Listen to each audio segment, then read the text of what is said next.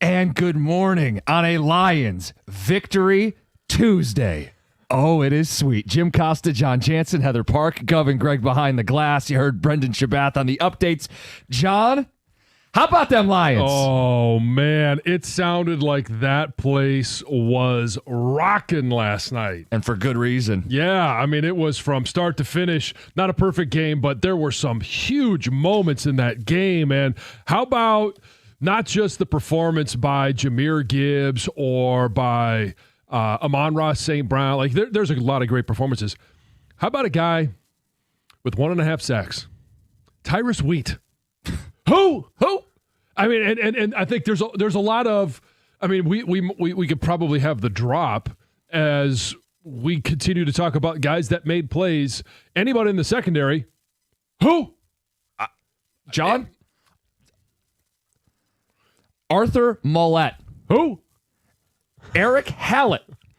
Who? Thomas Harper. Who? Nick Whiteside. Who? These were dudes that made critical, key stops on what I was led to believe was an MVP candidate in Baker Mayfield.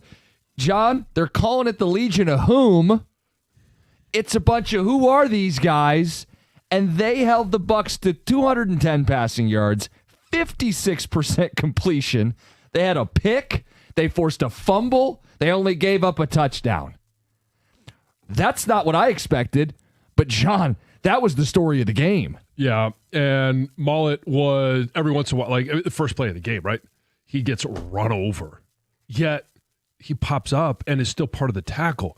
Later in the game, he gets run over by the running back again. Yet, he, hip rolls and gets back into the play. Like, it wasn't perfect, but that was a scrappy performance. I mean, scrappy. And it felt like they should have been up 20 or more at the half. Yeah. They were dominating that football game, and it felt like they were letting Tampa hang around. But critical juncture. Start the second half, Tampa scores a touchdown. Oh, no, here we go.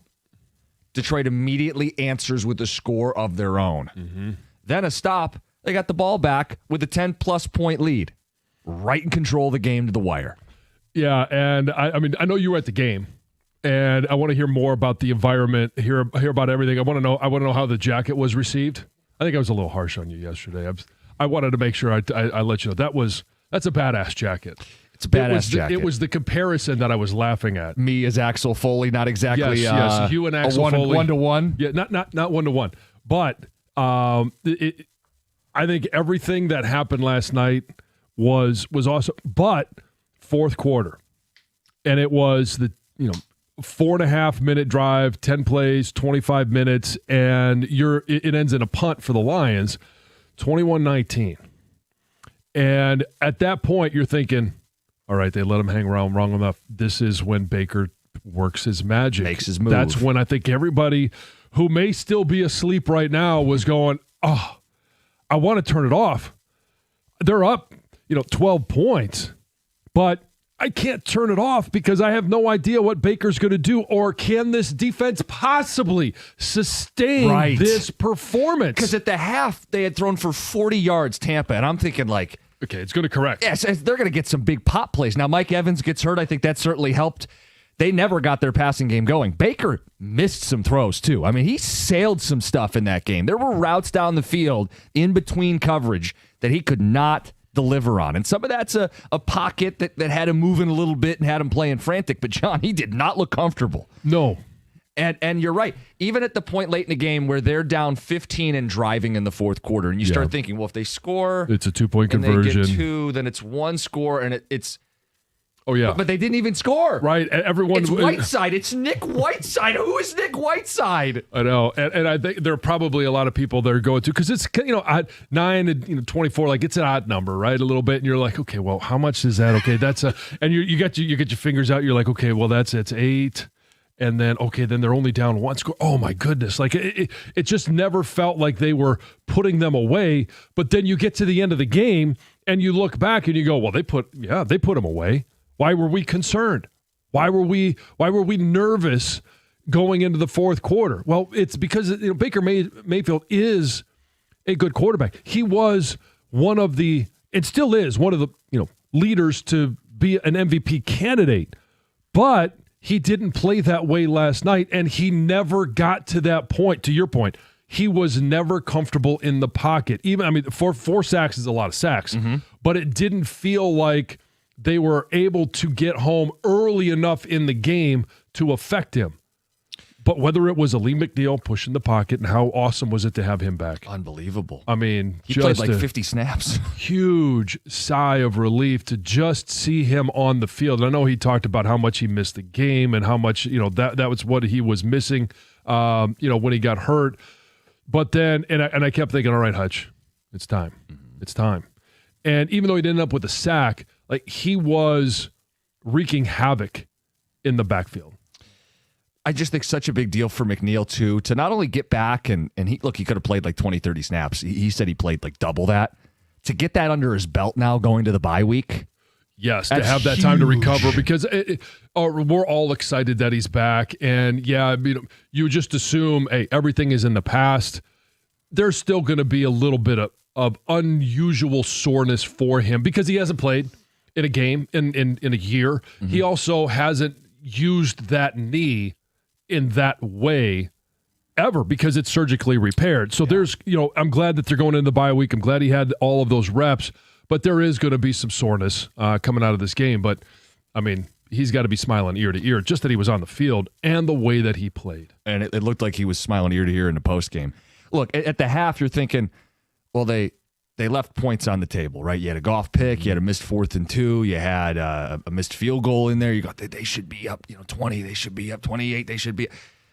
They won 24-9 in a game against a 5-1 NFC contender. They won the game convincingly on a day where they have plenty to be frustrated with offensively. They won that game going away. Yeah, that's a hell of a statement and another primetime spot for Dan Campbell, another bounce back spot for Dan Campbell. Yeah, it's 12 in a row now that they have lost a game, but then come back with a win. John, 3 years. They've gone 3 years without dropping back-to-back games. You played in this league. That's not normal. No. I've lost many in a row some years. We got open lines, 248-539-9797. Of course, your general observations and takeaways. We'll hone in on some stuff over 4 hours. John, let me just say this as a fan. That was an awesome environment to be in. I'm sure it was. I mean, I'm jealous that you were there. I'm not jealous. I got a little more sleep than you did. Yeah, I was going to say, I took an energy drink. I'm ready to go. We'll get through this together. I was groggy waking up. Got home maybe by 11:30 when you get through traffic at all. But that was my first game as a fan in the Dan Campbell era because I got hired in and I was doing Lions pregame on the radio and postgame, and I was doing it from our studio here. Yeah. And then last year I went to a couple as a member of the media, right? You sit up in the press box. It's certainly not the rowdy environment it is being down in the Lions den. It's incredible what this place has turned into. And you just have a completely different perspective when you're sitting in the heart of it because fans are on their feet. Those third downs are loud. Yeah. It's a raucous crowd. So I want to make sure we stay on time, but when we come back, you went with your wife. Yes. And that was her first. Yes. I want to get your perspective on her first time. It's 97.1. Thanks, John.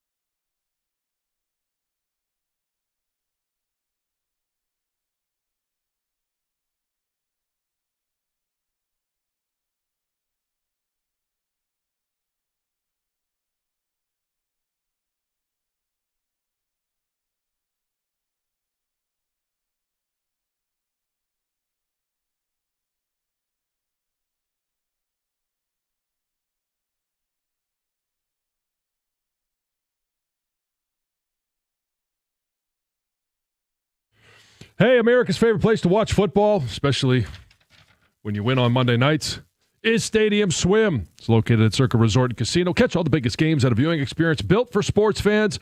You can chill in one of the 6 pools on 3 different levels for a perfect view of their massive 40-foot-tall high-definition screen located at Circa Resort and Casino in downtown Las Vegas, and it's right there on Fremont Street. Stadium Swim. Book your spot today at circalasvegas.com.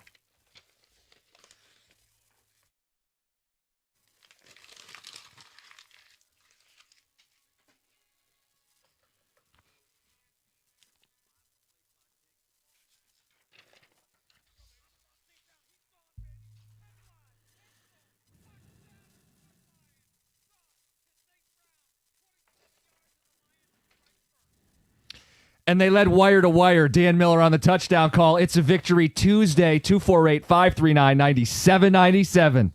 That's the way you go into the bye. Signature statement win Lions. Beat the best in the NFC. Make their claim to be the best.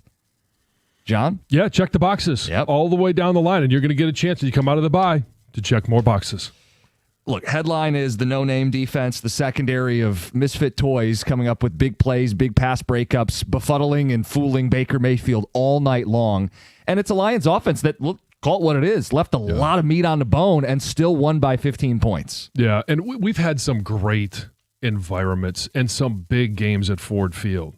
And I don't want to sit here and rank the best moments at Ford Field, but last night with everything that's going on, the response from last week, and that was an unbelievable environment. I asked you, what was the response from your lovely bride? Yeah, it was Kelsey's first Lions game. She grew up on the west side of the state. They'd come over for Red Wing games, but they never made it down to a Lions game. She was a little overwhelmed at first because it's a lot to take in. It's loud. Yeah. It's loud. It's not like the LCA where everything is confined and you I mean, it can get wild and crazy, but it's different at the Lions games. I mean, this is people's outlet, man. They show up ready to go. Oh yeah, and they've been tailgating, for last night's game since 9 a.m. They've been priming the pump. They're ready to go. They were great. Shout out Section 129. I mean, a bunch of people were ready to go for that game last night, and they met the moment. Like, these fans knew this is a big game. Yeah.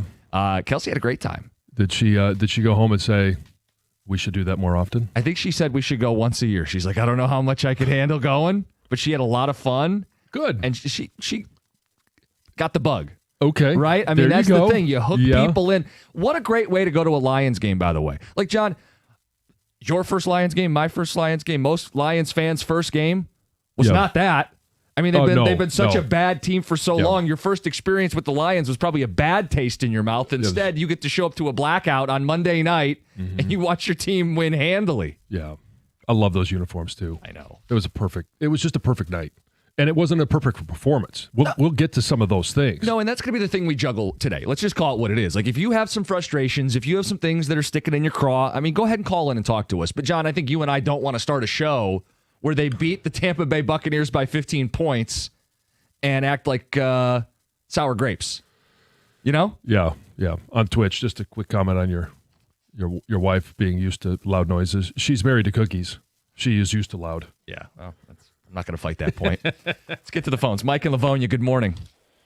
Hey, good morning, guys. Good morning, Mike. What's up? Just having a cup of coffee before the kids wake up, the last bit of silence. But, at Calvin Shepard, all these backups are professional athletes, but I think there's a difference in the way you coach these guys. And every single one of those guys played like it was a Super Bowl. That was really cool to watch. And I think that was our D-line's first game together with Tyleek, Aleem, Hutch, and Mohammed. And those guys played awesome. And, in Dan Campbell's first press conference, I think he said this team will take on the identity of the city. And that's what it looked like last night, honestly.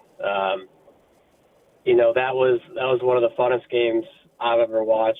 I think Goff had a bad game. I think the offense had a bad game outside of Jahmyr Gibbs. So, that defense covered for Goff, and I'm sure he'll get better. And, the referee things, I don't think that game helped build a case for the NFL any better. I think there were some strange calls there. And Yeah, Mike, have you ever heard of second review? Like, no one in our section had ever heard of that. No, and when you say you took your wife to the game, last night was a bad game for mansplaining the NFL rules. Yes, anybody. My wife is sitting there saying, what's a dub? I said, I don't even know what that is. I was just so confused because Campbell challenges that fourth down with Cade Otton, and they're showing the replay up on the big screen, and you're thinking, okay, well, did he catch it? Did he fumble it? Did he get the first down? And then they go, oh, no, we're going to uphold the call on the field. And then there's another lengthy delay upon second review. I thought the second review was what you were doing when you were looking at the play. You were going to review it once, twice, 3 times. You're going to make the right decision. And I've never seen that, John. Well, I've never heard that either, but I think it was, you could say it was premature officiating. And so when you look at the pool report, which we've now come accustomed to doing, it talked that they were having issues with the referees O2O, and that is official to official communication system. And so when you do throw the challenge flag, they are reviewing everything. The coach is going to say what I want reviewed, but they are going to review everything, all reviewable aspects of that play. But they didn't initially. They were in the process of doing that, but there was an official-to-official communication system error. Okay. And so the official thought they were done. So he goes and makes the announcement. And then the other official who's getting the communication from New York, which it is legal to do in this situation, says, hold on, upon second review, third review, however many reviews it takes, because when they made the announcement, I'm like, wait, that's not what Dan Campbell should have been asking to review. Yeah, not the process of the catch. You want to know, did he get the first down? Right. So they're reviewing, is it even a catch? Because if it's not a catch, they don't have to review the spot. You start there. Yeah. And so they said, okay, yes, it's a catch. And then the official says, okay, I'm going to go make the announcement. Premature officiating. Can we just say, hey, we're reviewing it? Right. Basically the challenge. I agree. Yeah, just because. Yeah. Well, he also made the call that the caller made the point that Gibbs was the only thing really going for the offense. Quick math, he accounted for 58% of their yards. Mm-hmm. Run game, he had the 78-yard scamper. Pass game, he was the outlet that did most of the work for Jared Goff on a night where Goff didn't have it. Mm-hmm. That's a hell of a Gibbs game. Look, there's a ton of performances to shout out. Dan Campbell did, of course, with the game balls. We'll play that for people this morning. Let's get to Heather with the news.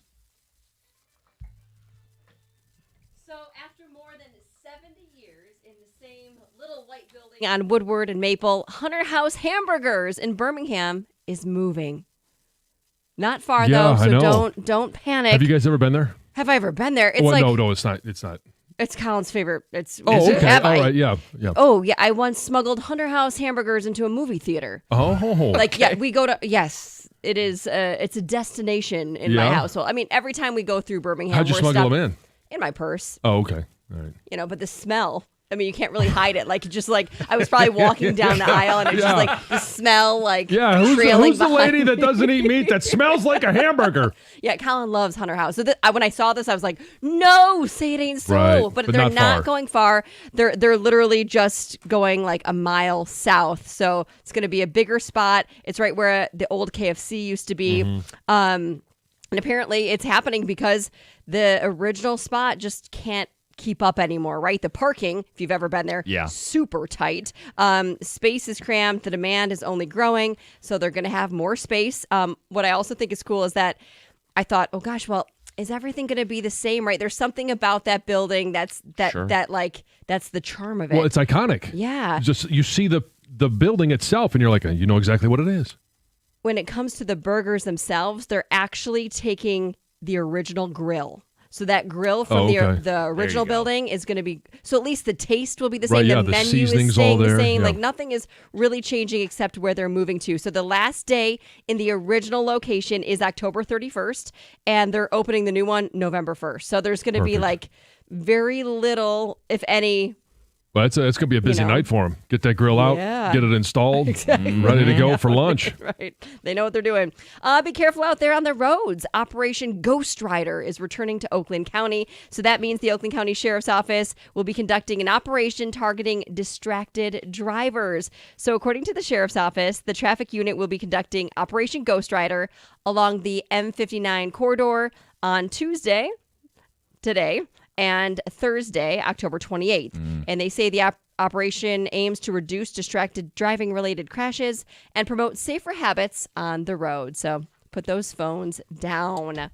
It's been more than 10 years since Rush performed in Detroit, but the Canadian rock band will be back at the LCA on August 26th. It's all part of the band's 50-something tour. Tickets go on sale at noon on Halloween, October 31st.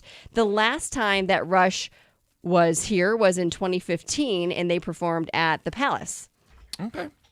Which I sometimes forget about, except I drive by it every day, and it's now, Yes, I don't know what it yes. is, an Amazon distribution center, some massive, Yeah, I mean, not yeah, right at the yeah. Palace area, but like that Yeah. area. Yeah. So, Same thing with the Silverdome.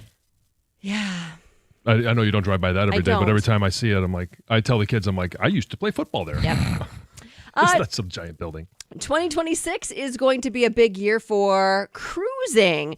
Yes, so AAA projects 21.7 million Americans will set sail on ocean cruises next year. That's a 4.5% increase over 2025, and it will be a new world record. Oh, wow. The reason for it, they say stronger demand. More people want to go on cruises. The itineraries have expanded, so there's more to choose from, and there's just more ships in general, so more people can cruise. And according to the data, older adults and younger families will make up the majority of those booking a cruise vacation. Plus, data also shows that nearly half of U.S. cruise passengers will travel as a couple. Like, very few people are going solo, Sure. Yeah. which I understand. Yep. Most popular destination, the Caribbean, followed by Alaska and the Mediterranean. So when there you you have say it for vacation, which is the Caribbean is vacation destination, is it the Caribbean or the Caribbean? It depends. If you're a pirate, it's Oh, the Pirates of the Caribbean. Okay. All right. So how do you identify? Maybe that's If why. not, Yeah. it's Caribbean. the Caribbean. Yeah. I'm a pirate. Are you Captain Jack Sparrow Yes. or are you going on a family vacation? Exactly. Yes. All right, that's Heather with the news. We'll get back to the Lions. It's 97-1. Value-driven banking begins with First Merchants Bank. And when I have questions about my finances, of course, I'm going to turn to my bank, and that's First Merchants Bank. I know that their attentive local bankers are 100% interested in listening to my situation and in helping me find the answers that I need. First Merchants doesn't provide cookie-cutter solutions or check-off boxes when it comes to financial advice.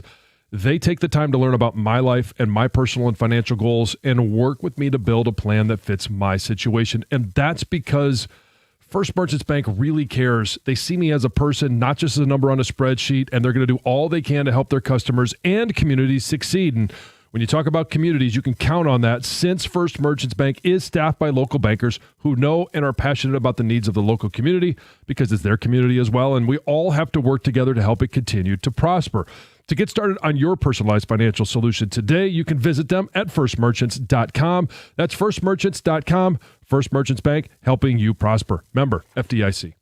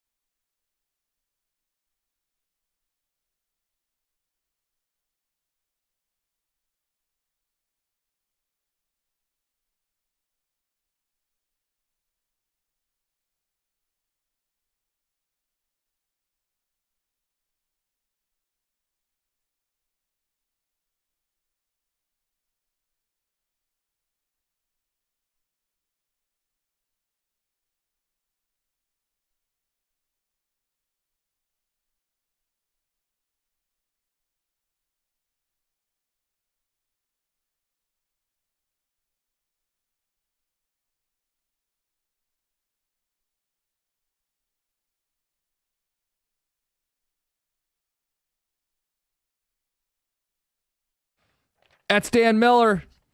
Got open lines 248-539-9797 on a Lions victory Tuesday. On a night where they left plenty of meat on the bone, they won by 15 points against the Tampa Bay Buccaneers. Best team in the NFC plays football in Detroit. Made that statement clear last night. Ticket Tech says, how about the job that Kelvin Shepard is doing? The guy's awesome. Brian at work. You said it was going to be a big Shep game. It was. I mean, you got to be able to coach to the talent that you have on the field. It's not always going to be ideal. I mean, we learned that last year. And I'm curious, obviously different positions, but same side of the ball. What is it that Kelvin Shepard took away from what Aaron Glenn was doing last year when everyone up front was down and out? Now it's this time it's just on the back end. Obviously it changes. It's not going to be the same defense that you're going to run. You're not going to make the same adjustments, but you are forced to make those adjustments. And I think Kelvin Shepard did a great job. And the other thing is when you look at the impact of Aiden Hutchinson, and everyone's going to look at the stat sheet and say, well, I mean, he didn't have a sack. How is that possible? He was against the backup tackle. Charlie couldn't possibly block him that good for that long. They were frequently, if not exclusively, using three guys on him. So if you got three guys accounting for one, what does that do to everyone else? Well, it singles them up, but what does it do downfield? When you have a secondary that is depleted and inexperienced guys down there, you have two less guys that are out in the route because you're not going to let Charlie Heck block one-on-one.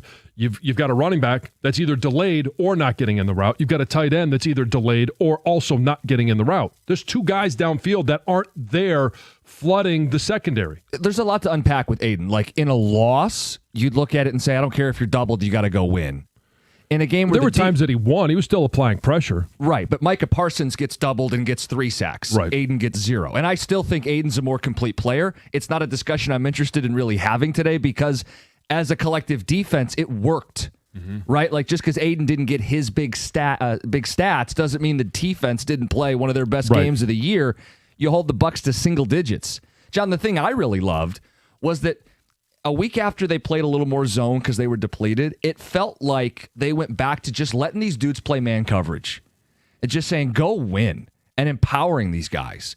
And they're people that are practice squad players, but they bowed up. They played well. I mean, John, they were smothering Tampa's receivers down the field. And even the times where they weren't, Baker missed some dudes. Like, it just was a complete performance from, like, in a lot of ways, when they faced Lamar Jackson, they kept him on his toes, not just sacks, but like with spies and when to drop. And it felt like Baker was never comfortable in this football game. And that starts at the D-line, which we spotlighted, but it also is a group of guys in the secondary that were ready for the moment. 248-539-9797. Ticket Texter says the defense as a whole was awesome. Amik Robertson's effort was top-notch on every play. He had the punch out. He played his role in this defense, and he came out to the podium after the game. Did you see wearing a Brian Branch jersey? All right. I don't want – I mean, I'm not going to go down the road of free Brian Branch. He was suspended for a very legitimate reason. He deserved to be suspended. And at the same time, though, it's what you're supposed to do. You rally around a guy who's not there. Sure. And he'll be back when they come back from the bye week. Everybody talks about how Mahomes whines and cries during the game. What about Baker Mayfield? Lions made him a whiny little bitch last night. Sparty Steve and Algonac. Yeah, there was a lot of the shrug emoji from Baker Mayfield. You know, even early on, like, you know, Jack Campbell tackles him and, you know, falls on his head. Well, okay, it shouldn't be. And most times it's not, unless it was maybe Patrick Mahomes.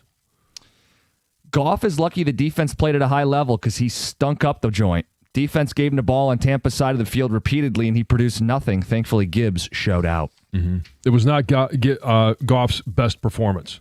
He was still 20 of 29, but the interception was a bad interception. It was a terrible throw. He had gotten hit the play before. I don't know if he's just discombobulated. Right. There were a couple throws that went awry where he was hit as he was throwing the ball. And I think even the first incompletion to Amon-Ra St. Brown that went wide left of where Amon-Ra was, he was hit and it caused his body to, you know, push that ball left. Overall, good game, but I wasn't happy about the 4th and 2 on the 20-ish. We could have gone up 10 early to give the defense an even better position. I'm worried about these decisions in the playoffs, Nelson and Novi. So that's a catch-22 when you're talking about the way Dan Campbell operates.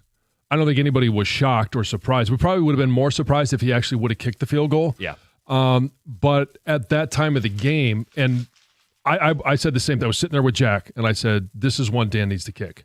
Really? Yes, 100%. To go up 10, to go up 2 scores at that time, I thought it was – it wasn't what he wanted to do, but I thought it was what he should have done. But I think early in that game, he doesn't realize he's about to get this great performance from the no-name secondary. I think he's in a position where 4th and 1, 4th and 2, it's an auto green right, he light. needs 7, not 3. Yeah, I think that's the default setting for that game. Now, it would play out differently where, hell, if they kick that field goal, they have 10 points. Tampa didn't even score 10 the whole game. Right.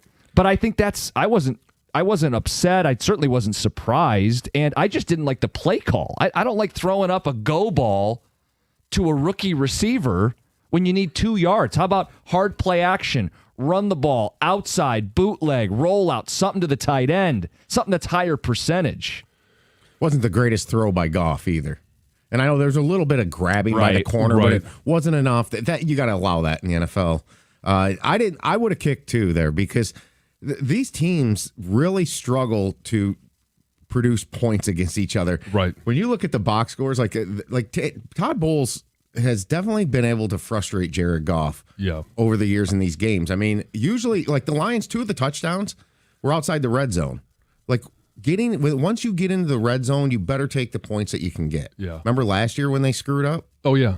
I love the stare down by Todd Bowles. I have no idea who he's looking at, if he's looking across the field at Dan Campbell or if he's looking at his own defense, but just showing him on the sidelines, he's got a great stare down. So, look, the Legion of Whom, the secondary is getting all this credit, and they should. That was unbelievable what they did last night. Aleem McNeil had an absolutely outstanding game, and the impact of him being back, I think the fact that the Buccaneers had no tape on the Lions with him playing this year is why Baker looked so bad. And they were probably thinking, too, much like we had heard from Dan. All right, we're not going to throw him into the deep end of the pool. We're going to give him 20, 25 reps. He ends up with over 50. Because he was blowing up plays. I mean, He had the double team where he got the SWAT. Yeah. He was all over the field. Yeah, and so I think he definitely helped that secondary and stuff. But I do think, there's some room for conversation here should Terrion Arnold start again. We did get one text that said they lose that game if Terrion Arnold plays. I did not come on. Yeah. But so I can't make that connection because it's an impossible one to try and figure out. Do they play with the same intensity in the secondary if it's not the Legion of Whom? I don't know. But the other thing is they played great. I don't want to take anything away from them, but Baker Mayfield sailed a lot of balls. Like there were open receivers that he just didn't find a way to connect with. And you had one that was in the end zone late in the game. Yeah, and it was Tez Johnson crossing. Yep. Yeah, he was all alone in the end zone, and it was a sail. It wasn't anything that the defense did. That was the worst throw of the game for him. Well, He had a couple clunkers. They made him uncomfortable, and once a QB gets uncomfortable, they start to play. That's part of it. Outside of it, and just look. I gave the compliment to Aleem McNeil. Vita Vea, it's equally impressive on the other side. My gosh, he was blowing up plays too, and stifling the run other than the big run. Yeah, a lot of yak last night too. That's to the people who thought Goff didn't have the greatest of games. They had over 100 yards of yak. I think it was like 10 minutes or 5 minutes into the second quarter. Mm-hmm. And Goff finished with how many total passing yards? It was just a little over 200. Yeah, 241. But I would imagine at least roughly half of those yards came from yards after catch. Okay. Yeah. So he hit guys that were open and they ran. No, I know, but that's the point of the forward pass. I'm just saying, this is why you got to watch the game because Get the chalkboard out, John. Thank you, John. My point would be his pass catchers really helped out their quarterback. That was not a good Jared Goff game. It was not, but that's part of the game. You can't just take away yards after catch and say, well, the quarterback didn't do anything. He hit the open receiver. He hit the most open receiver. 248-539-9797. It's not meant to be some giant slight. It's just an analysis of the game, okay? Jeez, breathing down my neck. Sorry that I didn't highlight more of Goff's expertise in that I game. already said that it wasn't his greatest performance, but I'm not going to sit there and say, well, the receivers saved him. Gibbs specifically. Did Gibbs lead the team in receiving? No, he was just second to behind Amon-Ra St. Brown. St. Brown, yeah. St. Brown early in that game scores on the first drive of the game. He was active early. And Gibbs, they had that dump off a couple times for big splash plays. Yeah, I tell you what, Goff is so lucky that defensive back fell down, or boy, it would have been even worse. This is what we're going to do. 248-539-9797. We got the $2 Slam coming up at 7:25. A chance to win $2,000. It's 97.1. Hey, you know what tonight is? It's the start of the NBA season, and it's NBA tip-off week, and FanDuel is your home for live betting. So even if you missed the start of the game or want to ride the hot hand, FanDuel has live bets on everything from who's going to score next to fourth quarter comebacks. Plus, you can even combine your live bets into a same-game parlay for a shot at a bigger payout. However you want to play, now is the perfect time to join.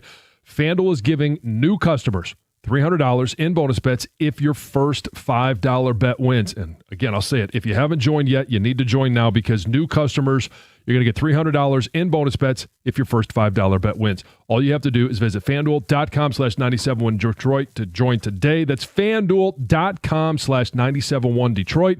Play your game with FanDuel, official sports betting partner of the NBA. Must be 21 or over and present in Michigan. First online real money wager, only $5 first deposit required. Bonus issued as non-withdrawable bonus bets that expire 7 days after receipt. Restrictions apply. See terms at sportsbook.fanduel.com. If you have a gambling problem, call 1-800-GAMBLER.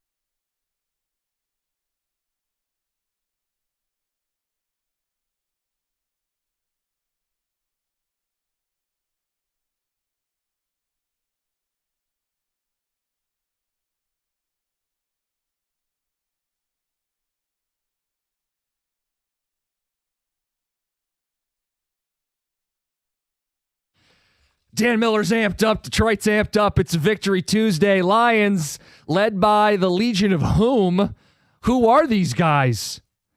Shutting down Baker Mayfield, an MVP candidate, holding the Bucs to 210 passing yards in a game they trailed the whole way. 4 yards a pass. Baker threw a pick. Defense also forced a fumble. John, that was stellar, and it was unexpected. And as one ticket texter puts it, think how scary this defense is going to be when they're actually healthy. Yeah. I mean, it was so much fun to watch because there were so many great stories in the secondary, talking about guys that, hey, last week was their first snaps on special teams of their NFL career, guys that have bounced around team to team. And then all of a sudden, they find themselves starting on Monday Night Football and playing their greatest game. And I think it was one of the things. It was a texter that said earlier, it was like they were playing in the Super Bowl. Well, to them, it is. It 100% was, because when all of these guys come back, Kirby Joseph will be back, Branch will be back, DJ Reader, I don't know how long, but will be back, Terrion Arnold, there's only so many roster spots. So when they come back, somebody has to go back down to the practice squad. When that happens, there's going to be 31 other teams that are looking and saying, do we want... Is Hallett an upgrade for us? Like, did we miss on him if he's the one that has to go down? Yeah.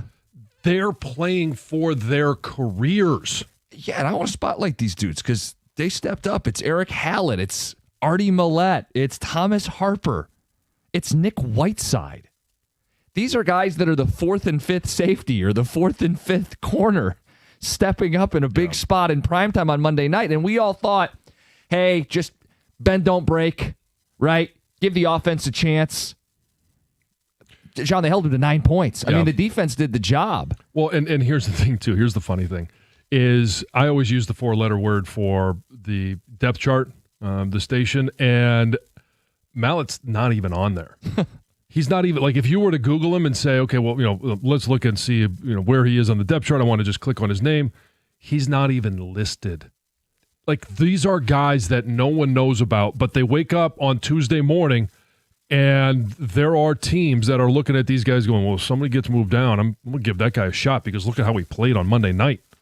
So what we want to know is your biggest takeaway from that game. And if you have a yeah, but, or where there's frustrations, points that were left on the table, of course, you can vent. But it doesn't feel like a day to vent when you win by 15 points on Monday night primetime and beat a 5-1 football team. There's time and place, and we'll take those phone calls.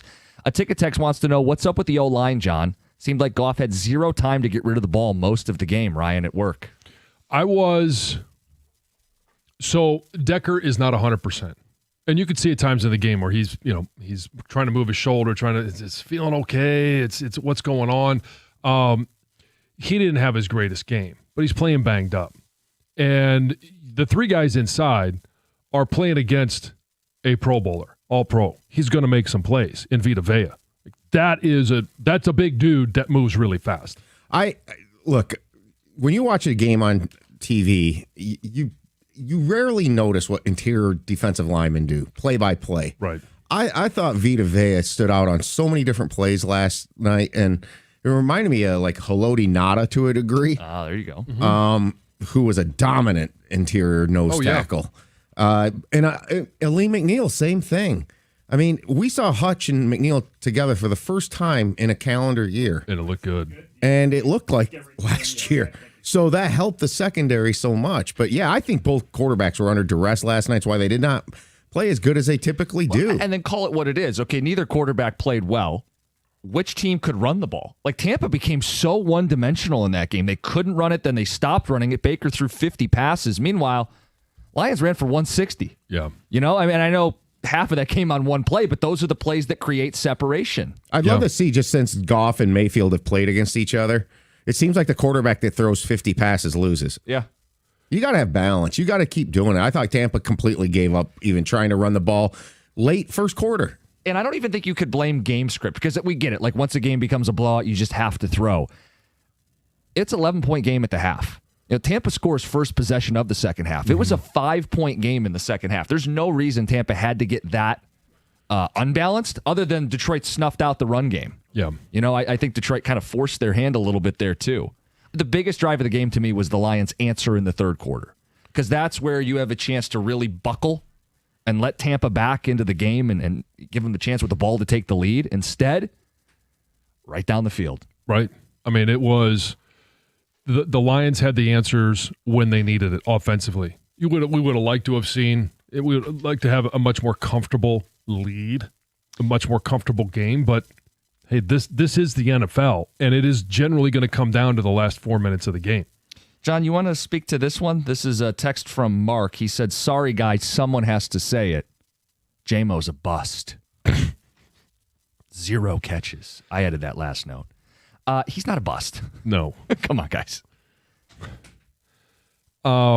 There were some passes to him, and there was a couple of them where Jared did get hit as he was throwing the ball, which caused the ball to go awry. And there was another one, I can't remember when it was. J-Mo was running a post route, and I think J-Mo ran himself into the safety. Jared threw it to where J-Mo should have gone. So if you're going to sit there and say, well, he didn't, run the end of the route the way it was supposed to be, that makes him a bust. All right. I mean, you're hard to please. Let's get to Mike in Washington. Mike, good morning. You're on 97.1. Good morning, fellas. Happy Victory Tuesday. Yes. Happy Victory Tuesday. First, I want to say, Cookies saw you yesterday on your way to B-Dubs, I could only imagine, or the game. We stopped and took a picture. Yeah, we did. We did. And, man, if you were 30 minutes later, I had that whole lot filled up. You were a little early. Mike, give us the review on the jacket. Oh, dude, the jacket was nice. And my biggest takeaway, honestly, is how tall Cookies is. I didn't think Cookies was so tall. How about that? Well, it's because I do a show with an ogre. You're a tower. Yeah. You're a tower. I'm just kidding. But, no, for real, man, it was great seeing you. Of course. The biggest takeaway probably is how resilient this defense is, man. Mm-hmm. No matter who goes down, no matter what happens, we come out there and we almost, only counting horseshoes and hand grenades, almost don't even let them in the end zone, man. That was a great game. It doesn't matter. We don't lose back-to-back games. I think losing to KC was probably the best thing for us because Tampa might have came in here and done a little things different if we won, I think that was the best thing for us, losing to KC. Defense was great. Offense was great. Happy Victory Tuesday, fellas. Happy Victory Tuesday, Mike, and thanks for saying hi. John, you hate the whole, losing can be a good thing because you just hate to lose. Right. But Campbell said after the game that they're going to use this, and they clearly did. Sure. Yeah, I mean, you got to learn. If you don't learn from a loss, if it doesn't motivate you, then it's a complete waste. It's not a good thing that you lost, but you have to use it for, to coach things up that maybe you glossed over a little bit. And again, to motivate you. It wasn't written that you were only going to win one of the two games. You could have won both. Right. But if you were only going to win one of the two games, this was the one to win. Yes, between an AFC opponent and an NFC opponent. Yep. This one will have playoff implications, could have one-seed implications. And the fact that, we all talked at the bye week. What would have been acceptable at the bye week? 4-3? Yeah. And instead, 5-2. They're 5-2. So if I told you before the year you get 5-2 at the bye and McNeil's back early and plays well and looks good and now can go into that bye week with something to build off of in terms of, hey, you get back out and then start playing football. This is an ideal start. Yeah, into the season, right? It was coordinators. One of the biggest talking points was, man, the start of that schedule is so tough. Man, it's brutal. It's a gauntlet. Yeah. And now they're sitting here 5-2. Congrats. It took Mayfield playing his worst game in years for you to squeak by a good team for the first time all year. A round of applause. Ain't nothing squeaking by about winning by 15 points. Right. And correct me if I'm wrong. What's the most important thing every time you take the field? John, is it winning? It is winning. Okay. All right. Just so we're clear. I just reject the entire premise of this. Okay, congrats. It took Goff playing a bad game, and the Lions still only won by 15 points? Right. That's what I'm supposed to take out of this? Gosh darn. Yeah, guys, they should have won by 90. Let's rip them. It's 97-1.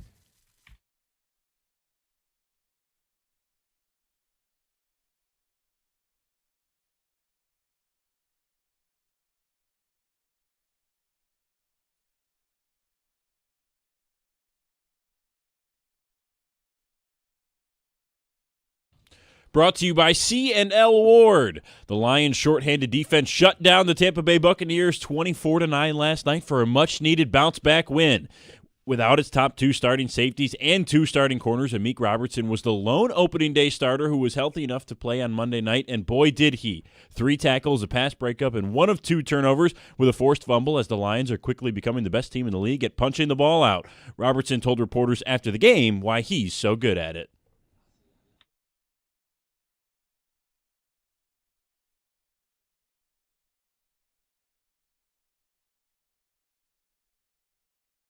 While the secondary made headlines with its standout performance in the absence of some key starters, Dan Campbell knows this is a team effort.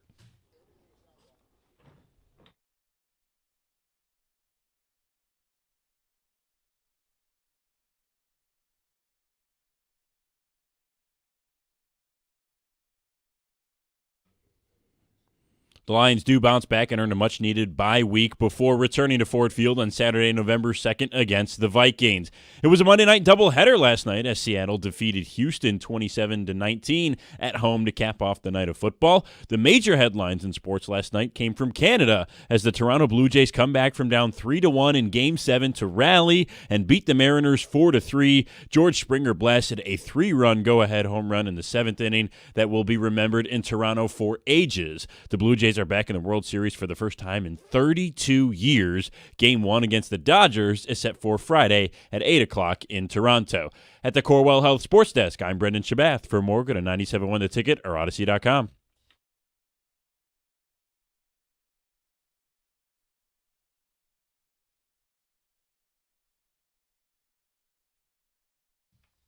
We'll play Dan Campbell locker room audio for you in about 10 minutes, a little less. It's a Lions Victory Tuesday. We got open lines. Want to know your biggest takeaway from that football game? 248-539-9797. If you have some buts, we'll take those too. But we all understand what that win meant. That's a huge win in the NFC.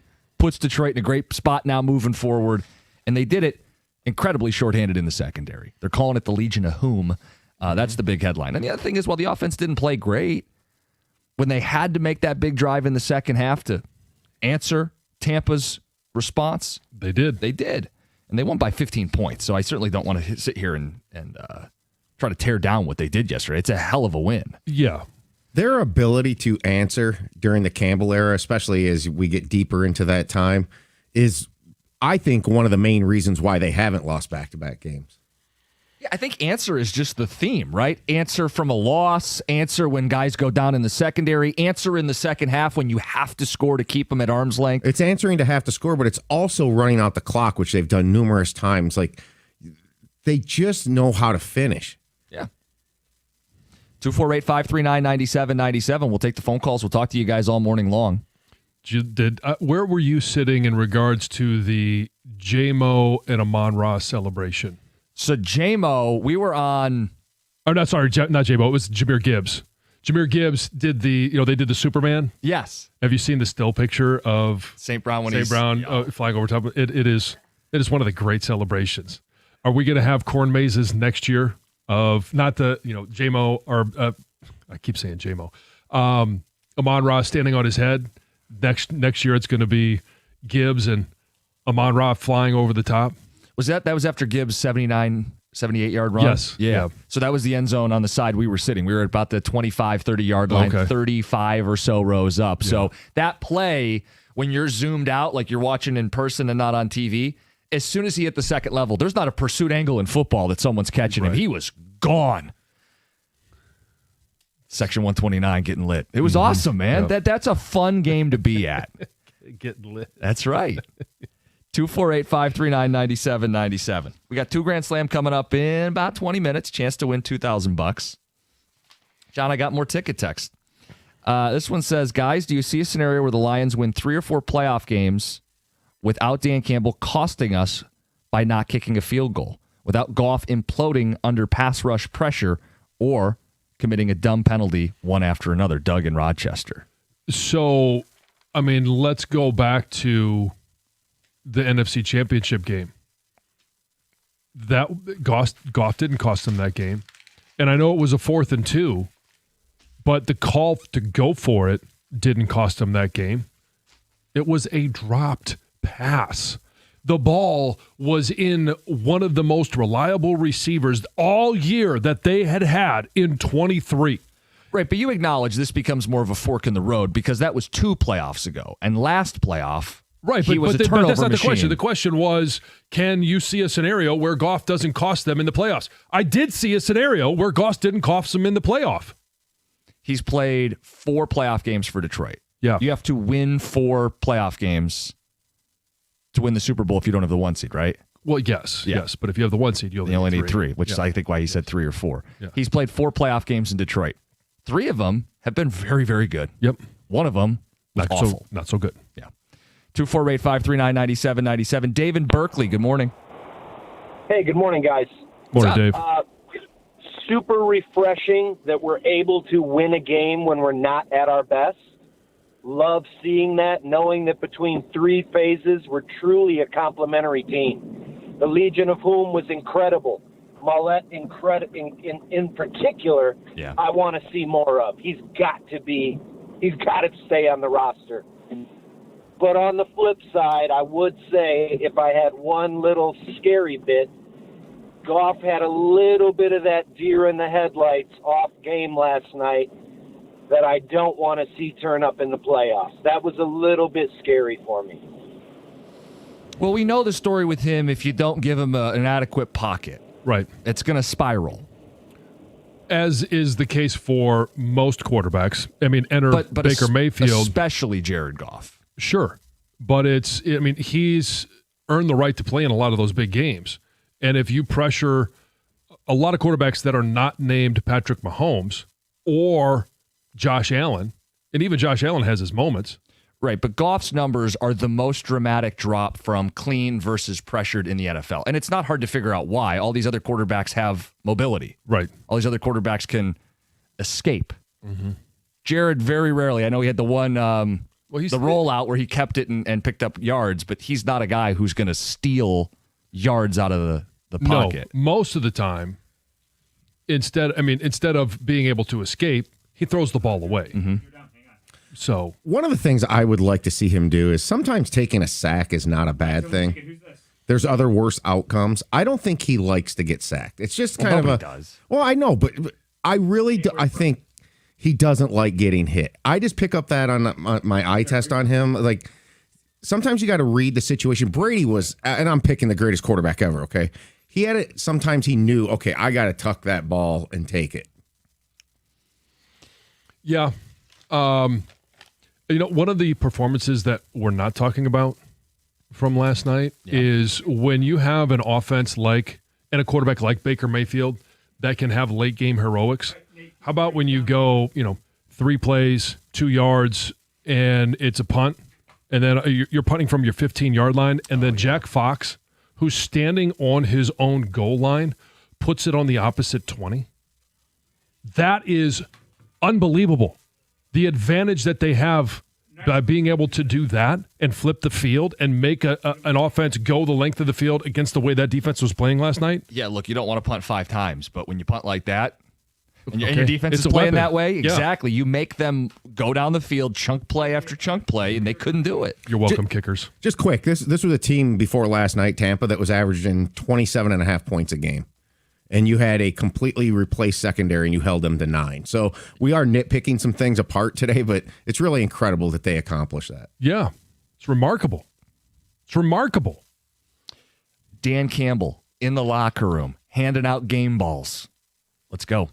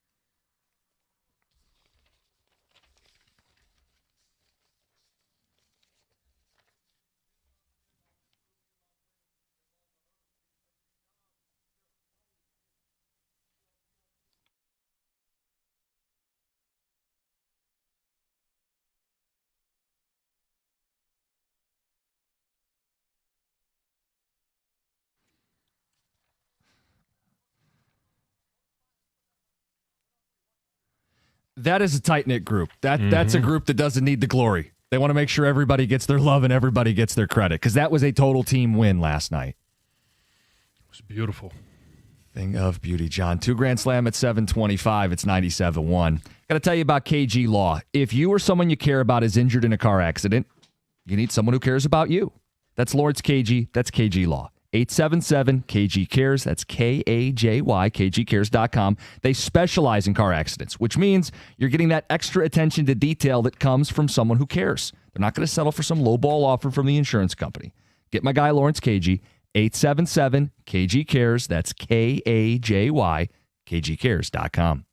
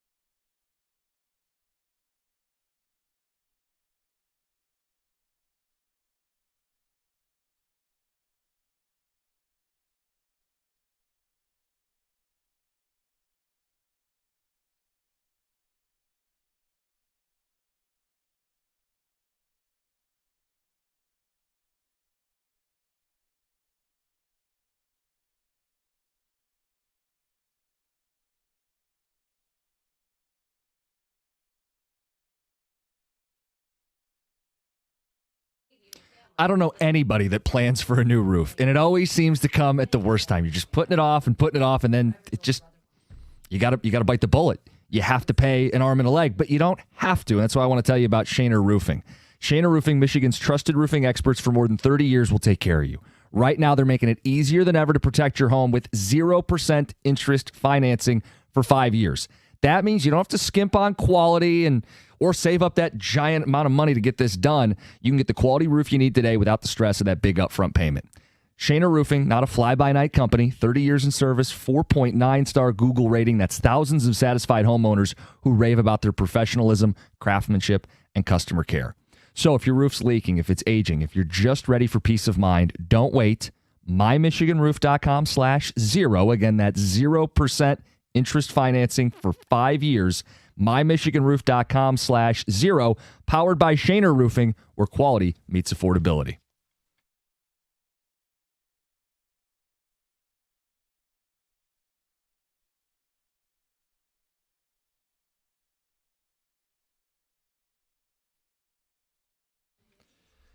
Before the 2 Grand Slam, Heather with the news. Yep, this news is brought to you by Randazzo Heating, Cooling, and Electrical. So the family of that 9-year-old little girl from Centerline who was severely injured when a suspected drunk driver just drove through their home into her bedroom has filed a lawsuit against the driver and potentially others as well. So the driver has been identified, a 20-year-old woman. She's already been charged with reckless driving and failing to stop at the scene of an accident that caused serious injury. They're still waiting on toxicology reports because obviously the charges could be upgraded if it shows, in fact, that she was intoxicated. But on Monday, the family filed a lawsuit against the woman, alleging that she was drinking at a bar in downtown Detroit before the crash. The family's lawyer says, hey, they actually have evidence, a video to support this claim. Okay, then. And the attorney says that the family is also looking to sue potentially to others. The owner of the vehicle, apparently she was not the owner of the vehicle she was driving. Somebody else owned that car, as well as the bar that served her. It does. I totally get it. I think it can get into the bar that serves alcohol. Are they responsible for her getting into her car or somebody else's car and driving away? Because if you go out and have too many drinks, you're supposed to do the right thing and call a cab, call an Uber, have a friend take you. That's not the bar's fault. And if I let you borrow my car and you go out that night, I shouldn't be held responsible if you make a poor decision. I mean, obviously they have to have other facts that support this lawsuit. So when you say those things, of course, it's like, well, yeah, so I'm curious to see. Yeah. They must have other evidence. Anyway, the little girl is recovering. She's now at home, and it sounds like she is going to be okay. Good. And just a quick note on Jim, your thing, well, they shouldn't be. That's not new. So just to clarify, that's not a new thing that bars and restaurants might be held responsible for drunk drivers. Of course, of course. A man is in custody and awaiting arraignment after authorities say he attempted to shoot and kill a well-known businessman in his own front yard. Remember we talked about this guy from Macomb? He owns several Detroit gas stations. Well, he was ambushed outside of his home in Macomb. This was last Tuesday. A gunman popped out between 2 parked vehicles, opened fire at his SUV. Apparently he was hit in the leg and also was cut up from the shattered glass. Well, after some video, witness statements, investigators arrested a 32-year-old suspect in Warren.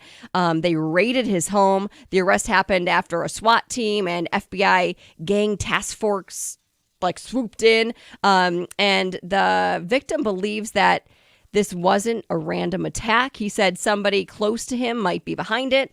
The investigation is still ongoing, and there's a lot we don't know. We don't know who the person that they arrested is. We don't know this person's identity. We don't know the motive. So more to go there. More than 70 years of churning out its famous sliders from that tiny white building on Woodward and Hamilton Row. Hunter House Hamburgers is moving. So they're not moving far at all. They're literally moving a mile down the road. They're going to the old KFC spot in the Triangle District. It's right there on Woodward and Lincoln. It's happening because this original building just isn't big enough anymore, right? They need more parking. They need more space. So that is why they're moving. They're going to close the original building on October 31st, open the new building the very next day on November 1st. It sounds like customers can still expect the same style, the same burgers. They're even moving the grill. So they're going to taste the exact same, but you're going to have way more parking. It's going to be They probably easier. got a good price for that real estate as well. Oh, my gosh. Yeah. Oh, my gosh. There's a lot of reasons They got a lot of money for sure. Hey, if you want to win a lot of money, this is your time. Give us a call, 248-539-9797. Your chance to play the $2 Grand Slam. Michigan fans, get ready for another night game. Michigan will host Purdue in Week 10, and kickoff is slated for 7 p.m. What's worse, waiting around for Michigan State or waiting around for Michigan Purdue? That's terrible. Although I am going to say the one time that I'm okay with this, Lucy obviously goes to Purdue. Yes. She's going to come home. It's Halloween weekend. She's going to trick or treat. She's bringing 3 of her friends with her. So, well, she's going to trick or treat with Teddy. Correct. She's not. Yes, gonna, right. Yes, she's not coming home to to trick or treat. Yes, but yeah, she's gonna trick or treat with Teddy and her friends. But then I'll get at the tailgate 4 or 5 hours to spend, which will be really nice. Yes, it'll be really nice. Yeah, I'll take what I can get. All right, let's play the $2 Grand Slam.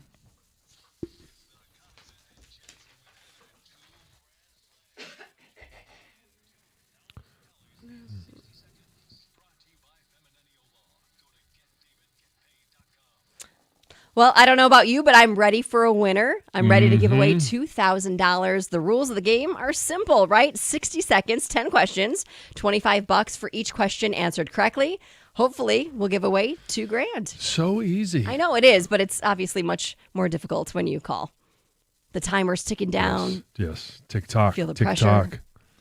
Larry in Tecumseh. You're on 97.1. Larry, how you feeling? I'm doing good. All right. Have Here you we ever go. played before, Larry? I have not. All right. Well, good luck. Are You know the Are you rules. neighbors with Tom? No, I don't think so. Actually, somebody from Tecumseh. Yeah. All right. All right, Larry, if you don't know one, say pass, and we'll get back to it if there's enough time. Here we go. Your time is going to start right now. Who wears jersey number 34 for the Detroit Lions? Alex Elzone, What is the state capital of California? Sacramento, Saturday's Michigan State game will be on this television network. NBC, Who did Shohei Ohtani play for before the Dodgers? Angels, The Detroit Pistons open their season against this team tomorrow night. Chicago Bulls. Who played Patrick Bateman in American Psycho? Pass. The Florida Gators fired this football coach on Sunday. Billy Napier. This artist had the 2024 hit Good News. Pass. This team lost in the NBA Finals last season. Indiana Pacers. Christian McCaffrey played at this college. Stanford. Who played Patrick Bateman in American Psycho? Pass. This artist had the 2024 hit Good News. Pass. Who played Patrick Bateman in American Psycho? We're going to ping pong back and forth. Man, you did a great job. That's 8 of them. Thank you. Wow. No doubt on the 8 that you got. You only passed. You didn't have any wrong answers. Go watch American Psycho Yeah. No, unfortunately, no. Yeah. And listen to Good News. by Shabuzi. Yes. Hey, hold on the line. Thank you. We'll make sure you get paid. The Tuesday 2 Grand Slam brought to you by Femininio Law. Get David, get paid. It's $200. Uh-huh. Go through this. Who wears the jersey number 34 for the Lions? Alex Anzalone. Capital of California. Sacramento. Michigan State. Night game on which network? NBC. Big Ten Saturday night. Where did Shohei play before the Dodgers? That's the Angels. The Pistons open their season against who tomorrow night? Doubles. Who played Patrick Bateman in American Psycho? Oh, he just couldn't find the answer to this one. Christian Bale. Florida Gators fired this coach on Sunday. Billy Napier. After a win. Well, But not enough winning. No. And now they hit the bye week. The artist that had the 2024 hit Good News. that would be Shabuzi. Team that lost the NBA Finals last year. No hesitation. No, Pacers, and I think a lot of that had to come down to the injury. I think a lot of people just simply remember it because of that. Christian McCaffrey played at this college. Stanford. Arguably should have won the Heisman Trophy that year. Arguably. Arguably. Yeah. So we got 8. He used his time wisely. He I mean, did. we had Did. so much time. Yeah. Yeah. I think you asked. Did I say one wrong? No. You asked the Patrick Bateman and American Psycho 3 times. I did. You just didn't know it. Nope. Mm-mm. At that point, you're like interrogating him. Who? Tell me. Shine the light on him. Your next chance to win will be Thursday, 7:25. A chance to win $2,000. Coming up next, your biggest takeaway from that Monday night win. It's 97.1. Hey, Detroit, it's Heather here with some big news. Verizon, America's best 5G network, wants you to bring in your AT&T or T-Mobile bill, and they'll give you a better deal. If you think Verizon is expensive, well, think again. Not only does Verizon let you lock in your low price for 3 years, everyone in the family can mix and match their plans with My Plan. And everyone can get the same great phone deal when they trade in an eligible phone in any condition on My Plan. That means new and existing customers. That's more reasons to save, more reasons to switch. Bring in your AT&T or T-Mobile bill to your local Detroit Verizon store, and they'll give you a better deal. Rankings based on Root Metrics United States Root Score Report dated first half 2025. Your results may vary. Must provide a postpaid customer mobile bill dated within the past 45 days. Bill must be in the same name as the person redeeming the deal. 3-year price lock applies to then current base monthly rate. Additional terms apply to promotional offers. See www.verizon.com/switch-2-verizon/.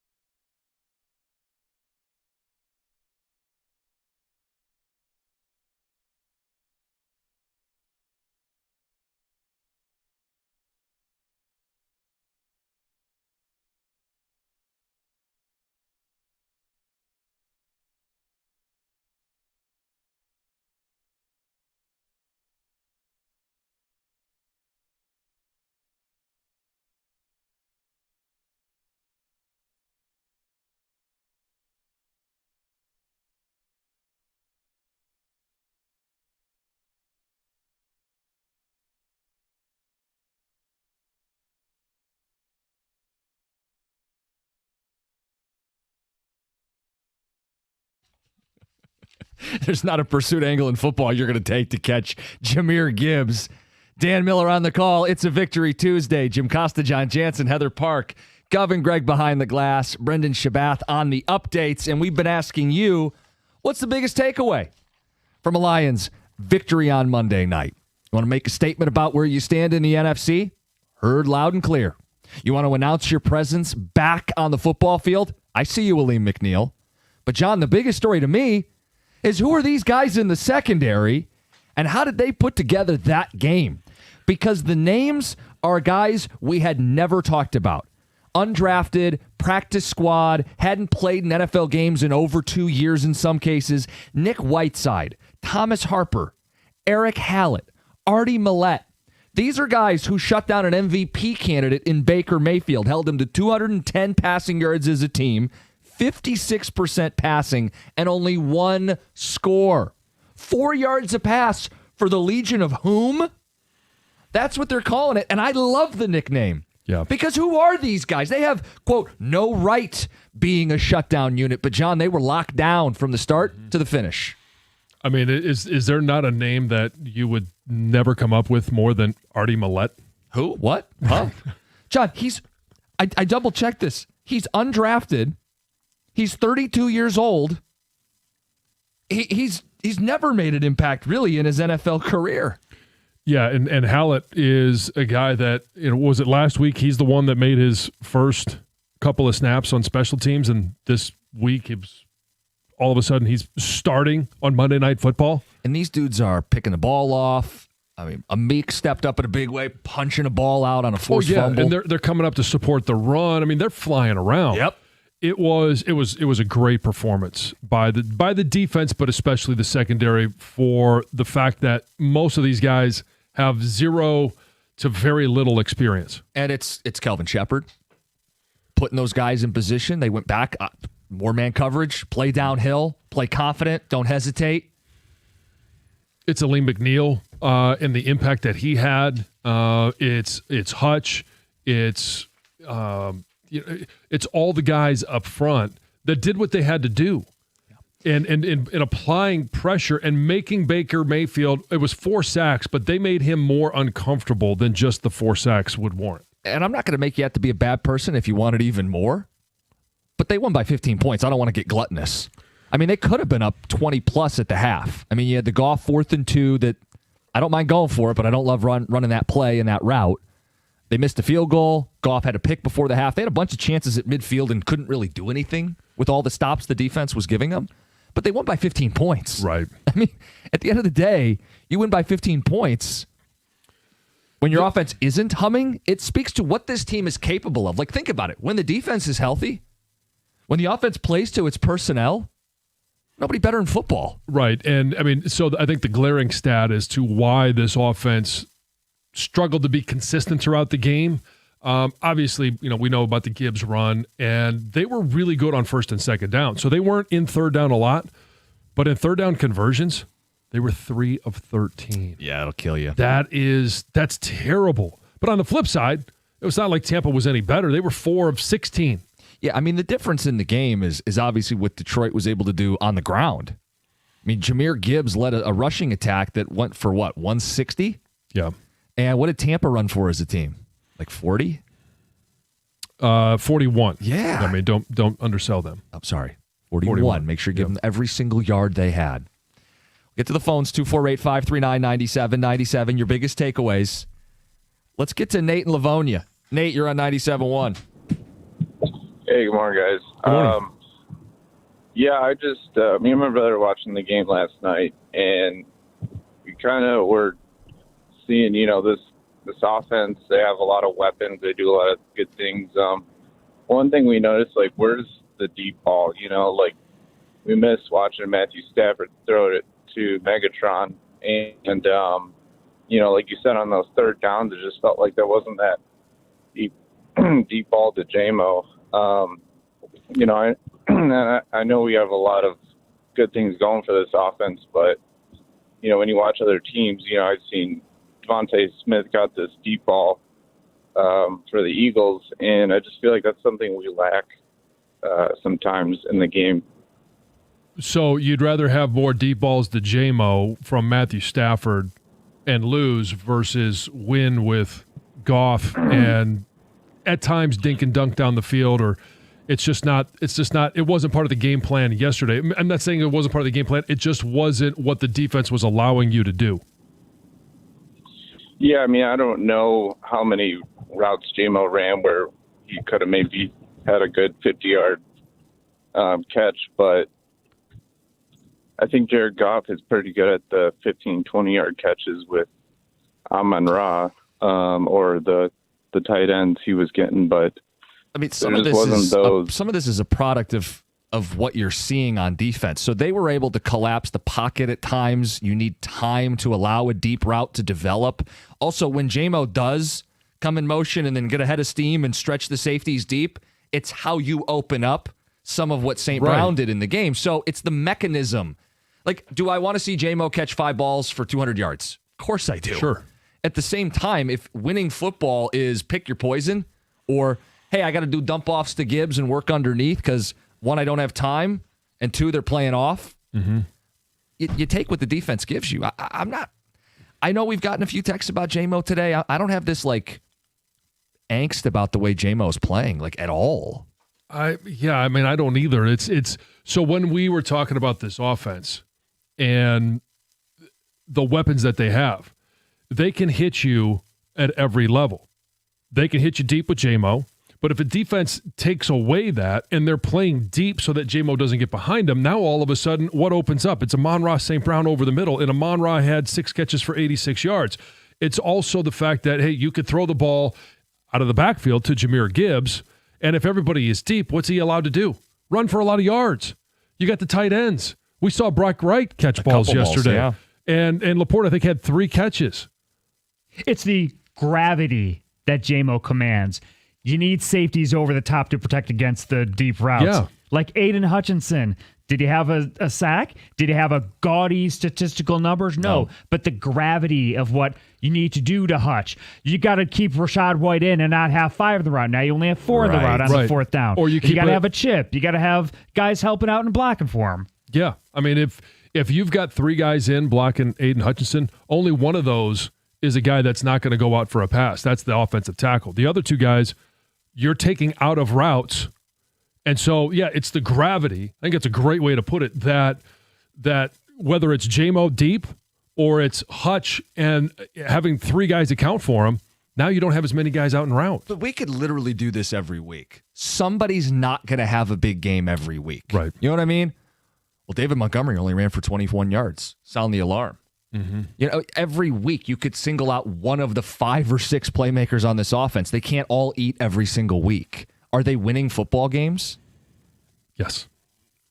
Are they complementary pieces that help one another? Yes. Also true. Let's get to Jay in Walled Lake. Jay, you're on 97.1.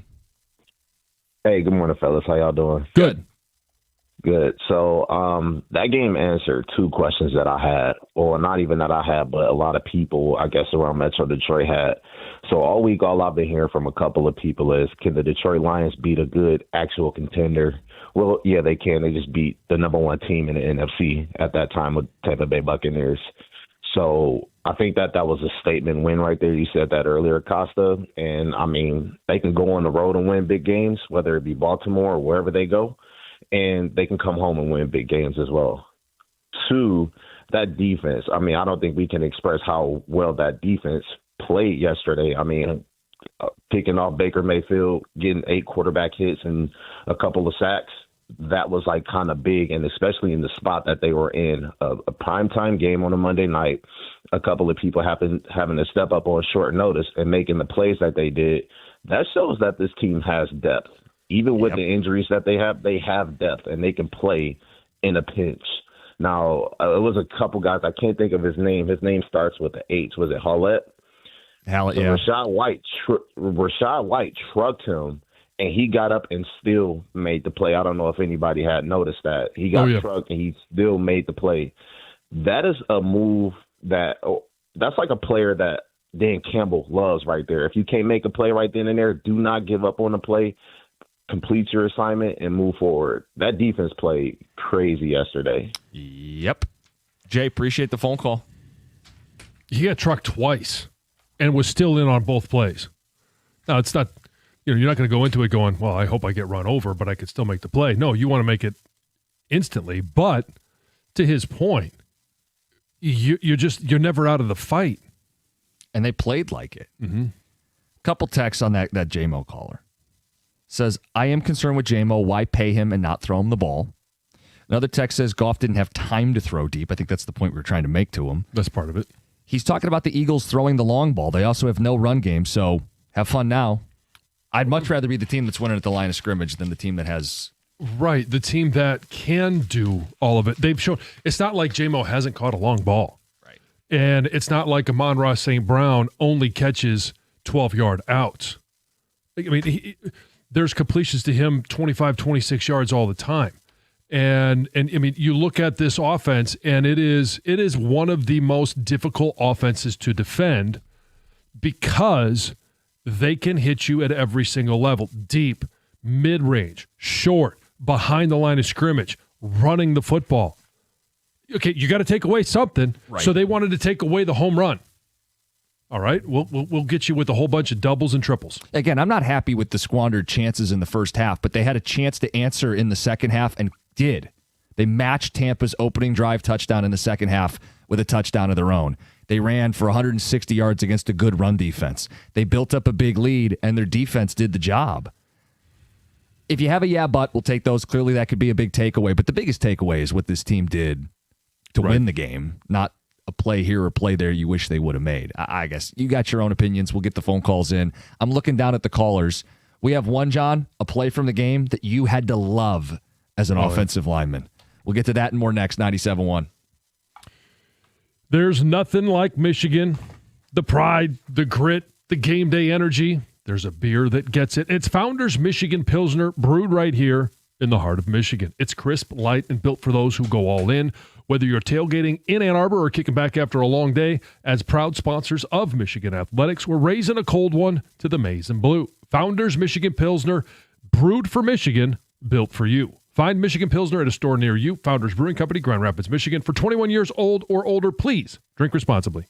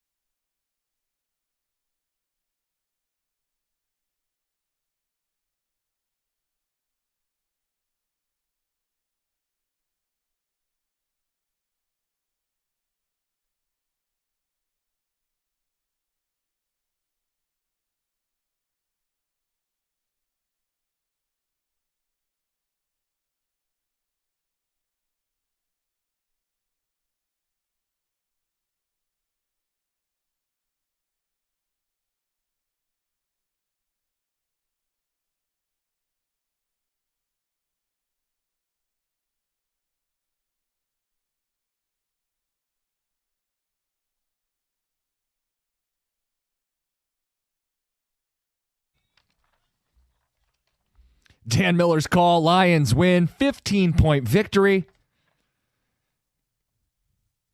Made their statement in the NFC. Got your phone calls, your biggest takeaways, 248-539-9797. Trey in Kalamazoo, good morning. Good morning, gentlemen. How we doing? Good. Good. Two takeaways that I got. I don't miss Aaron Glenn at all. I think Kelvin Shepherd is the better DC. And two, I think the offense is still kind of off. I'm not for sure what it is. I just don't think something is right with them. So the offense didn't have their best game yesterday. There's no question about that. In regards to the better DC, I know that last night's performance was great, but didn't Aaron Glenn do the same thing with a different position last year? I mean, they were 15-2 when they lost Aiden Hutchinson after week 5. They lost to Lee McNeil. They lost to everybody up front, and they were still able to win games. And a large part of that was Aaron Glenn being able to mix and match and come up with game plans to win. Or at least help win. Yeah, I think, Trey, the point would just be they don't miss him, I think would be the statement, right? Right. That could be a thing, too, but I was also impressed on how we contained Lamar Jackson. And we never could contain a mobile quarterback when Aaron Glenn was here. So that's why I say I think DC made the right decision putting Kelvin Shepherd there. And, yeah, you're probably right. I don't miss Aaron Glenn. No, I think it's a good way to put it. Yeah. I mean, Shep's done such a good job with that defense. I know last week they played a lot of zone, and Kansas City made some plays underneath. This week, without either safety, he just leaned on his dudes. Or either corner. And these guys stepped up. They certainly did. He empowered them, I think, is part of it. Yeah. And he got the most out of those guys, which is a sign of a really good coach. And, I mean, let's go back to the conversations before the season. They didn't hire an experienced defensive coordinator. How could they possibly be as good or maybe better? Right, that's an MVP candidate in Baker Mayfield who started the game with Mike Evans and Emeka Ibuka. Mm-hmm. And they threw for 210 passing yards, 4 yards a pass. And scored 9 points. 1 total touchdown. So the caller spoke of the offense not looking crisp or something just seems a little off. I agree with that. Same. I put it on the offensive line. I believe the offensive line just is not as good as it was last year. Well, of course not. You lost an all-pro center. Mm-hmm. And you also played against Vita Vea last night, who was very dominant at times in that game. Like, defensive tackles don't stand out a lot in games on TV that much. There were moments where he just mauled. Like, he completely blew up a run in that game. You know, Decker's playing hurt. I think anytime you look for offensive issues, it does, for this team specifically, get traced back to the offensive line because it unlocks so much of what they do. And when you don't unlock all of that, you know, we know what Jared Goff looks like when he gets pressured. Exactly. And that's why the caller earlier that was, about JMO and not the deep balls and all that, he didn't have time last night. Yeah. It doesn't get unlocked. 248-539-9797. Justin in Garden City. Good morning.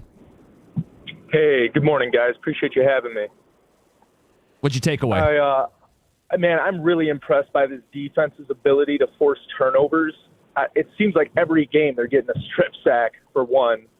But, two, they had 2 forced fumbles and the interception last night. Kelvin Shepherd has these hats flying to the ball. And the energy that they're playing with on defense is really, really good right now. I will say, though, I guess it's a nitpick, but I'm a little concerned about their 4th down play calling. Moving forward, I would like to maybe see more of them just rushing the ball on 4th down in short situations.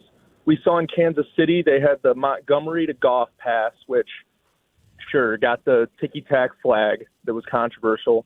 And then last night they had the fade route to Tisla, as well as the St. Brown pitch to Montgomery.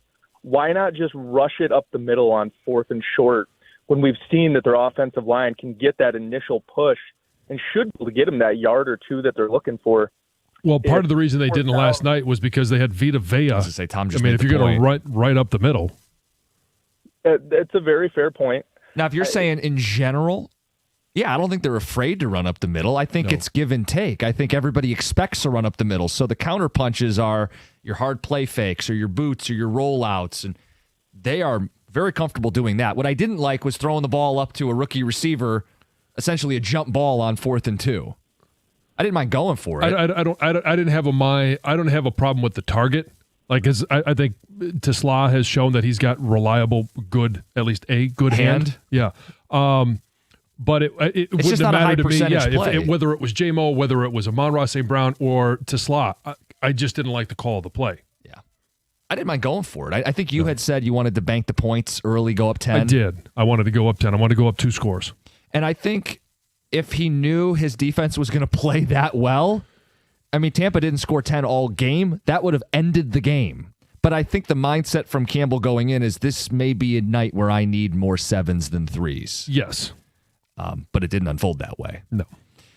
Back to the phones, 248-539-9797. Dante, you're on 97.1.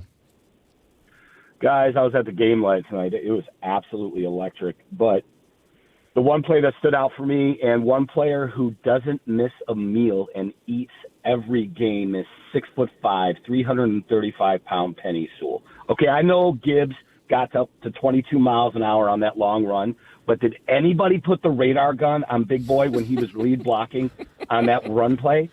He had must balls. At least got 15 miles an hour. I am not kidding. Oh, he was faster than that. That would be the eighth.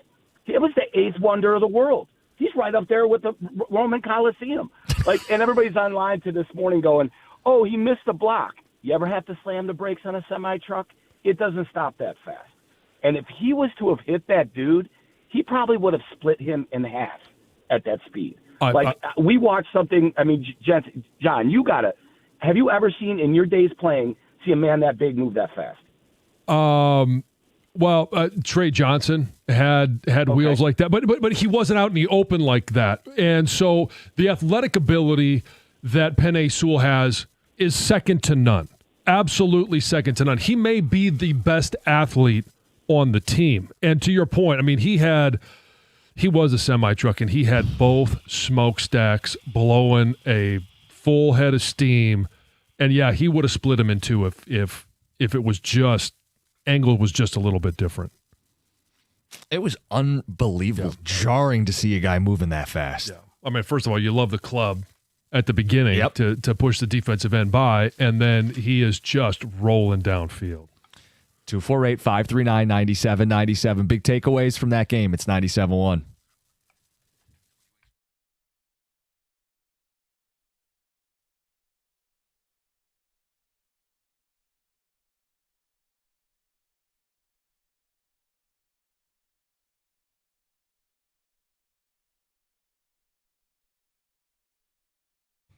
Brought to you by Moran Buick GMC. The Lions defense stepped up in a big way last night in Detroit's 24-9 win over the Buccaneers. The Lions held Baker Mayfield to just 228 yards passing while forcing a turnover with an interception from Arthur Maulet and a forced fumble from Amik Robertson. Robertson had 3 tackles, a pass breakup, and that forced fumble to lead the way for a defense that impressed Dan Campbell.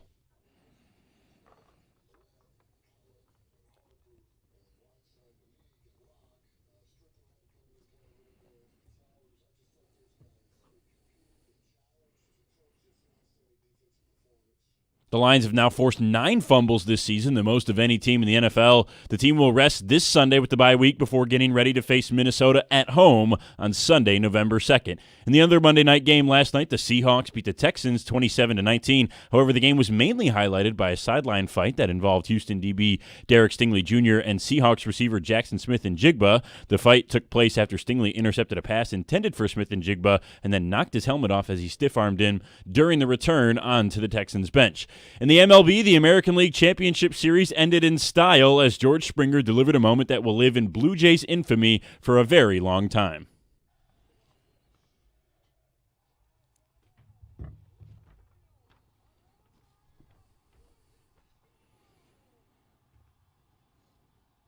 That's Joe Davis on the call for Fox. Springer's 7th-inning, 3-run, go-ahead home run gave Toronto a 4-3 lead over the Mariners. They would eventually go on to win by that score, advancing to the World Series for the first time since 1993. They will face the Dodgers on Friday at 8 o'clock in Game 1 of the Fall Classic. L.A. is looking to become the first team to win back-to-back World Series since the Yankees in 2000. When the Jays were last in the World Series in 93, they defeated the Phillies in 6 games to win back-to-back titles of their own.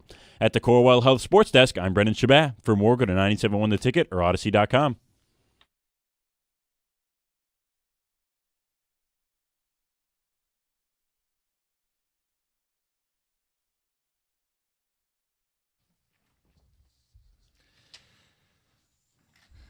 Word of the night, answer. Right? I mean, the Lions answer after a loss. The Lions answer with all their injuries in the defensive backfield. And the Lions answered in the second half when Tampa put together their lone touchdown drive. Detroit immediately responded. On a night where I'm not proud of all the offensive possessions, John, you can't help but be proud of the response, the answer from the Detroit Lions. Yeah, and some of it was answer to the NFL. And, you think about those punch-outs. What did we hear during the week? It was Jack Campbell and his punch-outs, if he misses, he's actually punching the offensive player. When did that become a penalty? And what did the Lions say? Yeah. We're going to keep doing it. Jack Campbell said, F it. Yeah. And so what do? They come out, they're still punching at the ball, and they create turnovers. Like, I just don't understand sometimes the NFL's response to some of these point of emphasis. Well, if they miss the ball and they actually punch the player, that's just mean. Really? As someone who played, what are we doing? Someone who played in the NFL, it's like, it's not going to be nice and friendly. Right. You are going to get hit. Really? Yeah, whether it's with an open hand or a closed hand. You also kind of blatantly punch the guy and say, I was going for the ball. Yeah. Right, of course. But I don't feel like the Lions are intentionally trying to get Again, not a penalty. Yeah. Ticket text. I'm not a Goff hater. I believe he fits the Lions well when they're blocking for him. That being said, I believe he was one of their worst players yesterday. He just had an off day. Never threw the ball downfield. Okay, if we're going to say never threw the ball downfield, you have to have an open target to throw the ball downfield. You're not just going to throw the ball downfield and overthrow a receiver because you see he's in double coverage, but, everybody really wants me to throw downfield. Like when you're playing in the secondary the way that Tampa was, where you're not going to be able to get over the top of the defense, then you're not going to throw the ball downfield. But what happens when they're playing that deep? Of course. You have Amon-Ra St. Brown open all of first half. Yep, and you take what the defense gives you. John, do you feel like, and we're taking people's open calls on their takeaways from last night, I feel like for as many calls as we're getting on Shep and the no-name defense and the win, we're getting just as many texts and calls on where's J-Mo, Goff didn't look very good. Do you feel like it's been kind of a 50-50 day, even though they won by 15 points? Yeah, and I get it, right? This wasn't the explosive offense that we've seen at times throughout the course of the year. But correct me if I'm wrong. Did they not score more points than Tampa? It wasn't close. And they won. Now, will that offense, here's where I agree with those calls. Will that offense be good enough against a better defense like, say, maybe Green Bay? No. No, it probably won't be. No, and if you want to say back-to-back weeks the offense left something to be desired, I agree with you. Ticket text. You people would take Sydney Sweeney home from the bar and complain she didn't make breakfast. A little bit of that today. Let's get back to the phones. Let's get to Jay in Farmington Who's got Hills. time for breakfast? Jay, how are you, buddy? Good morning, fellas. How you doing? Good. I think one thing that really went understated is maybe Goff didn't have his greatest game, but if you noticed last night, they were starting a lot of the times inside of their own 15. Yep. And it's hard to sustain a drive like that when you're that, because then they started having, you got to run the ball from inside there. And I actually don't think I think Tampa Bay did a nice job stopping Jahmyr Gibbs. Other than the one long run, he really didn't run against them really all that well, in my opinion. I thought they did a pretty good job stopping him. Yeah, but then you take into account, the screen pass. All right, so he doesn't have to just be handed the ball. He can be thrown the ball. And then I know Penei Sewell missed the block, and he didn't get into the end zone. But what happened on the next play? 5-yard run for a touchdown. Second effort in there, too. Right. But I think in general, though, I thought they did a pretty nice job stopping Detroit overall in the run. And, if you can't run the ball freely, it's going to be, they're not going to be able to pass it that well, and I thought Goff did a reasonable job, other than the one interception he threw. Hey, they won, Yeah, Goff is going to be a quarterback that more times than not takes what the defense gives him. All right, and so what did that mean last night? And we always ask the question, especially, even before J-Mo, how is it that Amon-Ra St. Brown, everybody knows the ball's going to Amon-Ra St. Brown. How could he possibly be open? Well, some of it is route combination. Some of it is Amon-Ra St. Brown might be the best route runner in the NFL. And some of it is also the fact that Jared Goff throws the ball on time where it's supposed to be and makes the catches easy for Amon-Ra St. Brown. Not all the time. 248-539-9797. Your biggest takeaways from the game. Let's get to Brett in Sterling Heights. You're on 97.1. Hey, thanks for having me. I was at the game, and the first thing I noticed, as usual, Ford Field was absolutely electric. It was amazing being there. What stood out to me the most was that 18-play drive that Tampa Bay put together, where we had to go up against them, and they went for it on fourth down 3 times. And the last time was in the red zone, and I'm thinking to myself, these guys have been on the field forever. It feels like there's no way we're not stopping them from scoring. And yet 4 downs in the red zone, and we still stopped them from scoring. And I could not believe how well our secondary played, specifically in that moment, but also the entire game, obviously. And as far as a lot of the callers complaining, and where's J-Mo, where's J-Mo? J-Mo's out there doing his job. And I believe, I actually met the guy at DC Sports 2 weeks ago, or last week. And I believe the fact that he's splitting the field and drawing that coverage so much, because obviously he's not getting open very much, which is no fault of his own. The defense is doing what they're supposed to do. He's freeing up everybody else. He's freeing up Gibbs. He's freeing up Amon-Ra St. Brown. He's doing exactly what he's supposed to do. And obviously we're not going to switch him when we're having a run short routes. He's going to keep going deep. And when he is open, like we saw with Chicago, he's going to get hit for that 70-yard bomb and be gone. Yeah. When it's there, again, Goff will take what's there. If it's there, he can hit him. He's shown it. Yeah, I'm not really complaining about production in a 15-point win. No. And I don't think he's not doing his job. It's not like he's an unwilling blocker or he's half-assing routes or anything like that. Well, and here's the thing, and we see this with receiver. What is going on in Philly right now? A.J. Brown, cryptic tweets about, I'm not getting the ball enough. You don't ever expect it from Amon-Ra St. Brown.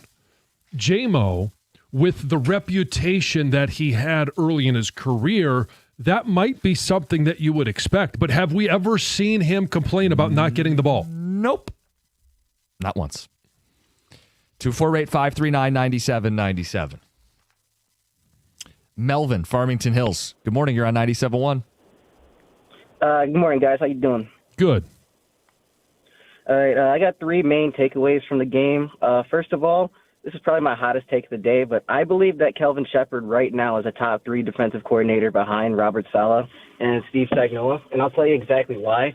He gets so much more out of his players than Aaron Glenn did here when he was in Detroit, and I believe that that's because he knows how to change his schemes in order to make his personnel work. I don't think that Aaron Glenn really did that when he was here. I think that his scheme was his scheme, and that the players that were the backups needed to kind of mold themselves to that. Takeaway number 2, I think that the interior pressure is going to be was a little bit of a concern.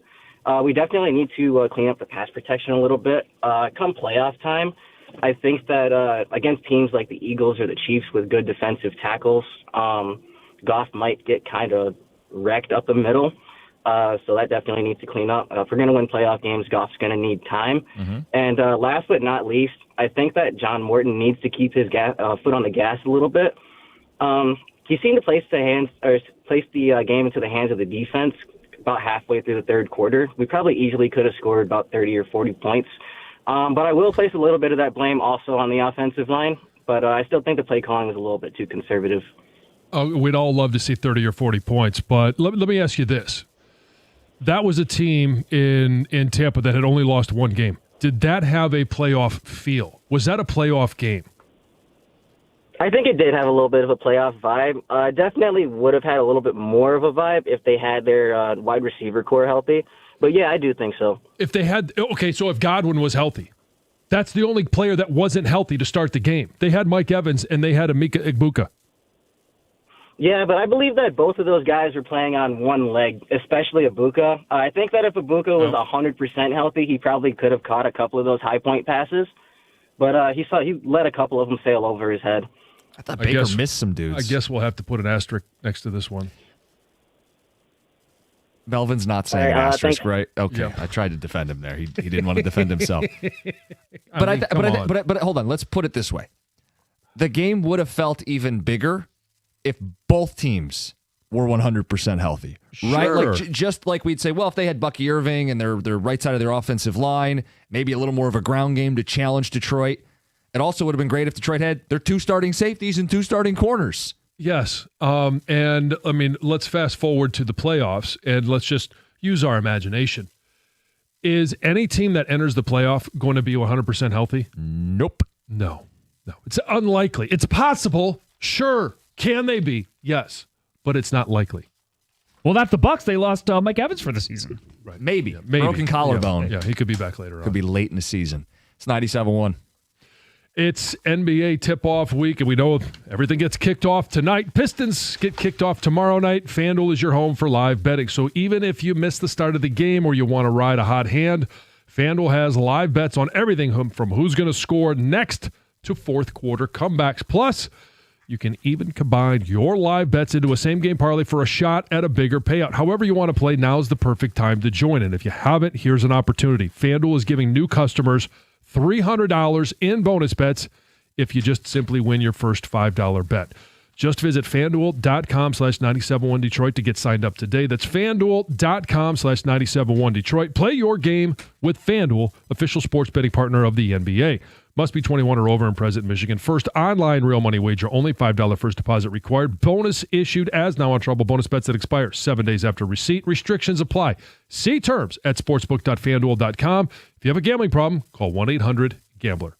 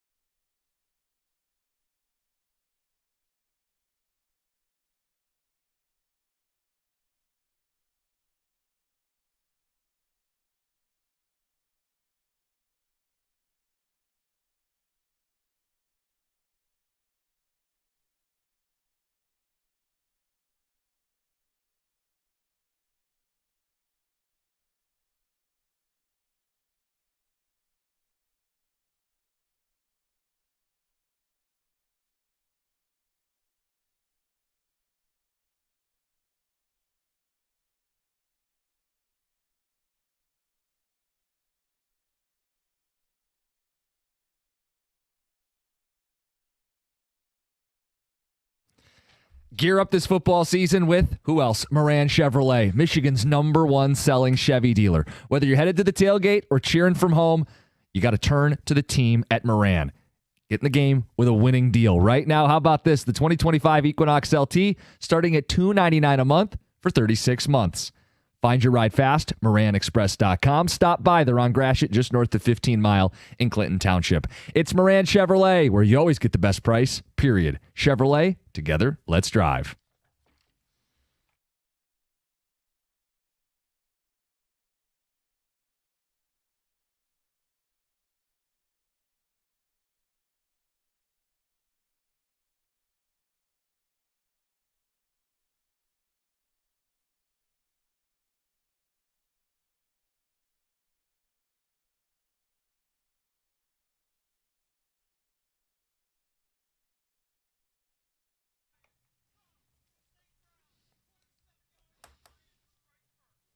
Start to finish, led the whole way, and it started with that touchdown. Dan Miller on the call. Lions win by 15 points, 2 touchdowns. Battle of NFC heavyweights. You saw who the big dog was. And that's not to say Detroit played a flawless game. Far from it. They left so many points on the board specifically in that first half. But this was a big-time answer. It's an answer in a back-to-back spot where you can't lose 2 in a row. They haven't in 3 years. It's a big-time answer by a bunch of guys that, nobody had ever heard of. And it was a big-time answer in that third quarter. Tampa gets the ball, they score. Yeah. Detroit's got a chance to answer right back, and they did. 248-539-9797. Your biggest takeaways from this game? I don't want to steal everybody's thunder. I think we're going to focus a lot on this secondary. Aleem McNeil has gotten a bunch of love. Look, your takeaway could be that you weren't happy with what you saw from the offense back-to-back weeks. It feels a little misplaced on a day where they win by 2 touchdowns at home against a 5-1 Tampa Bay Buccaneers team. But to each their own, man. If that's your big takeaway, go for it. Let it rip. I thought that was, we're going to look back in late November, December, when we're fighting for whether it's the division or it's the #1 seed. Yep. Because you're in the mix for that. And look back on this game and say, it wasn't pretty, but that was a playoff game, and we had to have it, and we did. Think about it. If they're still scratching the surface, right? They're not healthy on defense. The offense is leaving a bunch of points out there on the field, and they're winning by 2 touchdowns against really good playoff teams. Right. Holy cow. What's this team going to look like down the stretch? Yeah, there was a lot of people that had them #1 in their power rankings, power surge, whatever you want to call it, and the Lions just took them out. John, I'm holding in my hand maybe the most ridiculous ticket text we've received all day today. Well, let us have it. At the end of the day, this is still Detroit sports. This is still the Lions. I'm just waiting for the inevitable playoff collapse and for the season to become meaningless. That's your takeaway. That's a depressing life. That is, you live a very depressing life. John, at some point, the sun is going to swallow the earth and we're all going to die. So why enjoy anything ever? Yeah. Well, and the sun will go down tonight. When it gets dark, does that make it a bad day? It's going to rain. Is that... I just don't get it, man. Boy, today's such a bad day. I don't get it. You got a football thing that you want to nitpick. Okay. But meaningless, why enjoy anything ever? Okay. Yeah. All right. Back to the phones. Dealer's choice. John, you got someone you want to hit up here? Well, let's see here. Shoot, dealer's choice. Let's go on the heels of that text. Let's go with number 3, Sean. Sean in a car. Sean, speak to us. Hey, you know what? That is perfect timing, guys. Enjoy your show. You're welcome. Thank you. I'm very happy that we won last night. I knew we were going to win last night because I said this team is pissed off. They're coming to make a statement.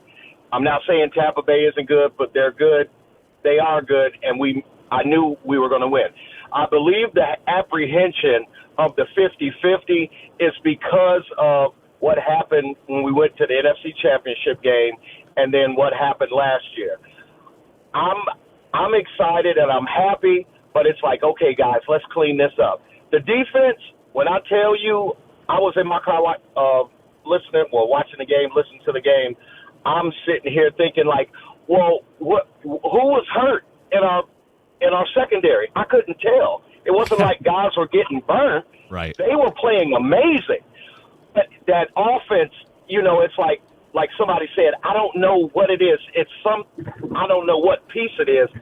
And I'm glad, we can see it now. But I think the apprehension is just that, we're holding our breath to say, okay, guys, get it right this time so that we can carry on throughout the playoffs. So that I think that's just it, because that's kind of how I'm looking at it. I'm not no doom and gloom saying, right, oh, the Lions are going to Lion. I'm just like, okay, guys, come on. This is early enough that we need to fix this. Well, and I don't think they're a finished product. Right. Right. And I just will go back to that. They're not a finished product. They're missing 2 corners and 2 safeties. I think there's an extra gear for this defense. That was Aleem McNeil's very first game of the season, coming off of a scary knee injury. And you find ways to win.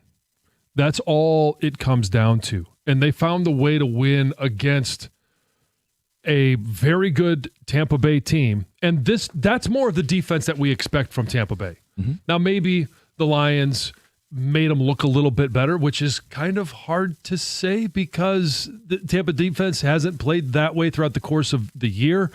But they showed up. They knew what was at stake for this game. Yep. They knew that this could possibly be a battle for the 1 seed. Now, if Philly's still in that conversation. The Rams are still in that conversation. San Francisco, at this point, is still in that conversation. Green Bay, same thing. So that was playoff atmosphere. That was playoff football. That was 2 really good teams going at it. And the Lions just simply found a way to win. Something we haven't really talked about much. And again, there's so much to take away from this football game. The second review. Upon second review. We got a couple calls that want to speak to that, so we'll start with David in Birmingham. David, good morning.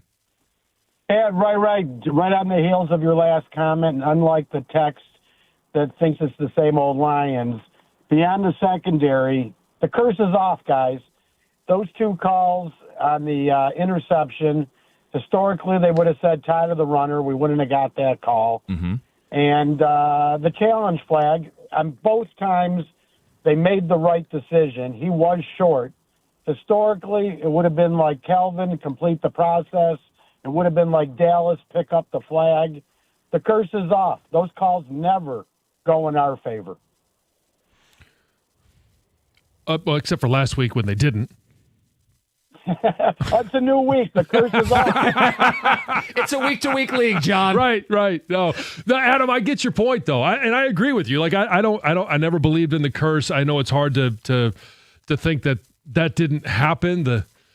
The 60-plus years of futility, but a lot of that was all self-inflicted wounds. And now they're finally starting to do things right. They are a really good franchise operating as such. And then you have a game against a 5-1 team. Tampa Bay comes in here. Their quarterback, Baker Mayfield, had been playing at an MVP level. And they get back in the day and age when guys are playing hurt or nicked up. Now, I'm not going to say Mike Evans isn't a tough guy. I think he is. And maybe was he 100%? No, probably not. Same with Emeka Egbuka. I think he's a tough guy. I think he's having an amazing rookie season. But they were well enough to play. And we didn't have our secondary, whether it was due to injury or due to suspension. And they went out there, they manned up, and they did what they had to do to win a game by double digits. I want to go back to the second play he referred to.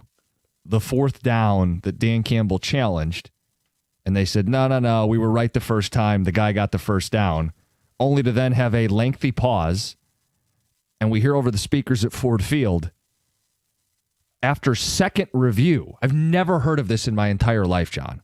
They already reviewed it once, made the announcement over the loudspeaker, and then said, hold on, we re-reviewed the review, and Dan Campbell was right on the challenge. Well, they weren't done reviewing it. There was an issue with the O2O, the official-to-official communication system. So the official thought it was done, and he made the announcement, but it was premature officiating. Can't have that. No one wants that. And apparently, people want to know, well, why would Dan Campbell challenge whether it was a catch or not. Why wouldn't he challenge if they got the first down? You challenge everything. Right. So when the So coach Dan obviously didn't do it wrong, says, yeah. no, he throws the challenge flag, sorry. And he says, he was actually challenging the spot. Right.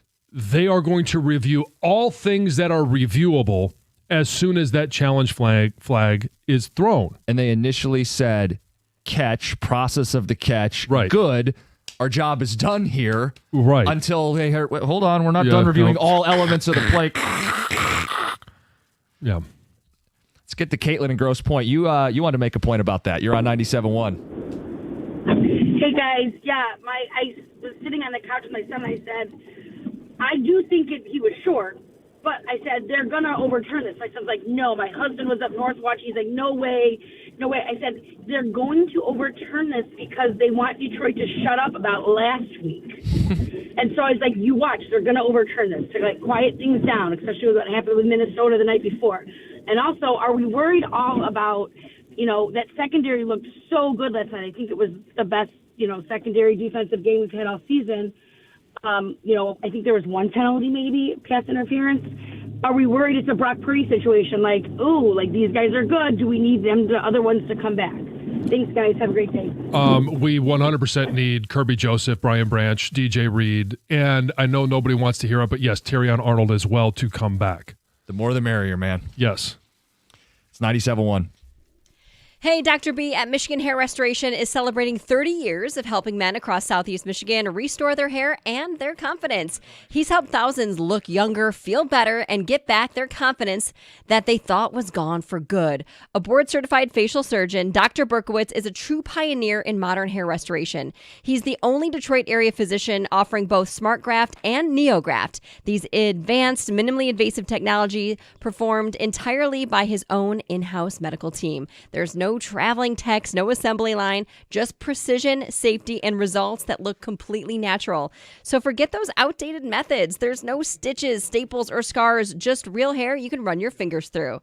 Now, to mark his 30-year milestone, Dr. B is offering the Confidence Package. It's a free consultation plus $1,000 off when you mention 97.1 the ticket. So the sooner you go to see him, the more options you'll have, and the sooner you'll see results. Visit MichiganHairRestoration.com to schedule your complimentary consultation. Michigan Hair Restoration, where your confidence grows back.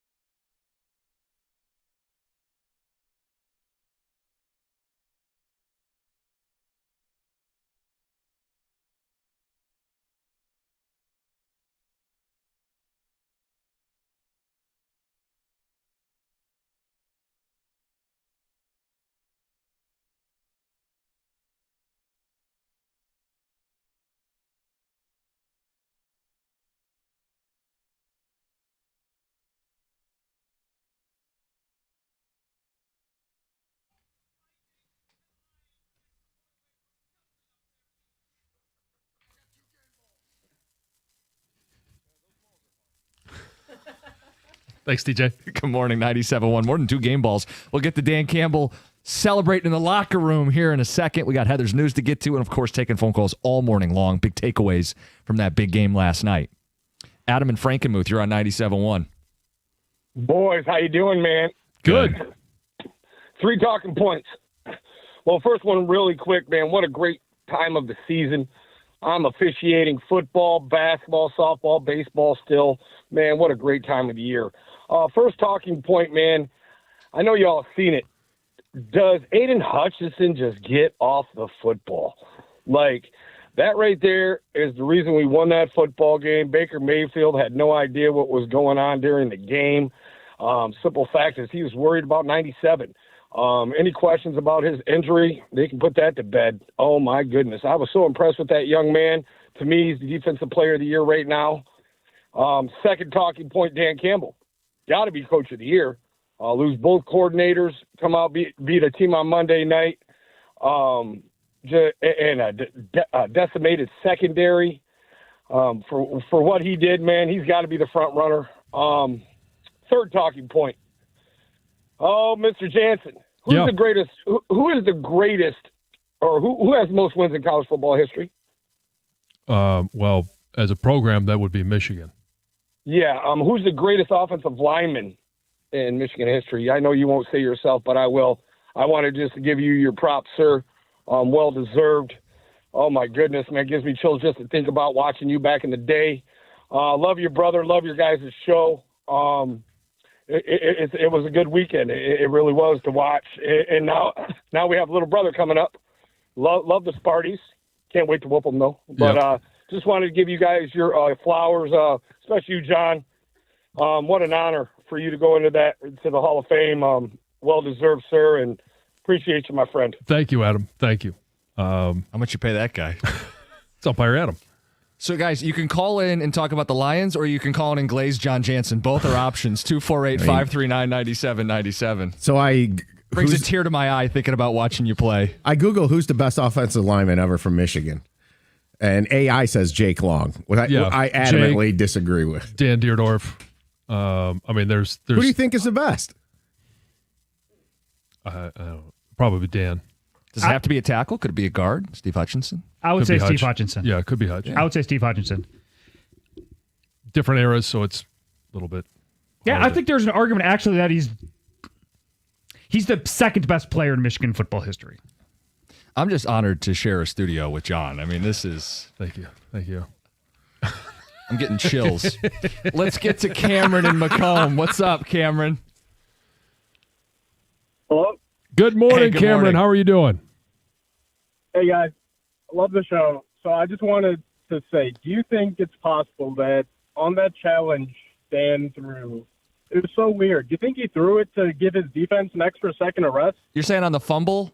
Like, I wasn't exactly sure what they were reviewing. John, I mean, again, I'm at the game. I maybe missed some commentary. Yeah. I wasn't really sure what they were doing there. Yeah, I wasn't necessarily clear to me either, but it's as good an explanation as I've heard. Is could be, just yeah. give him a Hey, second I don't want to use a breather. timeout. It's a so, long drive. I won the first one. Let's just throw this one. I got one to spare. Let's get to Dan Campbell in the locker room.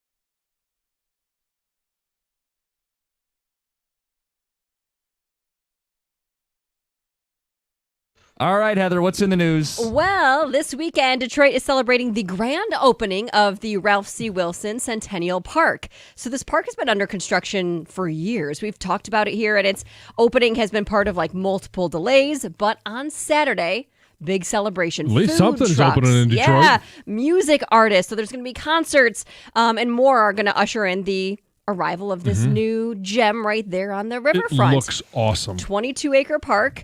Like I said, one of it's going to feature tons of things right there on the riverfront. Walkways, play structures for kids, a new boardwalk, its own metro park. There's going to be recreation centers, basketball courts, like tons of really cool things. So festivities will begin at 10 a.m. on Saturday. There's going to be like a press conference. It will go till 8 p.m. and then on Sunday to 11 to 8 p.m. for the big grand opening. So go check it out. Super cool. Yeah. I guess you could say this is a shocking but also not surprising study from the University of Michigan found that most kids are replacing outdoor play with screen time. That's right. Like we kind of all see that. Yeah. But it's also it's when you hear it, it's just like, oh man. So the study found that most parents of kids under 5, so these are little ones, rely on digital devices at least sometimes, whether it's to keep them busy, to calm them down, or just kind of get through a car ride in peace. But it found that fewer than 1 in 10 parents say their toddler or preschooler plays outside once a week or less. That's it? I know. My kids, we're outside every day, and I'm kind of dreading the winter because I am not a cold person. Like I don't like being out in the cold, but I know they do. So oh yeah, so I mean it's the just snow, the bundling, yeah. and then the potty breaks. Get you all in your snowsuit, and then you got to go potty and get them all out of the snowsuit. Go to the bathroom. But Brooks get them will all be able back to in. at least take care of that outside. He will be. Yeah. Well, and he's Emily also is still the in a one that has to diaper go at this inside. point. But Emily, it's like, let's try. No, I don't got to go. I'm like, okay, well then let's go outside. And then the second we get out there, Gotta go gotta potty. Yeah. Anyway, so the researchers are saying there's a goal, and it's not to ban screens entirely, but to find a good balance that also encourages a wider variety of play activities, because that's how kids learn, through play.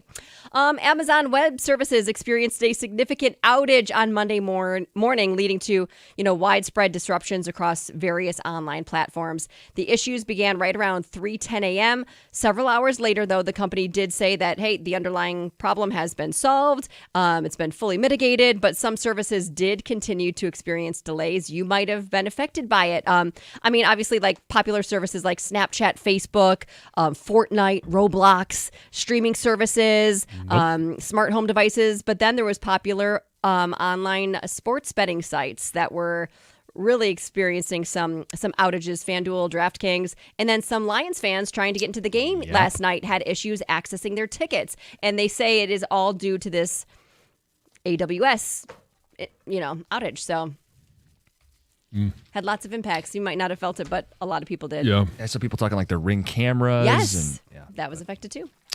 Heather with the news. Get right back into Lions next, 97.1. Every law firm talks about experience. David Feminenio has decades of it, going up against insurance companies and winning for his clients. But here's what makes him different. He knows the only experience that really matters is yours. When you're in a car accident, you care about your well-being. You want someone who's going to listen to you, someone who works hard for you, and someone who's going to fight and get you paid. David gets that. Your experience matters. And when he fights for you, not for his resume. If you've been injured, you got to give him a call at 855-65-CRASH, or you can visit him on the web at getdavidgetpaid.com. That number again, 855-65-CRASH, or on the web at getdavidgetpaid.com.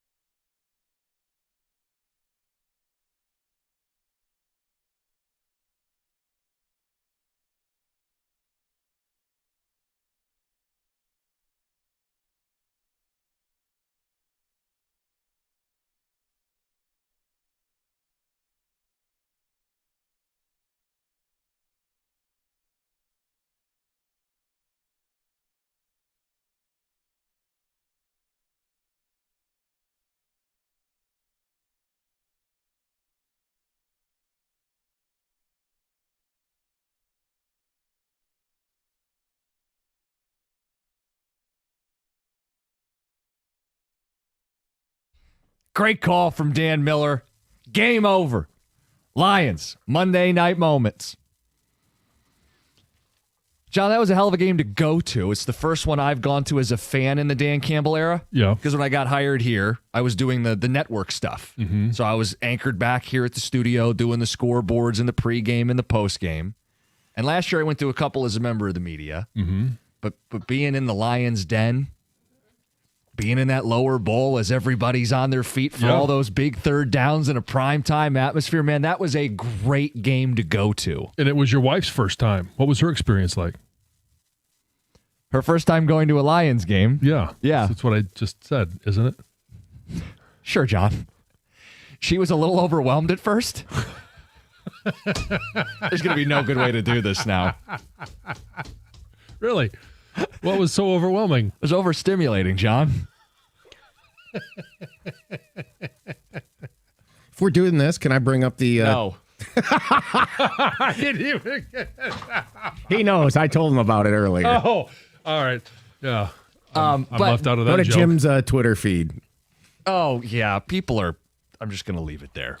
Okay. I won't. now everyone's going to go to the Twitter feed. She had a great time at the game. She said, to be honest, she probably only wants to go to one a year. But, like, what a first game to go to. Like, how many of our first Lions games were losses, heartbreak, heartache? Like, Tom, you took your kid to that Ravens game a couple years ago. Like, that's welcome to Lions football.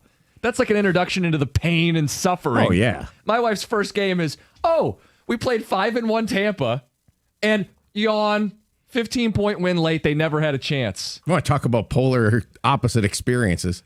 Plus, you had the Calvin uncomfortable halftime thing. Oh, at the game that you went to, with your kid, yeah. But yeah, man, it's Lions fans have turned this place into such a hostile place to play. And I was watching the game in the stands, and I didn't watch the broadcast, but I did see a quote. I think it was from Joe Buck, who said, "This is as tough a place to play as any in the NFL." Well, yeah. I mean, it's Lions fans they're rabid. And they when they smell blood in the water, they're going after it. And that's what it felt like all night last night. And I'm talking about watching it on TV.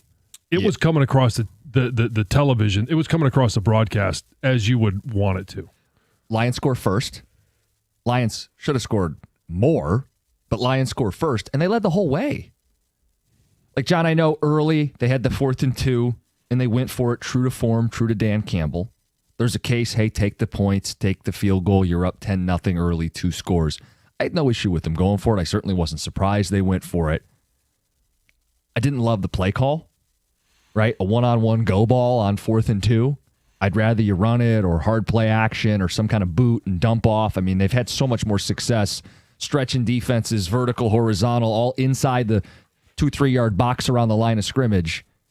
But they decided, hey, let's take a shot play on 4th and 2, and they left points on the board. You get a golf pick, you get a missed field goal. All those chances at midfield when the defense kept getting turnovers. You go into half up 11, and it felt like they should have gone into half up 3 scores. Yeah. Or more. Yeah, I mean, they certainly left opportunities on the field.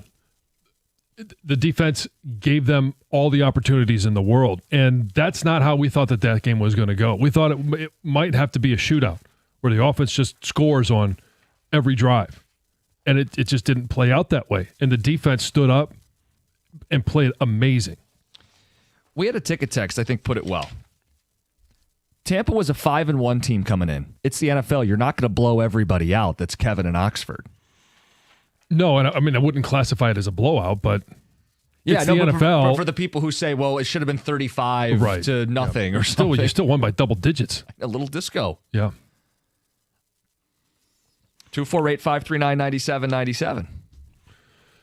Here's the other thing is, and we can continue to talk about how good the secondary played. They weren't perfect. What helped them was Baker Mayfield was off last night. He made a couple of really bad throws. What do you think that was? Well, part of it was he was pushed into making some bad throws. And I think another thing is there just weren't as many receivers downfield as they've used against other opponents. That's because Aleem McNeil was a wrecking ball inside. Thank you. Welcome back. Yep. And Aiden Hutchinson they highlighted this quite a bit on the broadcast. It wasn't just Charlie Heck that was blocking him. They would have a tight end there that would help out and block Aiden Hutchinson. They would have a running back. There were times that there were 3 guys that were accounting for Aiden Hutchinson. Only one of those can't go out for a pass. That was Charlie Heck. The other 2 were not going downfield, or they were leaking out late simply because they had to account for him. So that's 2 guys that are not downfield trying to figure out how to break down that secondary. Well, then it becomes a math problem, right? Like if you can only send 3 or 4 guys out on routes, Detroit's got the edge even with an undermanned secondary, and you can blitz because you have the numbers advantage. And I thought Jack Campbell played a great game. Derek Barnes got a game ball afterwards. It's the front 7. It wasn't just the front 4. It was the front 7 for Detroit that you were healthy, you had to play well, and they did. And we'll keep shouting out these dudes in the secondary because people are learning their names for the first time. I mean, Artie Millette, Eric Hallett, Nick Whiteside. Who? Thomas Harper. Who? I could have made one of those guys up and you wouldn't know the difference. Next time you do that, just make one up. See if I could slide it in and if anybody notices it. Not exactly a no-fly zone on paper. But, John, they gave up 210 passing yards to a team that was trailing the whole way, 4 yards a pass. Only gave up the 1 score. Yeah, I mean, and Baker Mayfield was 28 of 50. Not even 60%. Yeah. 248-539-9797. There's a bunch of stuff to react to. We just want to know your biggest takeaway. Let's get to the phones. We got Dion in Detroit. Dion, good morning. Is that me? Yep, Dion, we got you. How you doing, man? Yeah, it's Gio. We were talking about our biggest takeaways, and my biggest takeaway from yesterday's game is that Terrion is horrible. We had guys out there who haven't played since 2023, played 13 snaps in 2023, playing better defense I've seen him play all year and all the year before. You guys say he needs some growing pains, but man, I don't know. I think he's terrible. I think with more opportunity, and I'm not talking about Terrion Arnold having more opportunity, with all of these guys having more opportunity to play at the corner position, you're going to find other quarterbacks that will punish them. Yeah. And so, I don't want to take away from, you're kind of making me take away from what they did last night. They were great last night, but they weren't perfect. There were open receivers. Tez Johnson was wide open in the end zone, and Baker Mayfield just didn't hit him. Yeah, I know what you mean, John. There was definitely some plays where they could have played better, but on the plays where they were there to make a play, they did, and they weren't flagged. And most of those plays, like the play that you guys keep replaying, and also play on that 2-point conversion they went for. Those are plays that Terrion would have got flagged for. That it wouldn't have been a pass breakup. There were still pass interferences that were called against the Lions. How many? Well, I think there was one, at least that I can remember. One, and that was on that back to Mike Evans. Every I feel like. Okay, so then there was 2 because there was another one that was in the red zone, and I can't remember if it was. I think it might have been Millette. Yeah. Mm-hmm. It was on a 4th down, right? Right. Yeah. So there were 2. Yeah. I don't know. I just feel like after watching those guys who haven't played a snap of football in 2 years play, I just feel like Terrion isn't the guy. But maybe I'm wrong. Well, I don't think anybody is going to mistake Terrion Arnold for a CB1 at this point. Quote, the guy. I don't think anybody's propped him up to that. No. Some ticket text. Very loud refs, you suck chants you could hear. I did hear that on TV. On the broadcast. Yeah, that was great. How much of that, like fans always boo calls against their team. How much of that was also what happened the week before? Well, I'm sure there was some of that, but it's also, right? It's week 7. It's not quote unquote playoff football, but it was playoff football atmosphere. And that's what happens in playoff football atmosphere. Shout out to the fans for having an impact on the game, for being awesome. All right, guys, biggest takeaways. You got a secondary, they're calling the Legion of Whom.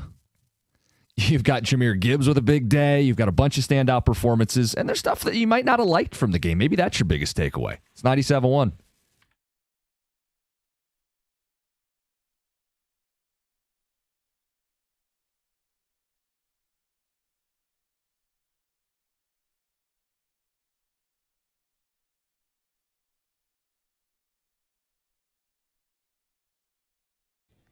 Brought to you by Mother Waddles. Lions running back Jahmyr Gibbs delivered the big play boost that Detroit's offense needed on a day in which it otherwise struggled during last night's 24-9 win over Tampa Bay. Gibbs ran for 136 yards, 78 of which came on one play in the first quarter for a touchdown. He had another 5-yard TD run in the third quarter while also catching 3 passes for 82 yards in total. After the game, Lions head coach Dan Campbell said that he has been waiting for Gibbs' breakout game this year.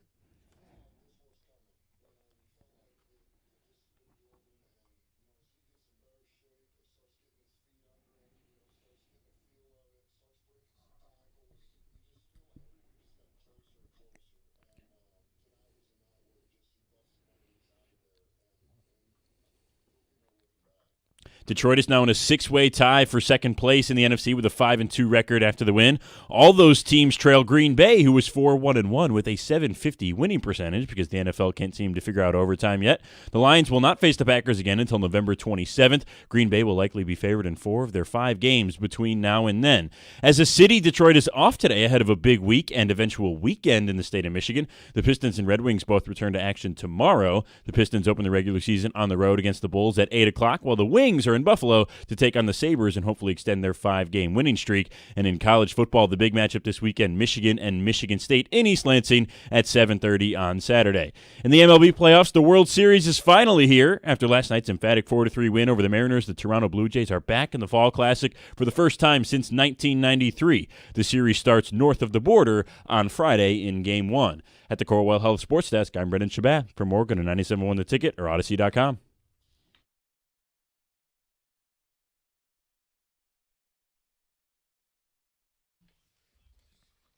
We're going to get the phone calls in. You guys can join us this morning on a Victory Tuesday and how sweet it is. Jim Costa, John Jansen, Heather Park, Govin Gregg behind the glass, Brendan Shabath on the updates, and a whole bunch of things to react to from that game. The Legion of Whom, they're calling it. Aleem McNeil, welcome back. I think the expectation was he'd play like 25 snaps. He said post-game, I think I played twice that, which is a great sign. He was noticeable. He transforms their defense. Imagine what they're going to look like coming out of the bye week. Start getting more of these guys healthy. Get both safeties back, right? Mm-hmm. That's the expectation. Eventually, DJ Reed and Terrion Arnold are both playing in the secondary. And now you got some depth, some unexpected heroes that stepped up last night. Look, if I'd have told you that Jared Goff was going to have a rough night, you would have said they're probably not winning the game. Right. Because you thought Baker was going to come in, and especially with Mike Evans, with the surprise that Ibuka was going to play. John, they might have needed to score 30 to win on paper. Instead, Tampa was held to 9 points. It was. I mean, that was another team win.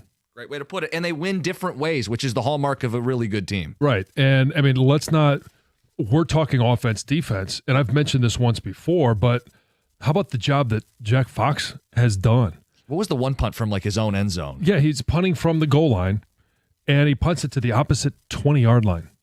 Like, that is a hell of a boot. And it flips the field for an offense for Tampa Bay that was struggling to move the ball, to convert on third downs, and to score any points. So make them go the length of the field. That's a huge weapon. They left so many points on the table and still won by 15. I just think that's a hell of a statement to know, like, hey, even if this team doesn't play their best, they've got so much more room for improvement than what they put on tape. And they still won by 15 points. And some of it, can they beat a team with a winning record? Yes, that's a 5-1 Tampa Bay team. Well, and some of it may be a victim of their own success because they go down on the opening drive and make it look really easy, and you kind of feel like, and then the defense comes out, they get a stop. You're like, oh, okay, we could steal, we could be up 2 scores, and it was a struggle throughout the course of the game. But this is a good defense. Vita Vea is good. And he made it hard to run in between the tackles. But yet they still ran 5 yards a carry. Yeah. I know a lot of that's one big run, but that's part of the deal. Yeah, you're not going to take it out. Right, it counts. It was a huge play. I mean, the first half they had one drive and one big play. And they had put 14 points up on the board and probably left another, at least 3 with a missed field goal, 3 to 7 with a field goal that you don't take. Yeah. A Goff pick at midfield. And to me it just says they have so much more room for improvement. They aren't a finished product at all. McNeil's first came back. The offensive line, I think, could play better than they did. They had points they left on the table. 24-9 when you play, What do you want to call it from an offensive standpoint? Was that like a B minus game? Yeah, B minus, yeah. Sure. They've looked kind of B minus against the Bucs the last few years, especially the last two games. I mean, I think Bowles understands how to somewhat scheme against this offense. Sure. And I He's think good. he knows how to make Jared Goff uncomfortable. So I got the numbers here. Here's Jared Goff's stats. Last two games against Tampa Bay. The loss last year, the win last night. They're not good compared to what he normally does. He's 64% passer. That's way below his completion percentage. 1 touchdown, 3 picks, 1 fumble. Been sacked 4 times. That was all last night. Yeah, 4 times yesterday. And the big number is they've scored 40 points in the 2 games. So average 20. I mean, yeah. You've got to sometimes just give credit the other side, but you worry about, do they have a blueprint? I mean, I would say right now the Eagles can have a similar type defensive presence up the middle with Jalen Carter, and then we're going to get a lot of answers in a few weeks. Look, yeah, they're going to play one another. Is that Sunday Night Football in Philadelphia? Yeah, That's November gonna be 16th. It's going to be a hell of a game. And look, you could say if Goff and the offense look that way, At the same time, Philly hasn't been able to run the ball. Tampa couldn't run the ball. You make a team one-dimensional. Like Detroit just proved to you they could win without their offense hitting their stride. Well, I know going into this week, before this week began, the Lions were second in run defense. Tampa did not ever commit to trying to run the football, and that's a mistake. I mean, it seems like whoever plays in this series at quarterback, if they throw 50 passes, the team loses. Yeah. Yeah, they ran 12 times. Wow. 50 passes to 12 runs. Yeah, that's Actually, it's really only 11 runs because it's the Teddy Bridgewater -1 in there. So, old friend Teddy Bridgewater. There it is. John in Madison Heights, you're on 97.1. Hey, how you guys doing? First time caller. Just wanted to talk about how we need to get, instead of seeing Goff have a tougher game, but we really need to get J-Mo going. We have this weapon, but seems like he's not getting many targets, and we're not really airing it out with him. That's kind of the first thing. And second thing is, that secondary really stepped up. Those second string guys, and maybe we have just as good of second string guys as our first string guys, and maybe they should be rotated in a little bit more regularly to keep our legs fresh for all our secondary guys. Well, that way we have just a fierce. Go ahead. You do have some guys now with some good experience. And in a pinch, I think you got guys that you feel like can go in there and execute the game plan. But in regards to J-Mo, I'm not going to buy into they have to get J-Mo the ball more. They need to keep running him deep to take the top off the defense. And if a defense is going to let him behind, Jared Goff's going to hit him. But if they're going to play deep like they were doing yesterday and not let J-Mo get behind them, then I'm okay with Amon-Ra St. Brown going off in the first half. And everybody says, well, how can they not guard Amon-Ra St. Brown? Well, it's really hard to guard everyone that this offense has and all the weapons that they can put against you. What is the infatuation with making sure J-Mo gets numbers? Like, John, I'm not calling you out specifically. We've had a lot of these texts today and in phone calls too. Why does J-Mo have to have big days?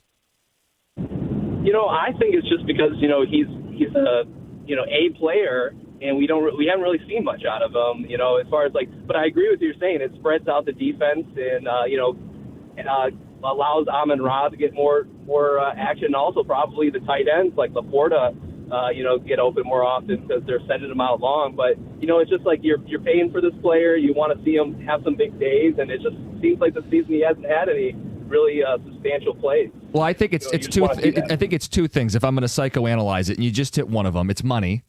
We've got a text today. It goes $80 million decoy. Okay, you're paying for this offense, right?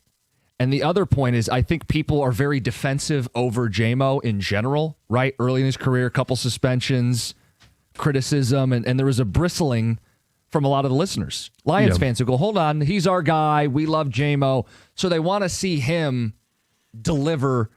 But John, that doesn't come before the team running their offense and winning football games. You're paying for this entire offense, whatever that price tag is. I'm not going to sit there and add up, Goff salary, and, Amon-Ra St. Brown, and Penei Sewell, and Decker, and J-Mo, and it's a lot of money. And I mean, so you're paying for this offense, and you're paying for the offense to go out there and move the ball down the field. Now, would we like to see 80-yard touchdown passes? Hell yeah. Those are awesome. We celebrate those. They're exciting. They're fun. But what is really fun is to watch an offense. Now, it didn't operate at full optimum capacity last night. But if you're simply forcing the ball to a receiver, you're not going to get the results that you want. You can't just force it to a guy that's not open.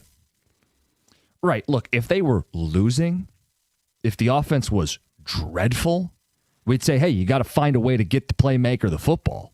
But they ran for 5 yards of carry, opening drive score, opening drive of the second half score, led the whole way, up double digits for most of the game. I get it. There's another gear to this offense, and he's part of that. But the basics of this offense, the bedrock is going to be running the ball, feeding the running backs, play action pass off of it. And if we can take deep shots, we will. But, John, that pocket was collapsing. Right. Well, and one of the cool things last night, and this is a point that somebody made on Twitch, is when the offense was operating, right, it was quiet as a church mouse in there. And so you could hear every time Goff, whether he was in the shotgun or at the line of scrimmage, saying the kill. Like, I don't know if you could hear it in the stadium, but we could hear it on TV. And to the point on Twitch, Goff said kill more than 10 times. Maybe those were JMO plays, and Goff had to change the play because of the defense of what he saw. It's quite possible. Big takeaways, a lot to talk about. I know last night was a fun night for people who were there. Fun night if you were watching the Lions. Look, that was a big stage. We talk about the significance of a game like that. I know it's only October, and I know ultimately we care more about January and February, but that's a game that could decide seeding. It's a game that keeps Detroit in the driver's seat for the NFC, and it's a big game given what else is going on in the division right now. It's 97-1. Going to the dentist doesn't have to be a pain. I know you bristle when I bring up the dentist, but it doesn't have to be that way. Not with Brightside Dental. I've been telling you about them. I go to Brightside Dental. They've got 9 Metro Detroit locations, including one right around the corner from you. They're not going to lecture you about your teeth. If you've got something you're nervous about or something that you want to fix with your smile, they'll work with you every step of the way. And I know there's the fear of if you go and get your teeth checked, you're going to have a cavity, and you hate having to get a cavity filled. I've had cavities filled with them. It's really a painless experience. Numb you up, they communicate every step of the way, and it's not a big deal. $35 new patient special. It's going to cover your exams, it's going to cover your x-rays, and there's no hidden fees. So let's make an appointment. Get back in that routine. 1-800-PAINLESS, BrightsideDental.com. Tell them Jim Costa and the Morning Show sent you. That's Brightside Dental. No judgment, just care.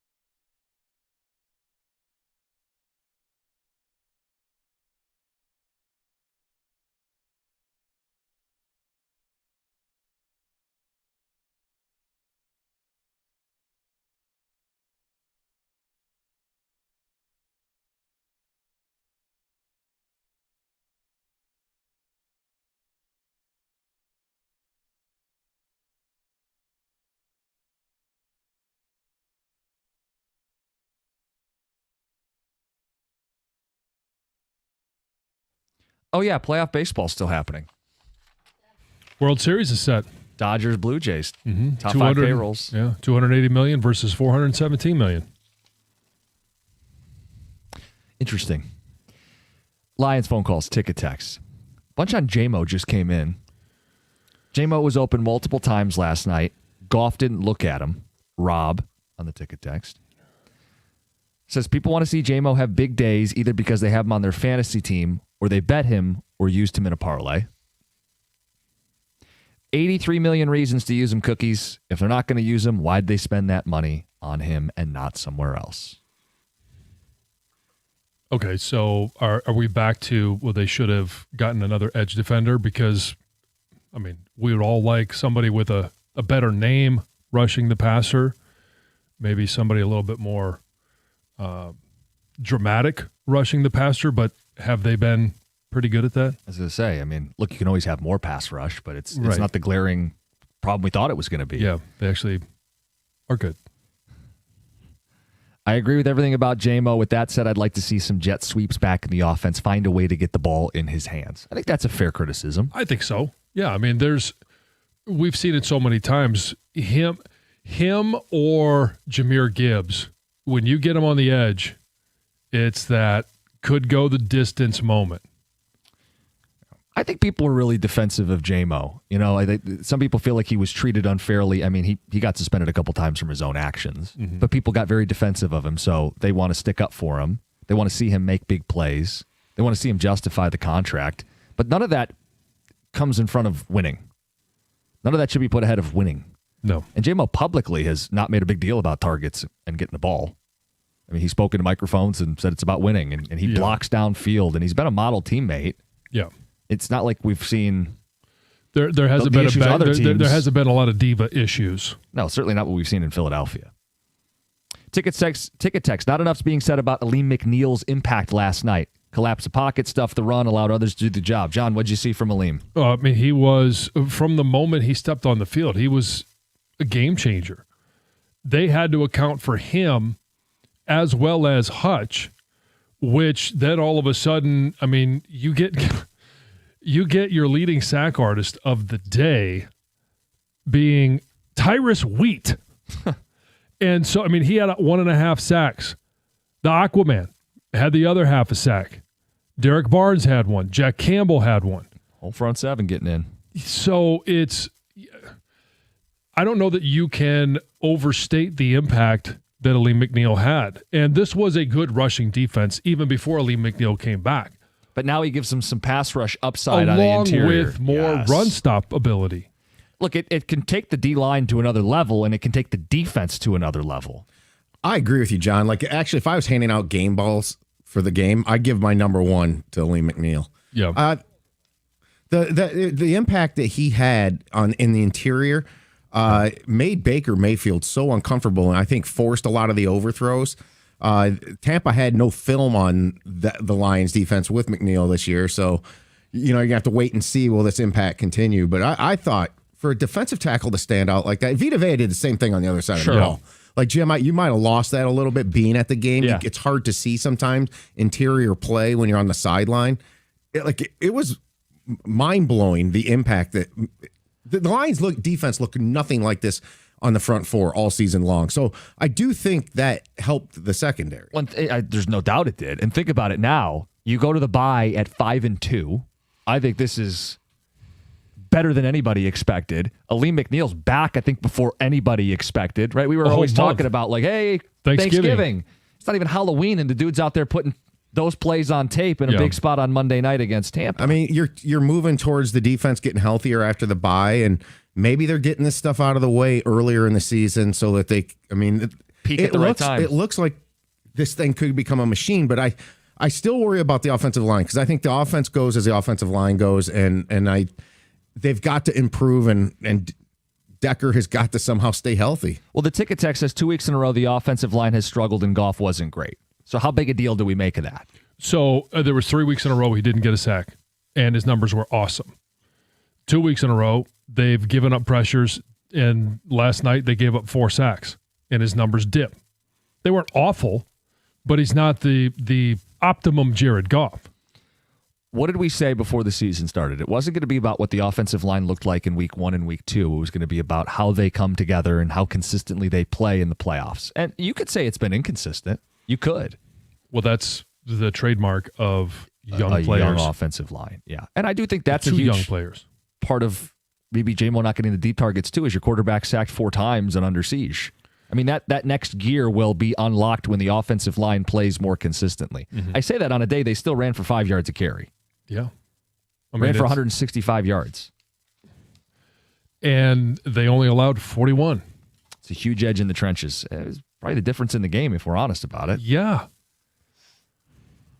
Okay, let's get back to the phones. Joe and Canton, you're on 97.1. Hey, guys. Thanks for taking the call. I appreciate the opportunity to talk to you guys. So last night's game was very exciting, and it looks like the depth issue with reserves came through. But I hope it's not a false sense of security, like we don't need to go out and look at the trade market based on what I'm seeing online, different people availability maybe coming to Detroit, some of them that we thought we weren't going to get, like a Max Crosby or Hendrickson or Phillips from Miami. And I just wanted to get you guys' thought, because part of the thing of any trade is you want to prevent other teams from getting players that you probably are going to face. And I just wanted to get your guys' thought on what you still think the defensive line, since Hutch got, 56% of chip blocks or whatever the quote was last night. And then just wanted to see, because it seemed like Jack Campbell had to take care of a lot of the stuff because they were double teaming on Hutch on that side. I know we got some sacks, but I just wanted to get your opinion on what we got coming back on for defensive end rush, or do we still need to go pursue somebody in a front line for that? Thanks. It's not certainly, I don't think, at the top of the list. I think it would still be if they could add more talent in the secondary. What is this team's biggest need right now? Well, secondary. And I could see the case, but I was going to say, on the heels of them showing up with all the depth in the world last night in a big spot against an MVP candidate. The deadline is November 4th. The Lions will play one more football game before the deadline by this week, and then Minnesota. Does that sound right? They will play. No, by the 4th. Yep, they'll play the Vikings. One more game before the bye. And then the Commanders right after the deadline. Yeah. Look, I don't want to see them stand pat. Not to compare it to baseball. It's not the same as baseball, but when you have a chance to win, you add. Yeah, and so the question is going to be, what do they want to give up to add? And I don't really want to talk about that today. Okay, well, we got 2 weeks. Come on. Let's get back to the phones. Actually, John, I didn't Max do this. Crosby, Trey Hendrickson. I mean, come on. Like, okay, yeah, Trey might be available. Max is not available. Neither's Myles Garrett. Did the Tigers do enough at the deadline? Oh, new name too, Jalen Phillips. Yeah. Thanks, TJ. How did Scott Harris somehow come up today? 248-539-9797. We are going to play Dan Campbell audio from inside that locker room. We'll get you that coming up next. We'll hit Heather's news. And, of course, if you're on hold, we're going to talk to you guys about that Lions win last night. It's 97-1. Hey, what's up, Detroit? It's your girl, Heather, and I'm always looking for ways to stay on top of my game. So listen, you know how much I rely on my phone for everything. That's why I got to tell you about this insane deal from Verizon that'll help you be your best self, too. We're talking a low price on the best 5G in Detroit. Seriously, whether I'm blasting my favorite tracks in the morning commute or snagging those last-minute tickets to the hottest new flick. Check this out. You can switch today and pay just $50 a month for a single line. You heard me right, $50 a month for the best 5G in Detroit when you bring your own phone on the unlimited welcome plan with autopay plus taxes and fees. That's a no-brainer, people. Visit your nearest Detroit Verizon store today to lock in this incredible deal. $20 monthly promo credits applied over 36 months with a new line on unlimited welcome. In times of congestion, unlimited 5G and 4G LTE may be temporarily slower than other traffic. Domestic data roaming at 2G speeds. Rankings based on Root Metrics Root Score Report dated 2H 2024. Your results may vary. Additional terms apply.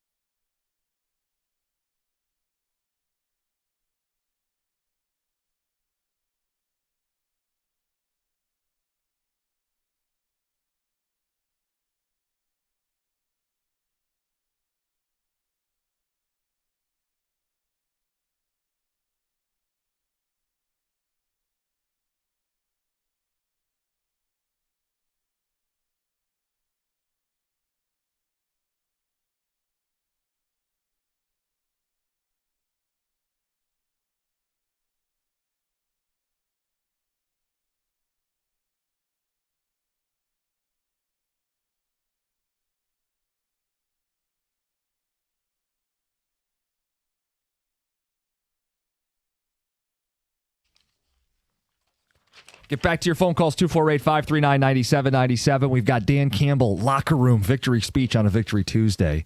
And we'll get to Heather's news. Kevin in Detroit, you're on 97.1. Hey, so great victory, statement victory. But I got to say, Costa, do we pay a running back? I know you always against paying a running back. Do we not pay Gibbs to keep him here? And then second takeaway, with McNeil being back, does it still highlight the need to get a defensive end? Let's take them one thing at a time. Running back, I think with Gibbs, they'll pick up his fifth-year option, and then they can always franchise tag him. I believe that gives them 3 more years with Gibbs before you'd have to have the long-term commitment. I got nothing against Gibbs. The position just breaks down as you get older, and that's part of the conversation for if and when they extend him. Right. They don't even need to have that conversation or make that decision today. Because he's explosive and he's dangerous. But do we like him? Does he add so much to this offense? Yes. Hell and yeah. yes. Hell yeah. And then the defensive end thing. I think it's less of a shout, like a call to add the player. But, John, it's certainly still a need. You can never have enough pass rush. I agree. Never going to say you're all set. Yeah. But if you're looking at maybe who is available, because we have no idea if Trey Hendrickson is even going to be available. We have no idea what the Miami Dolphins – I don't even think the Miami Dolphins know what they're doing. They right don't now. Because I think I saw that they're backing Mike McDaniel. I don't get it. The dreaded vote of confidence. Maybe that's what it is. 2 weeks. Let's see what happens in 2 weeks. Ed, you're on 97.1.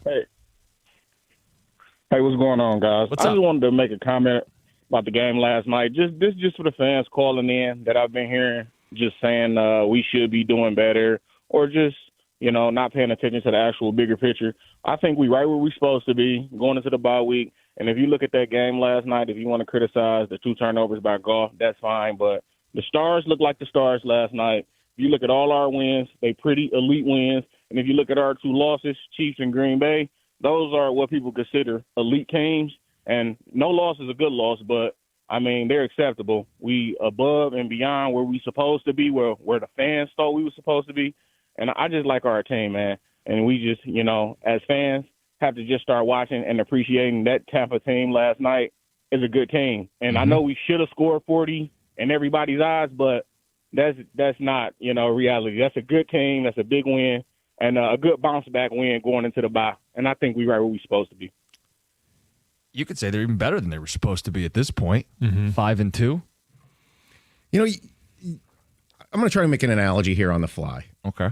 The Lions have, in the NFC, I think, reached the final table of a poker tournament. Yeah. Okay. Now the big boys are starting to merge. I think we know who's legit and who's not. I mean, I think there's a definitive line in the NFC right now to where the Seahawks are at 5-2, but what the Bears are at 4-2, and then the teams below them. Okay. Now that can change. Somebody's going to emerge probably from the bottom and rise up. But the Lions are one of the big dogs, right? Yeah, they got the big stack of chips. They're, I would say, top 3 stack. Yeah. And that you can split the hairs between the Rams, the Eagles, and maybe the Bucs still. We can't judge Tampa too much just on last night. Oh, no. In the NFC, I think they're the biggest chip stack. They're the chips leader, to me. Well, we're going to get into that more this week. Bottom line is they've given themselves as good of a chance as they can, and they haven't suffered any catastrophic injury. They're going to be getting guys back. It just seems like it's gearing towards a run, right? A legit run here. Well, yeah. I mean, look, last night, in a lot of ways, was for first place in the NFC. I know if you look at a standings, Green Bay with the tie, and it makes it kind of messy. But last night was 2 heavy hitters, and Detroit made a statement win. They did. I mean, I don't know that. Like, that could possibly be for the 1 seed. Yeah, when all is said and done. And tiebreakers. You did what you had to do to beat a good opponent. I think what we need to get figured out here is I feel like when I say some of these things, I'm disrespecting Green Bay. Oh, I don't take it that way. Technically, they're in first place in the division because of the tie, the win percentage. And the NFC. Yeah, they have 1/2 less loss. So maybe they've had a couple kind of just wishy-washy weeks. They just appear to be a team that doesn't play well on the road. And where are they going to play next when the Lions play them? They played Pittsburgh, right? No, but no. I know what you're asking. Yeah, they're going to play at Ford Field. Oh, yeah. Oh, I'm sorry. Yeah. It's all good. Yeah, it's all good. It's my attempt at smarm. Stuff. Attempt. It's like a half smarm. Yeah. We'll get you there. Let's get to Dan Campbell in the locker room.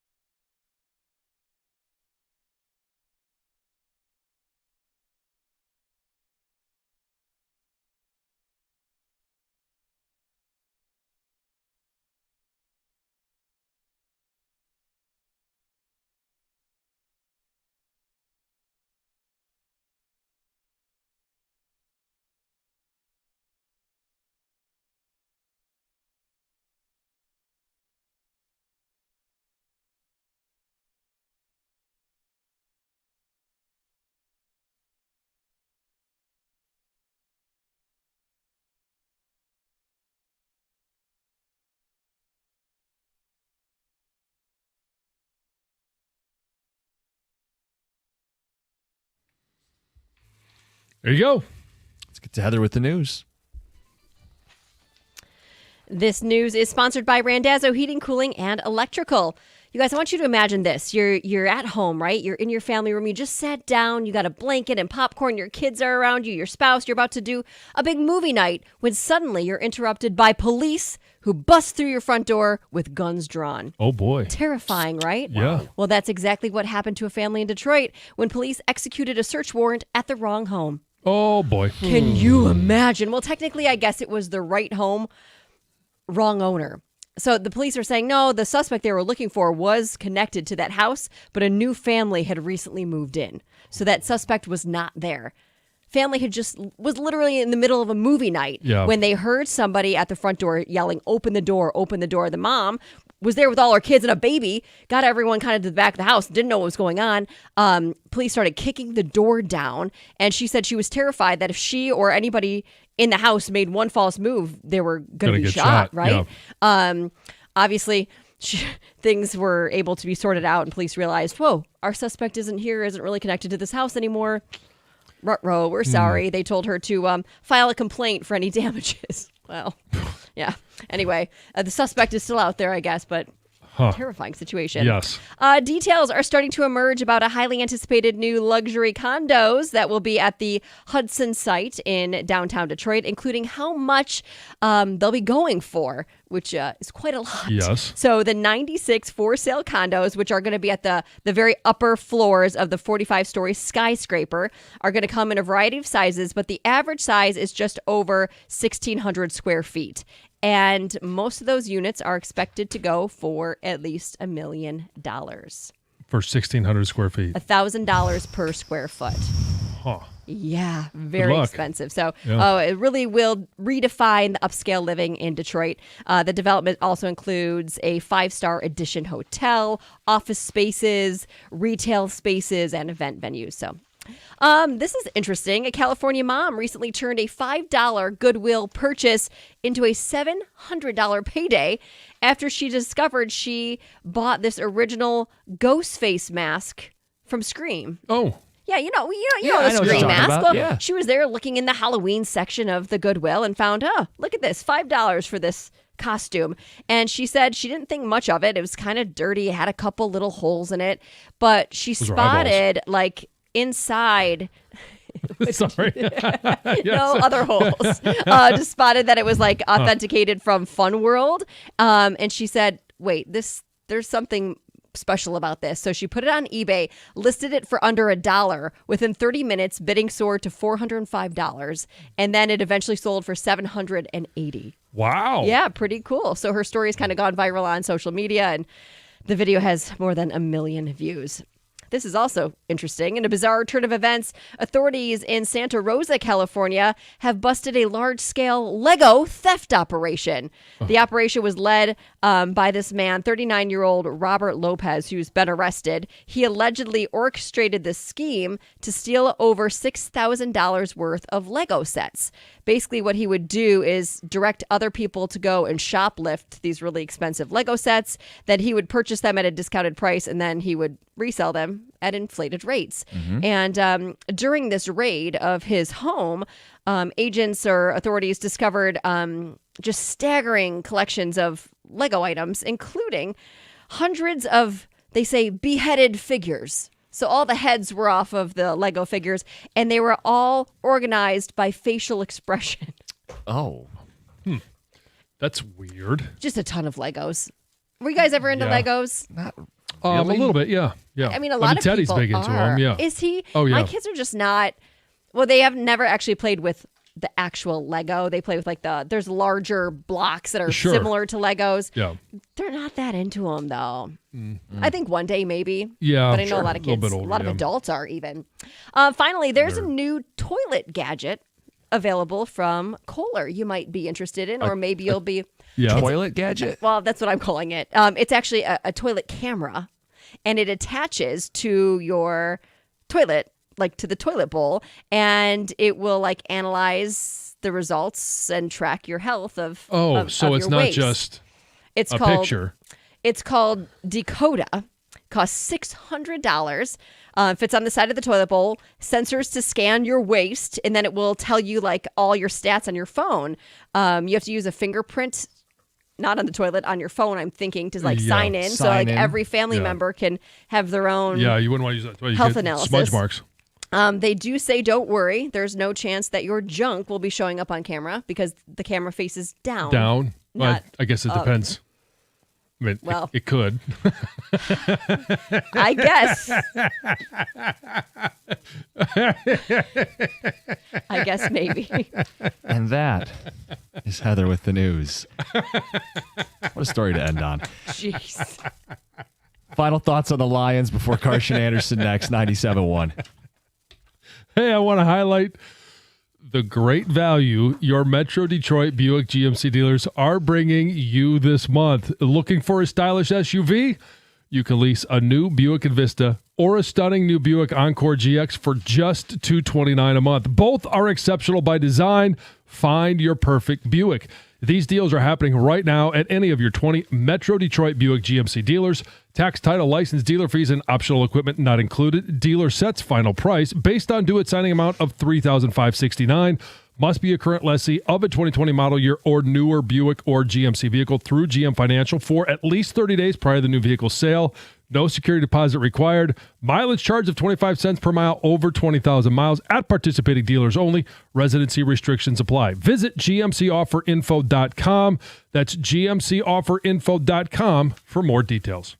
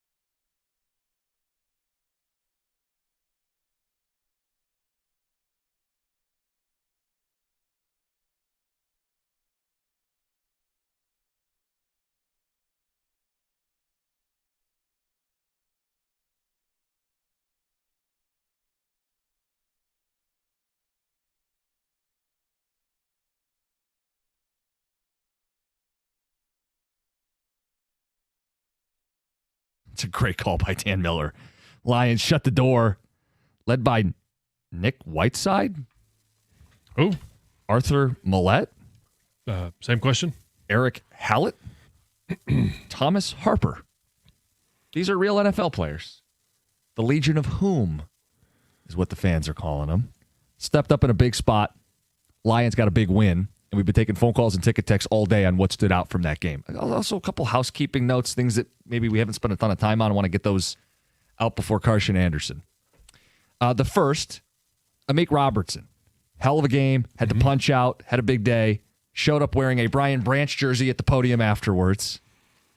And I think there's a fine line here of he deserved his suspension. Yeah. But good for his teammates for having his back and rallying and picking up the slack and showing up anyway. Like, I don't have an issue with the fact that he wore the Branch jersey. I know some people roll their eyes at it. Yeah, it's an eye roll for me, but whatever. Ultimately, whatever. The other thing people have pointed out today is J-Mo's Instagram. I don't know what to make of it because I don't have the context. Right. But for people who haven't seen it, he had 2 images on his Instagram stories posted, 4 or 5 hours ago. The first one is like a crying Jordan face on Cam Newton's body. And then how would you describe the second one? Kind of a disinterested dude? Sad/disinterested dude? Yeah, I'm not quite sure what that is. Oh, look, people are speculating, he's sad because he didn't get the catches last night. But he's publicly not had an issue with it. Yeah, it could be anything. It could be anything in his life. Maybe he lost a loved one or something. Yeah, I hate to even put that out there. But so you got whoa here. But I understand the speculation at the same time. Maybe he got home and saw the social media response and saw some of the impact comments about him and the contract. If he's on social media, he's seeing social media. Sure. Yeah, or he simply could be trolling everyone. Right. He could be. And again, publicly has not had an issue with his stats. And I think it'd be a little different if he hadn't gotten paid yet, because now you're messing with my money. They took care of him. Yeah. So there's no reason to have an attitude or an ego. And I don't know. I don't want to overread into those. Did he like any Lamar Jackson tweets again? Okay, thanks, Tom. Ticket texter. At least he wasn't lighting off fireworks at that time. There you go. Do you have confirmation of that? Or is that the Coney? Oh, no. How about this one? Hutch is showing he's not a $50 million a year player. Scott in Plymouth. And it was echoed by another unnamed texter that he's not TJ Watt, Micah Parsons, Myles Garrett, Max Crosby. Okay, not going to sign him? What are we doing? Right, yeah. Does anybody else want him? The guy TV broadcast last night. He had games, sack in 5 straight games. Wasn't it 4 straight with the forced fumble? Yeah. I believe I saw he was credited with double-digit pressures, which are not the same as sacks, but shouldn't be discounted. And if you look at his standing, him and Micah Parsons are 1 and 2 in the PFF grades. And I know, John, they're not gospel, but like taking his entire profile into it, he's considered 1A, 1B at his position. Yeah, he's going to get paid. And what does he do to an offense that takes them out of what they want to do? Greg's word, gravity. Right. I mean, it's they have to account 3 guys to block 1. Last I checked, it was still 11 on 11. So if the Lions have a guy that you've got to use 3 guys on, and you've got a quarterback that's not going to go out in routes or do anything, like you're down now to 7 players. 5 of those are linemen. So you got 2 guys in a route. The reason they won that game last night and the defense looked as good as it was and the Legion of Whom got away with whom they are was the front 4. Yeah. And then you can even extend it to the front 7. I know I've been a Campbell questioner at times. He is really coming on this season. He made some high-impact tackles last night. Mm-hmm. They tackled so good as a team last night. You're right. So I'll just go back to that. What did we say yesterday? That the key for helping protect and making the secondary successful, what was going to happen? You're going to have a defensive front 7 that dominates them. And throughout most of the game, that's what happened. How about this ticket text? Everyone knows beating good teams is the Lions Super Bowl, so congrats. Is the parade this week or Monday next week? That's from Brian in Detroit. No, I'm just kidding. I really wonder what that person expects to come out of the radio after last night. When you win by 15 points against a 5-1 football team, when you lead wire to wire, And that's not to say there weren't things to clean up, but when you win by 15 points on a day where there's things to clean up, what does he expect to come out of the radio? We're going to show up today and go, wasn't good enough? I mean, honest question here. Hey, guys, I know they looked really good, but they didn't win the Super Bowl, so bad day. They will only have one chance to win the Super Bowl, and if they get there, they'll have that one game. They couldn't win it last night, but they could put a hell of a performance out there, and they did. That was, if we just want to say it as vanilla as possible, it was a step in the right direction to make the postseason, or a step in the right direction to stay even with Green Bay, or for the division, or for the 1 seed. Like, they're in the mix for all of those. I think they made their case that they're the best team in the NFC. And they also showed you that there's so much more room for improvement. They're still scratching the surface. Some fans you just can't please. We have some upset people? Yeah, I would say it's not 50-50. Most people are feeling good. But, Gator, there's this undercurrent of why didn't J-Mo get more involved? Why didn't Hutch have a bigger sack total? Who cares if they beat... good luck with those guys. Yeah, whatever. Hook them. I mean, I understand to an extent. I mean, I'm watching the game last night. I was there, and I'm thinking, okay, they're leaving points on the field like crazy. Mm-hmm. And they haven't gotten some people involved. It took, I think, Laporta into the second half before he got involved, and J-Mo only had one pass thrown to him in the first half, and I think only had like 2 or 3 all game long. But it's because you go with the hot hand. Jahmyr Gibbs and Amon-Ra St. Brown. Was he good? I'm watching, and the great thing about being at the game and seeing from our vantage point is that you're way up and you can see things and you could guess what's going to happen before it happens because you see the all-22. And when I'm watching it and I see some adjustments in the line of scrimmage and guys in motion, and I'm like, okay, well, I just found out that St. Brown has man-to-man coverage. You're not going to cover St. Brown. He's going to get the ball because you can't cover him. He's uncoverable. Yeah. And sure enough, the ball gets thrown to him. It's like, who cares about the rest of this stuff? If the quarterback's going to lock on the guy that he knows has the best matchup, take advantage of it, and he did. Now, I think after a while, it just became a blitz fest, and good God, was there pressure on the quarterback throughout the game, and they did a nice job of shutting down the run. Tampa did. Aside from the 78-yard run, it was spectacular. But they did a really good job of shutting things down at the line of scrimmage and disguising their blitz packages. And, I mean, there were safeties and corners coming from all over the place. And it was not a great offensive performance by the Lions. It was a great offensive performance from Jahmyr Gibbs. Yeah. But the defense was so great because the expectation level was so low. Right? Yeah. I mean, you have no idea, like, whatever, dude. We're going to have to win this one 42-41 to win this, right? And the defense is like, no, hold on. We got something for you. We'll help you out. And the front seven got pressure, constant pressure on Baker Mayfield. And the guys in the secondary did an outstanding job. I mean, you're like, who are these? Every one of them, every single one of them made a play. I know. It was just great to watch. And last I checked, they only gave up 9 points. Yeah, 9 points. Yeah, and Goff totally blames himself for that. He's like, yeah, well, I turned it over, and it results in a touchdown. I'll take the loss on that. That's on me, And yes, he's right. Goff didn't have a great game. No, but the defense carried the day, and even it was a strange feeling because it was always a 2-score game, and you're like, oh. Well, you're nervous that they were gonna let him linger because of the heroics of Baker Mayfield, right? Well, and because we saw of it last year. Yeah, and you're going. No disrespect to these guys on defense. At some point, they're going to give something up. Exactly. But they didn't. But they didn't, and that was the fun of the whole thing. Yeah. So a lot of Lions talk today. Yep, and we'll get to the most important thing to come out of last night's win. Perfect. Carson Anderson next. 97.1.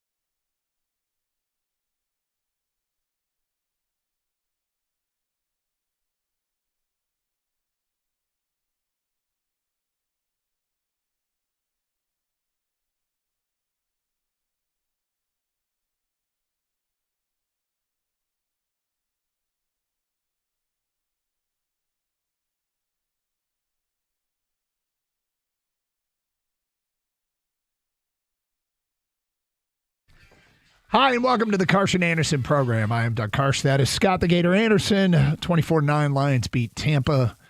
And Gator, if I look at this, and I mentioned before the break, the most important thing, and there's a lot that goes into the digesting of wins and losses immediately afterwards. I think we really need to have a long conversation, and maybe today's not even the day.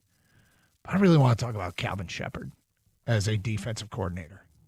He has been, I think, exceeded our expectations is a realistic way to put it. I don't want to overstate it or understate it, but Calvin Shepard has come in and just alleviated the fears of losing Aaron Glenn. He's done a great job. And, there's always counters. There's always, hey, here's what you're doing, so everybody's going to do this to you and do that to you. And then you got to react to their reaction. And so there's still ways to go here. There's no point in doing full victory laps at this point. It's off to a good start, isn't it? It's off to a great start. And Calvin Shepard is a big reason why. It's, he's a different guy, different dude, and they're getting similar results of what they had with Aaron Glenn. And last night's game, that's a standout game for him. Right, it's the players that make the plays, the players that have to eventually get out there and do it. But he had them prepared. Yeah. He had them ready to go.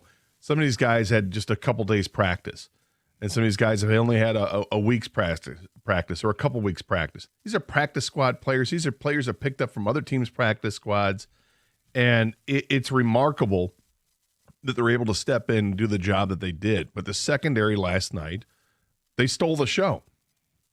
In a show that had a spectacular performance from Jahmyr Gibbs, an electrifying run. The defensive front really made an impact. Aleem McNeil, welcome back. He was incredibly disruptive. Derek Barnes, have a game. Nice job from him. But it was the secondary that shined because nobody expected anything out of those guys. And it's unfair, but it's the harsh reality. That's the truth of going into the game. Did not have a real comfortable feeling about how the secondary was going to fare against Tampa when you heard that guys were coming back. Abuka suited up, and you had Evans out there. Otten, the tight end, was used heavily, and they have other receivers too. And I always feel like receivers definitely have the advantage over the secondary because of the rules, first of all.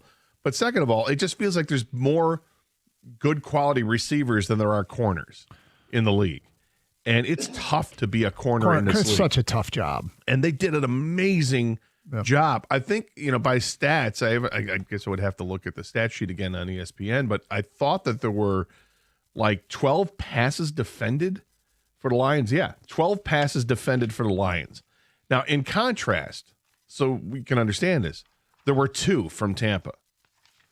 So these are passes that are knocked down the line of scrimmage, like you saw Derek Barnes do, like you saw Aleem McNeil do. And then these are passes that are up in the air and knocked away before the receiver has a chance to clamp down and catch it. Nick Whiteside led the team with 3 of those. That's a lot. This team was ready to play, and you take your hat off to Calvin Shepard and you just give him a loud round of applause. He deserves it. And he was a linebacker, right? I mean, when he played, Calvin Shepard was a linebacker. The fact that he has come in here and done such a good job as a defensive coordinator, hats off to it's too late, but champ of the weekend, Calvin Shepard, for the job that he has done. 248-539-9797. So much to digest. They're 5-2 at the bye, which I think everybody would have taken at the beginning of the season. I think we do this very weird thing now in Detroit. And I want to make this statement, understanding that these calls came in this morning. We need to realize that each week after the Lions play, we do not need to complain about somebody not getting the football. After every game, somebody on offense doesn't have as many touches. And that's just the way it's going to be when you have this many weapons. And I feel like we don't need to address a crisis every Monday or Tuesday after the weekend and say, yeah, but so-and-so's not getting the ball. The job is to win the game. The job is to win the game. And, when it's all over, the wins count the same, whether J-Mo got the ball or not. Remember at the beginning of the year, it was Sam Laporta's not getting the ball. And then there was, I got to get David Montgomery more involved. Everybody's going to have their day eventually, I feel like. And some more than others. But these aren't crises that need to get addressed every week. No, they're not. And you have to look at the totality of what happened in the game. What was the game plan and what changed during the game? And when you've got the hot hand of Jahmyr Gibbs, you're going to let him run the ball. And he did. He had 17 carries in the game, and they threw to him a few times as well. And that was the focal point of the offense. And I credit somebody in this room, and it's not me. Oh, it's you, Doug Karsch, for pointing out yesterday this could be a big game for Jahmyr Gibbs because of what Gibbs has done in the past against Tampa. Despite what Dan Campbell said last week about David Montgomery and needing to get him more carries and all this, and get him more involved in the offense, you went back and looked, and it was, astute. They had some nice gains from Jahmyr Gibbs in the previous games against Tampa, so it made sense. The Lions were running the football. That's what they were trying to do. And then in the end of the game, they're just trying to get that clock to tick, tick, tick, and the best way to do that is to run the ball. Did they do it that successfully? Not really. No. I mean, they had 164 yards rushing, which looks awesome, but big chunk of that came in the one play, and then it's like 100 yards, less than 100 yards after that.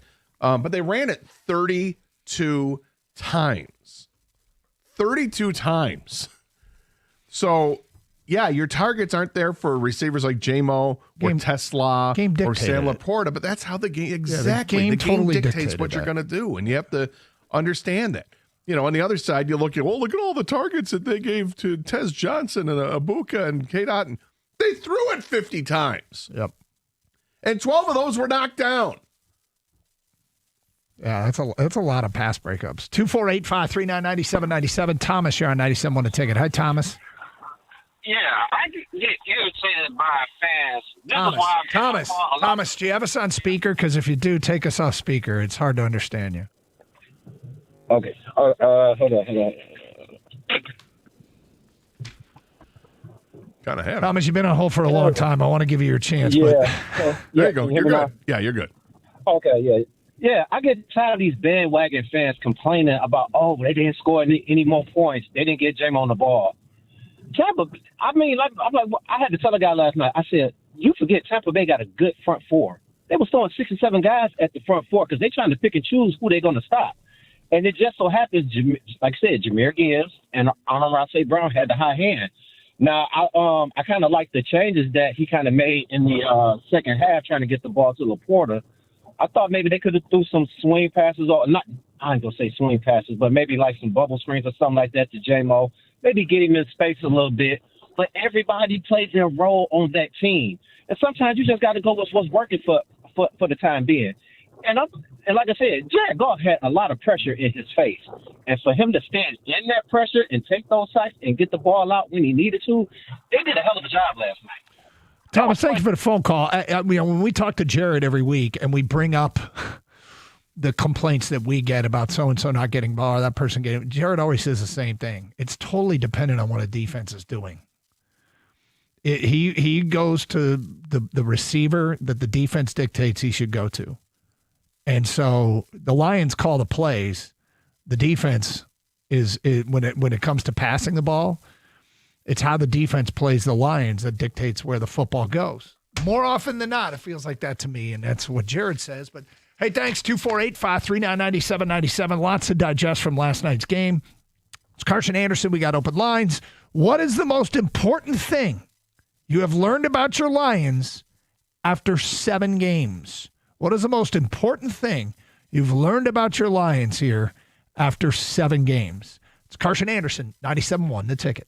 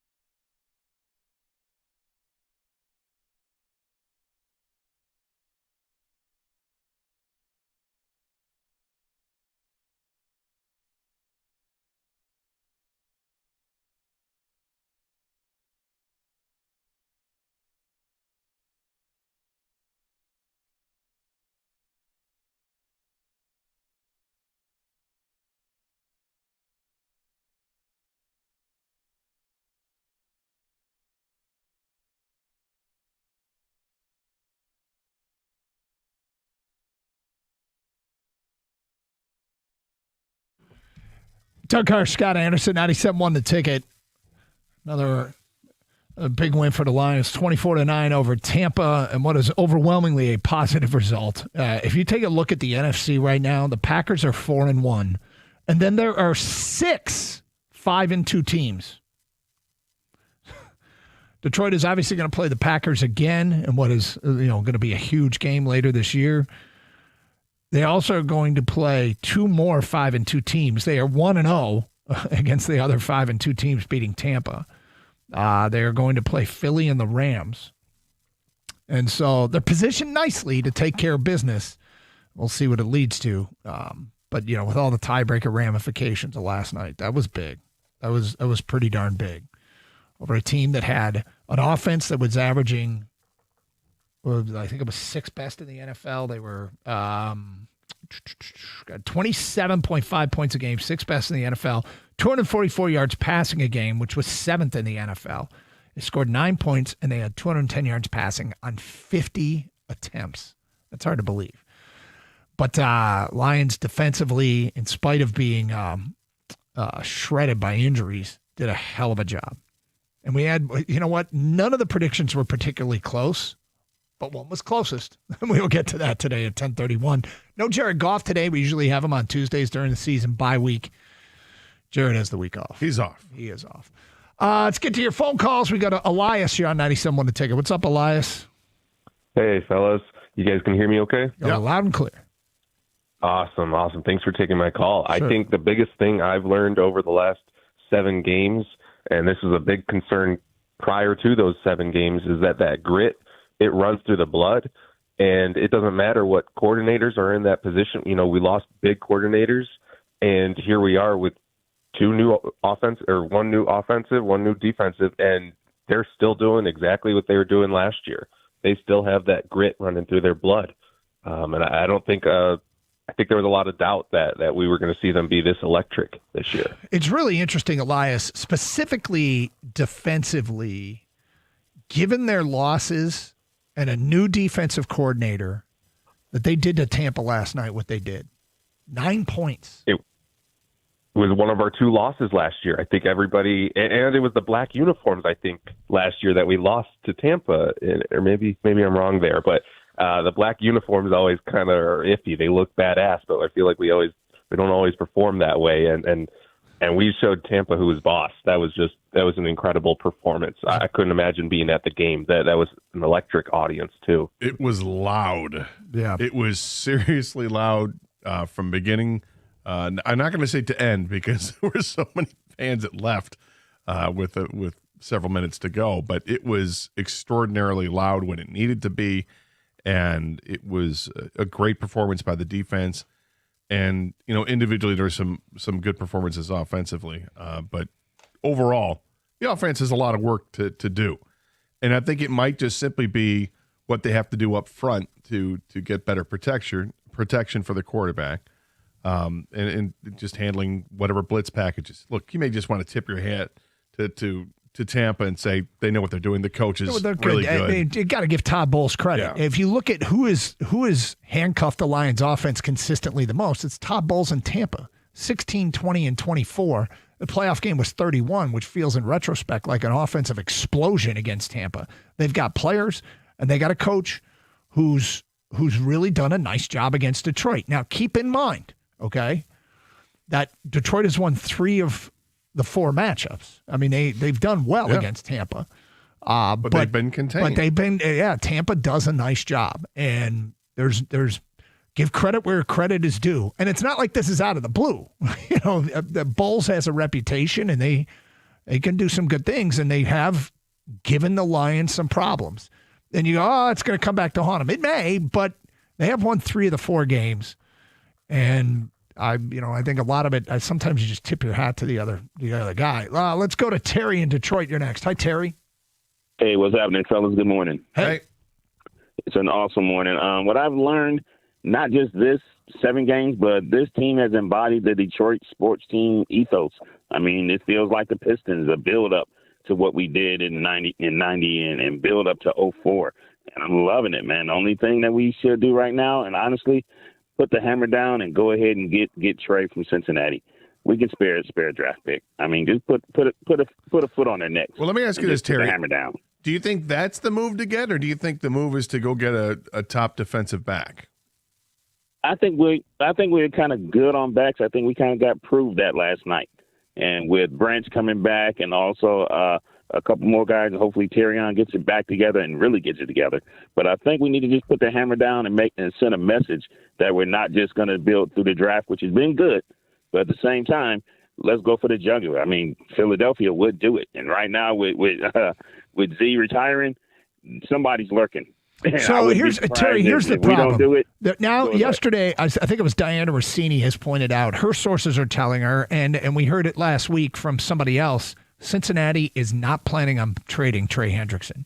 Now they might just be trying to drive up the price and tell everybody that, but I tend to believe it. I mean, Cincinnati is hung around, and teams just don't give up on seasons if they have a chance to make the postseason. So, Kang, didn't you shoot the boot guarantee that Trey Hendrickson would not? No, we made a bet with Gator. It's a lunch bet with Gator. Yes. Gator thinks Trey Hendrickson's going to get traded. You nor I don't. You do have a shoot the boot guarantee we'll get to later. What a tease. Yeah. Well, yeah. But seriously, I don't think he's going to get dealt. I think it's a lot of posturing that early, but to your point, Cincinnati's not out of it, and they just played a game where they looked pretty good. Like Joe Flacco, I mean, maybe it helps when you're throwing about 23 times to one guy, and Jamar Chase, which is literally what he did. It's crazy. I don't know if you can do that each week, but I believe they have a couple of very winnable games leading up to the trade deadline, if I'm not mistaken. Isn't it like the Jets in Chicago, I think? And that's going to the trade deadline. Now, Chicago's on a heater here, winning 4 in a row after getting smoked by the Lions, so careful what you wish for. But if you're Cincinnati, it's hard to trade a piece if you're right in the thick of the playoff hunt, and not only the playoff hunt, but the division. Right? Yep. I mean, anything can happen when you're cannibalizing yourselves within that division, but we'll see what happens the next couple weeks. Someone's going to make them an offer that maybe they can't refuse, and we'll see. I mean, there's one thing of making the playoffs. It's another thing of understanding that you're destined to fail in the playoffs. Hey, it's Doug Karsch for Sarah Chevrolet in Sterling Heights. Rake in the savings with low payments on remaining 2025s. Lease a new 25 Trax LS for $299 per month for 36 months with zero money down. $299. Go down to 17.5 in Van Dyke and Sterling Heights, 87-SAY-SARAH or saysarah.com. Together, let's drive with GM employee discount and Costco membership. 10,000 miles per year plus taxes and fees. Approved credit. Offer ends November 3rd.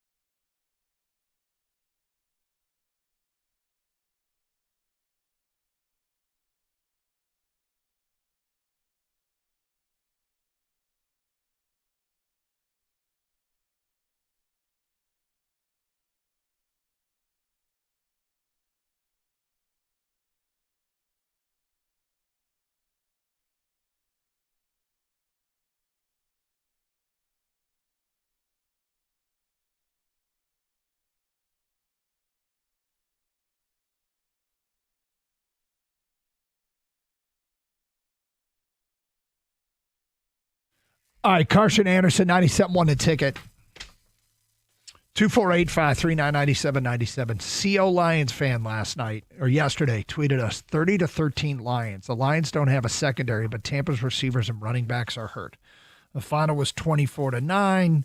Missed the Lions by 6 points, missed the Buccaneers by 4 points. CO Lions fan, well done. You had the best prediction of everyone who texted and called and that we saw. I know some texts come in and we don't see, but all the tweets, I was able to go through those. So well done, my friend. Well done. You were the closest in terms of predictions on this game yesterday, and it was it's a good win. I know that football is not a game of perfect, is something that Lloyd Carr used to say, and as time goes by, I'm realizing how much teams get judged to a perfect standard when the standard they should be judged on is the other teams in the league. Tampa was leading the way in the NFC and had done some great things offensively, and they've got a good defense. And yes, they're banged up, so are the Lions. And I would say that was pretty safely a decisive win. It wasn't a dominating performance in every facet, but they won by 15 and as a 5-point favorite. And Tampa, the end of that game was wild. It was like Tampa would get the football, dink and dunk all the way down the field, take up 4 or 5 minutes, turn it over on downs. The Lions then would go 3 and out and punt it back. And Tampa would dink and dunk all the way down the field and turn it over on downs. And the Lions would go 3 and out and punt it back. And it just was like this slow bleed at the end of the game. And I give the Lions a ton of credit for finding a way. It was strange. Both teams had 8 possessions in the first half. That's a ton. Wow. 8 possessions. Yeah. Tampa had the double dip, and that's all they had was the double dip. They got 3 points at the end of the first half after the Goff interception, where I think he clearly did not see Jamel Dean. They kicked the 53-yard field goal, and then they start the second half off with a touchdown, go for 2, and don't get it. Mm-hmm. And that was it. 248-539-9797. Harlan, you're next on 97 The Ticket. Hi, Harlan. Hi, how you doing? Good, All sir. right. Okay, I'll make it short and sweet. As an avid fan since the mid-'50s, it's obvious. Defense wins games, offense loses them. Simple as that. And I got to throw this one in. For all these fans that are wanting to get rid of Stevie Y, get back under your rock. Leave the man alone. He's an all-star and any asset of the game. So, hey, thanks for the time. Hold on. I want to ask you a question. What does defense wins games, offense loses them mean? I don't know what that means. Figure it out. Come on. You don't have to ask me. You know more about it than I do. But did you watch that game? Watch them all the time. Defense stops the offense, and the offensive goose up gives the other team a chance. Boom, mic drop. Defense wins them, offense loses them. Come on. You're picking up what he's putting down. I have no idea what he's talking about. He's back in the old school way, and defense wins championship. Damn, you just got served, man. Yeah, totally. See that? Yes, I got served. That just happened. Yes, it did. I will step back. I've been told off by Harlan. Do you know what it means? He's the old school defense wins championships guy. Yeah, but he didn't say that. But that's what he was implying. I mean, That's what you figure it out. You figure it out. Yeah. You've been around long enough. You know what I'm talking about. In the last 6-7 years, if you look at the teams that are in the playoffs, more often than not, it's the best offenses in the league. Teams that are winning Super Bowls, typically the best offenses in the league. Philly kind of went against the grain a little bit. I think they rode their defense more than most. But I used to be in that category. And he didn't say defense wins championships. He said defense wins games, offense loses them. I think it's basically the same thing. Do you? No. I don't believe that that's true anymore. If that's what he was saying, I disagree with him, but I'll figure it out. You lack the experience. 248-539-9797. Bob is next. Hello, Bob. Good morning. What's up? I wanted to talk about how Campbell handled the last 2 minutes of the first half. I thought he could have done a lot better job in not only the play selection, but the use of the clock. I thought there was an opportunity for him to get another shot at a field goal, and I was just wondering if you got that same feeling. Which I mean, they had a bunch of possessions missed a near field the goal. end. Yeah, Well, the last 2 minutes of the first half. when they threw the interception. Well, more about play selection, and I don't remember him throwing it. Maybe he did throw an interception. I was just thinking he's not running very good. I just thought they could have done a better job of, I think, the first Of not down, throwing an didn't they interception. run? So what did you have? What did you want them to do? They got the ball back with. Let me check this out. 146. 146 to go. They're on Tampa's 48. Okay. So the first play was a running play, right? Correct. And yep. Okay. And I thought maybe they should have thrown the ball there Well, they to threw get it- a little close. They threw it the next play for 8 yards. Then they threw Yeah. it again for a yard to get they ran it again for a yard to get the first down. Now there's 46 seconds left. Tampa's called their second timeout. They go to throw and Jared Goff gets sacked with 28 seconds left with a timeout. I'm sorry, that would be their second timeout. And then Goff throws the interception. So they were throwing the football, trying to score, but they threw an interception. Maybe we should say I shouldn't have made this call. No, Bob, it's okay. I mean, look, it was a very odd first half and sort of uncharacteristic in that they miss a field goal, they throw an interception, all in like the last 2 minutes. I was kind of hoping Montgomery would get a few more carries so that maybe he could score a touchdown, and then they would have each had a touchdown and added to their record. Yeah, I wanted to see that too. Unfortunately, they just didn't get down in that kind of a situation. I mean, aren't those things kind of irrelevant? Well, they'll happen again. But They'll happen, but they happen throughout the course of the game. When it happens, when they do score, both players score again in the game, I'll love it because it'll knock the Cowboys off the top. I will tell you Johnston this: and I would Emmitt Smith. not craft a game plan around stuff like that. No, I don't think he was saying craft the game plan. I think it's just it would have been nice to see if that could have happened. It didn't happen because they didn't find themselves at the goal line where you hand it off to Demo. Instead, they were at the 5-yard line, hand off to Gibbs, and he broke a tackle and scored a touchdown to go with his 78-yard touchdown. And they only had one other scoring play, and that was the touchdown pass to St. Brown early. 248-539-9797. Mark is in Detroit and next. What's up, Mark? Hey, how you doing? Good. I want to talk about the offense had an off game a little bit, but they bound to have that. But I thought the defensive game plan was outstanding. And what a job of Mink Roberts has been. I mean, the guy, they've got to re-sign him. This guy is outstanding. Well, he's Mark really. Gritty. I mean, right now he's their best defensive back. He's still standing, which is awesome. But and he goes for the football last night. When he made that clean punch out of the football, can tackle. He's gritty. He's sticky. He's tough. Doesn't back. I mean, they got to resign him. What an outstanding free agent signing that was. You know, it depends. It depends how much he wants. Job. It kind of depends on how much he wants, right? Yeah, but he's worth keeping. I would keep him. I would keep him. I'm sure they'd love to try when to, they play but like that. always at the right price. On all three phases, can't nobody beat. If we stay healthy, we're gonna make it to the Super Bowl. I think this year. Well, they could. I mean, it's sure. I'd like to see Amik Robertson back, but that's like saying I'd like the Range Rover.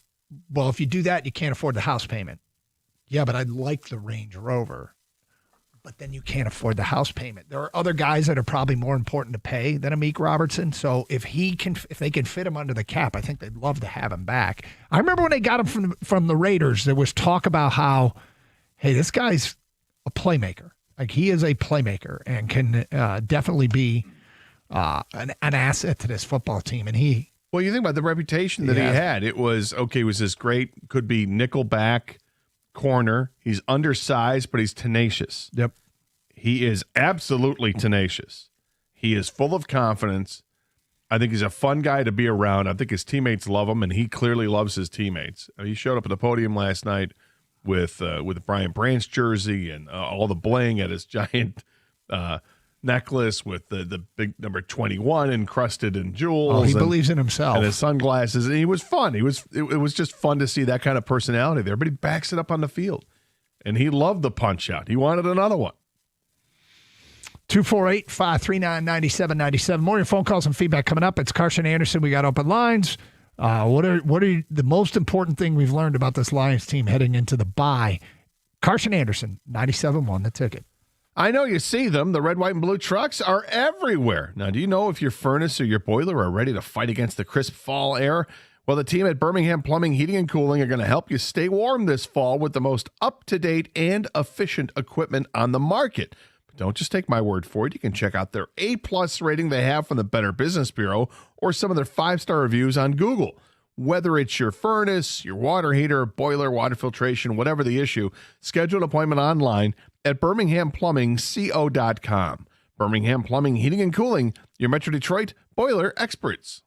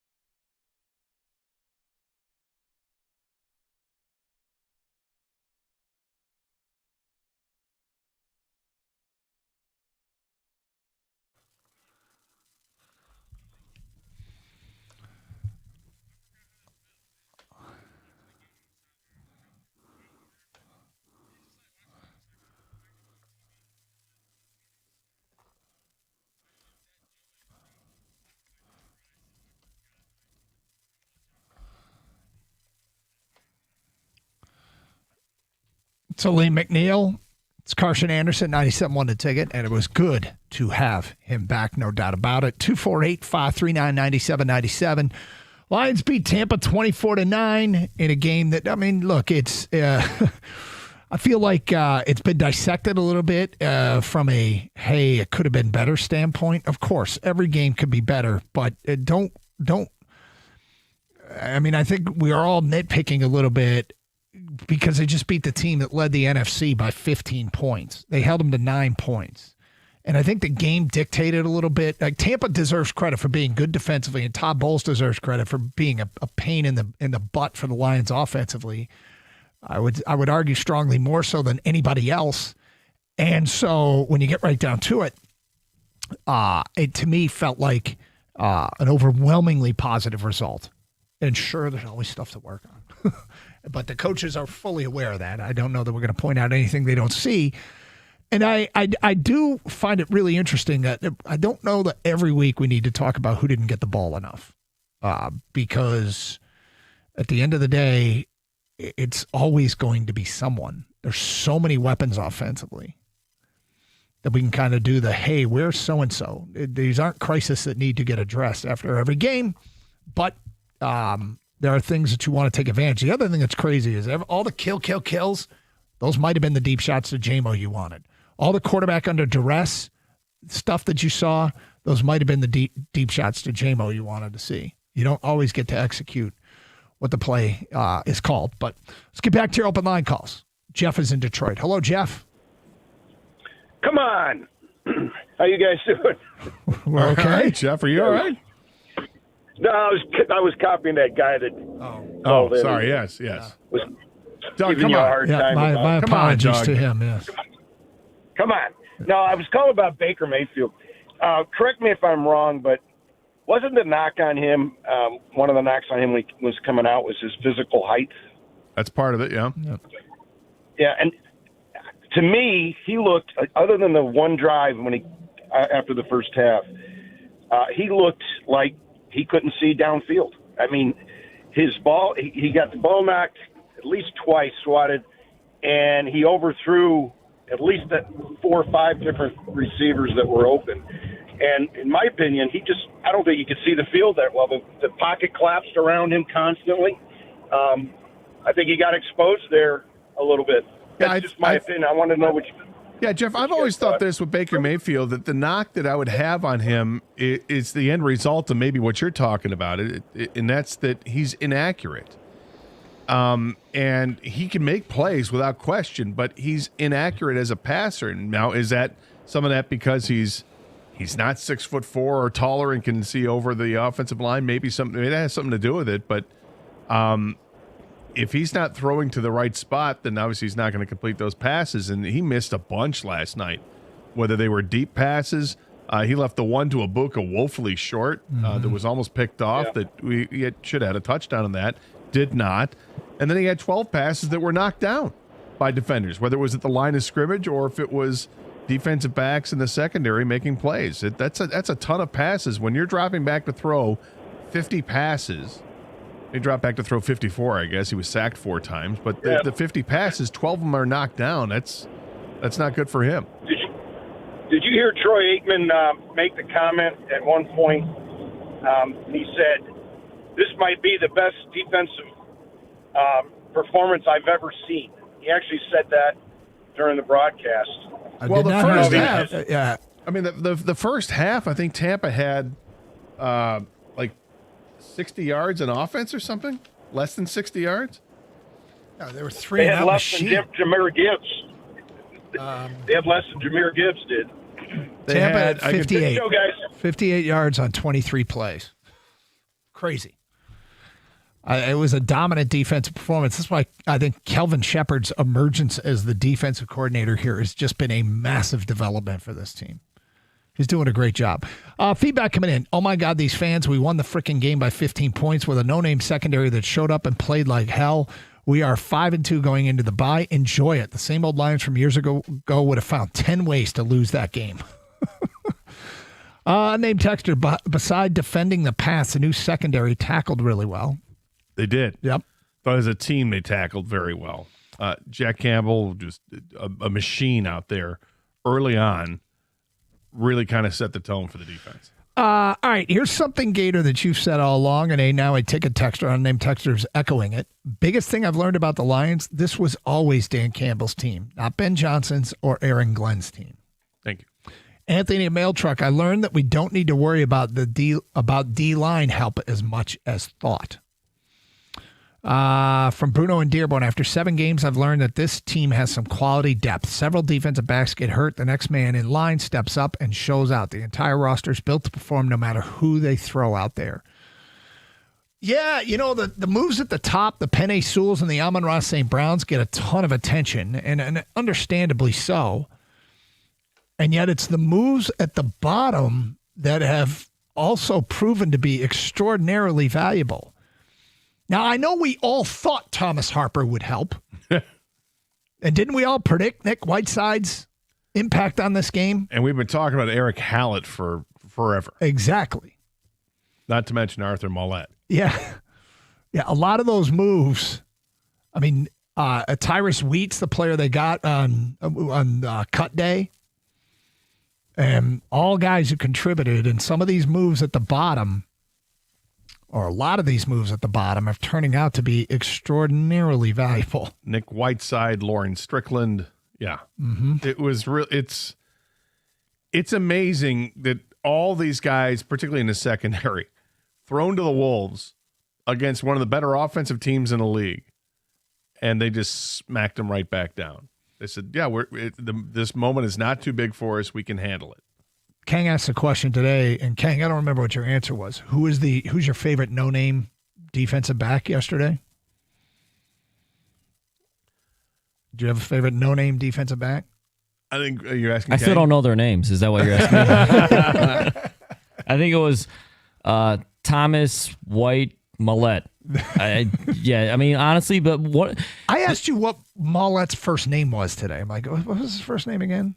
I thought it was Eric. I'd mix the two. It's Arthur, right? And it's Eric Hallett. Yeah. Eric Hallett and Arthur Mollett. The truth is, though, this isn't the last we will see some of these guys because of the attrition in the NFL. And this just happens. And especially with this team, it seems like. The cold hard reality, great job, guys. Some of you are going to get cut. When everybody gets healthy, it sucks. Yeah, Dan Campbell said after the game last night, he's like, next month we're getting guys back, a lot of guys back. And it's exciting to see what this team can do when they're healthy. Mm-hmm. But there is that downside of it. Now, I would imagine a lot of these guys, well, probably none of them want to leave the Lions. So going to the practice squad, knowing that you're probably going to get a call again, because it's just the nature of the business, that you don't want to go anywhere. So many of these guys were promoted last night, from the practice squad or from being signed. I mean, the notes before the game happened, they had signed Arthur Mollett to the active roster from the practice squad. They elevated Lauren Strickland and Trey Flowers to the active roster from the practice squad. I mean, that's 3 defensive backs right there in 1 week. They went from practice squad to active roster. So your number is going to be called. 248-539-9797. Sean is next. Hello, Sean. Sean, go ahead. Sean? Sean? No good. 248-539-9797. Feedback to the Carson Anderson inbox. And again, texted to the same number. What do we got here? The Lions offense should have put up 40 points on the Bucs defense last night. Goff was off and held the ball too long several times. Too many runs up the middle for little or no or lost yardage. Put Montgomery and Gibbs in the backfield at the same time on third downs. The defense was fantastic. Okay, so when you write Goff was off and held on to the ball too long several times. Jared Goff, one of his strengths is knowing where to go with the football and delivering accurate throws to the right place.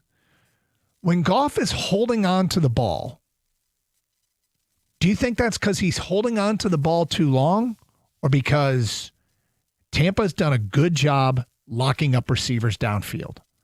Because it would be completely out of character for Goff to hold on to the ball too long, would it not? It would be out of character. Yep.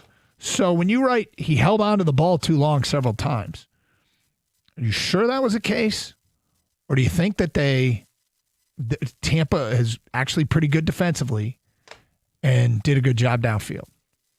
I mean, I would agree that it would seem that he held on to the ball too long, but there's a reason why. Yeah. And it's I mean, exactly what you said. Guys are covered. He's looking, and he's trying to find the open guy, and guys aren't all that open. And then next thing you know, throw it away. He's got to throw it away, or he's getting hit. I mean, he took a bunch of hits in the game. He was sacked 4 times. He had the fumble. He had the interception. There was clearly some deception going on because, a lot of those sacks were from blitz packages with safeties and corners or whatever, throwing the kitchen sink at him.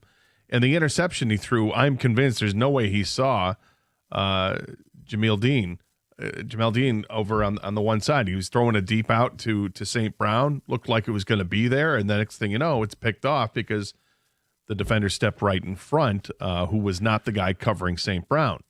So it's not an easy game, man. No, it's not. And look, as far as too many runs up the middle for little, none, or loss of yardage, Tampa did a really good job. They're a good defense. And Vita Vea is the real deal. What's amazing is on the 78-yard run, the Lions absolutely blew Tampa off the ball. Yeah. That was as well blocked a play as I can remember. It looked like Tampa wasn't ready for the play. Something. Like they were not set yet. Like the Lions went quick, and next thing you know, he's going down the sidelines and when you're at the game and you could see it from a distance, there's no way they're catching up to Jahmyr Gibbs. No. Like, it's just not happening, which led to a funny moment after the game. Brad Galley had informed Jared Goff. He said that we wanted him to talk about Jahmyr Gibbs and saying, Gibbs had the 2 fastest runs in the National Football League. Has the 2 fastest runs in the football league. And Goff goes, am I third? We'll have to get back to you on that. It's Carson Anderson, 97.1 The Ticket.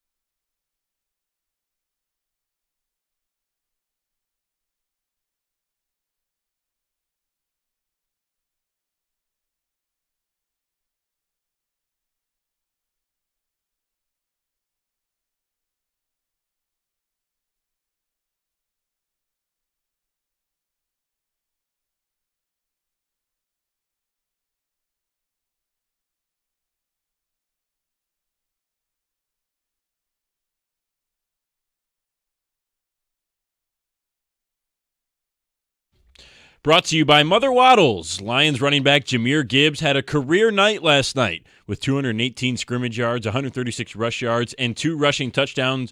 Gibbs tied Billy Sims for the most career games with 2+ rushing touchdowns in franchise history with 8. Gibbs' first TD came on an electric 78-yard dash in the first quarter. He scored again in the third quarter, becoming the 10th player in NFL history to produce a game with at least 135 rush yards, 80 receiving yards, and 2 rushing touchdowns. The last to do so was Chris Johnson back in 2009. After the game, Gibbs was asked about his performance.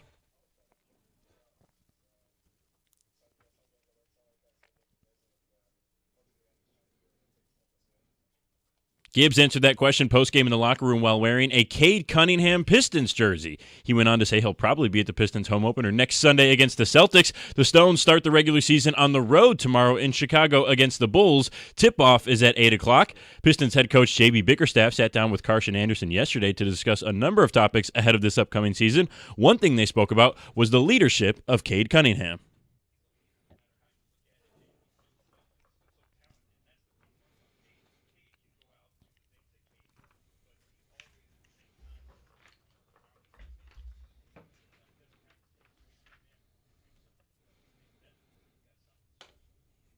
Well, the Pistons start tomorrow. The NBA season does start tonight with a doubleheader on NBC and Peacock. The Rockets face the defending champion Thunder at 7:30, followed by Warriors-Lakers sans LeBron, who is out with sciatica, at 10:30. This will be the first season opener LeBron has missed in his entire career. At the Corewell Health Sports Desk, I'm Brendan Shabat. For more, go to 97.1 The Ticket or Odyssey.com.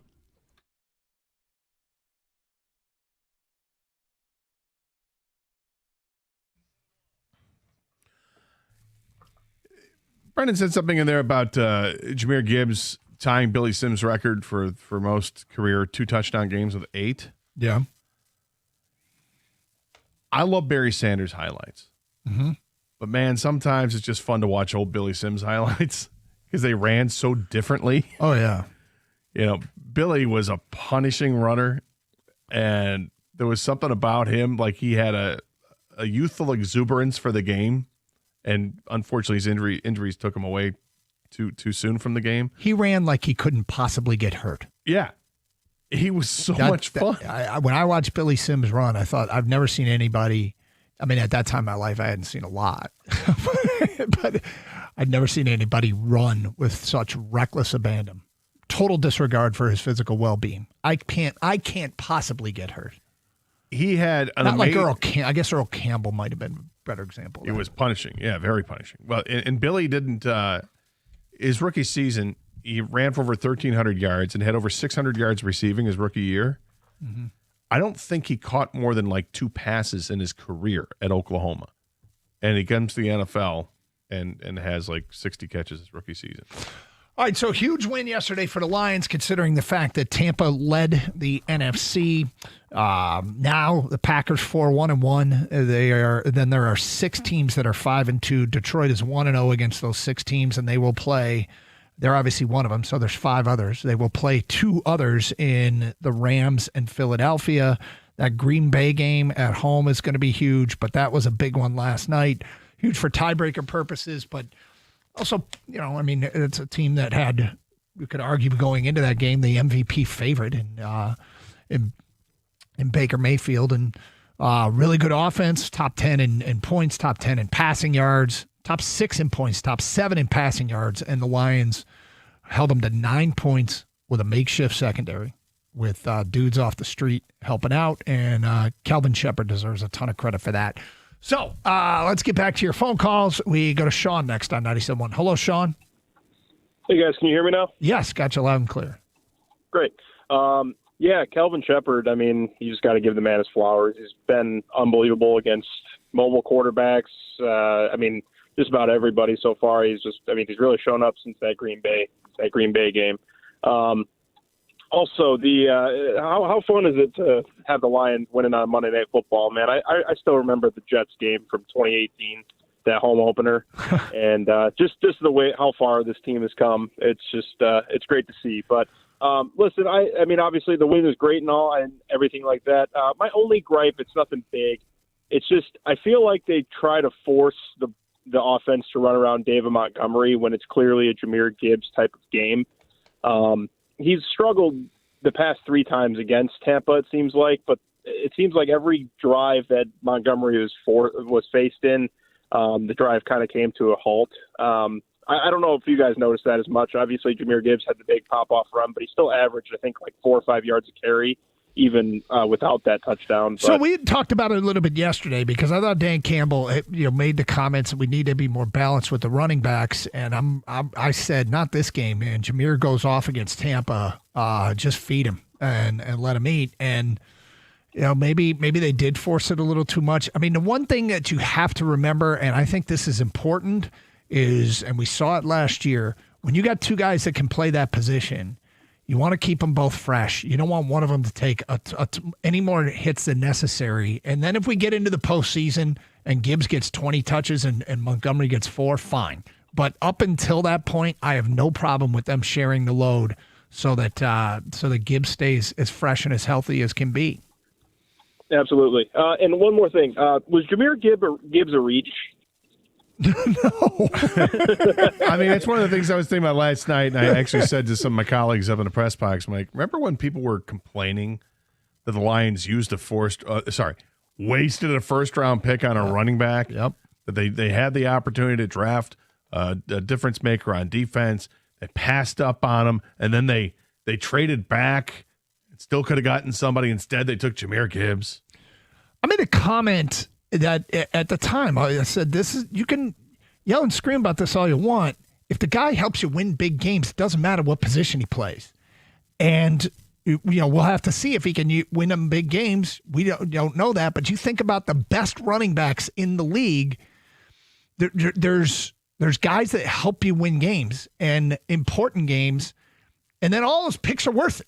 Like you can go get great players. The only drafts that matter, that really tell the tale, are the ones that are done 5 years afterwards when they go, okay, let's redraft, and how they look.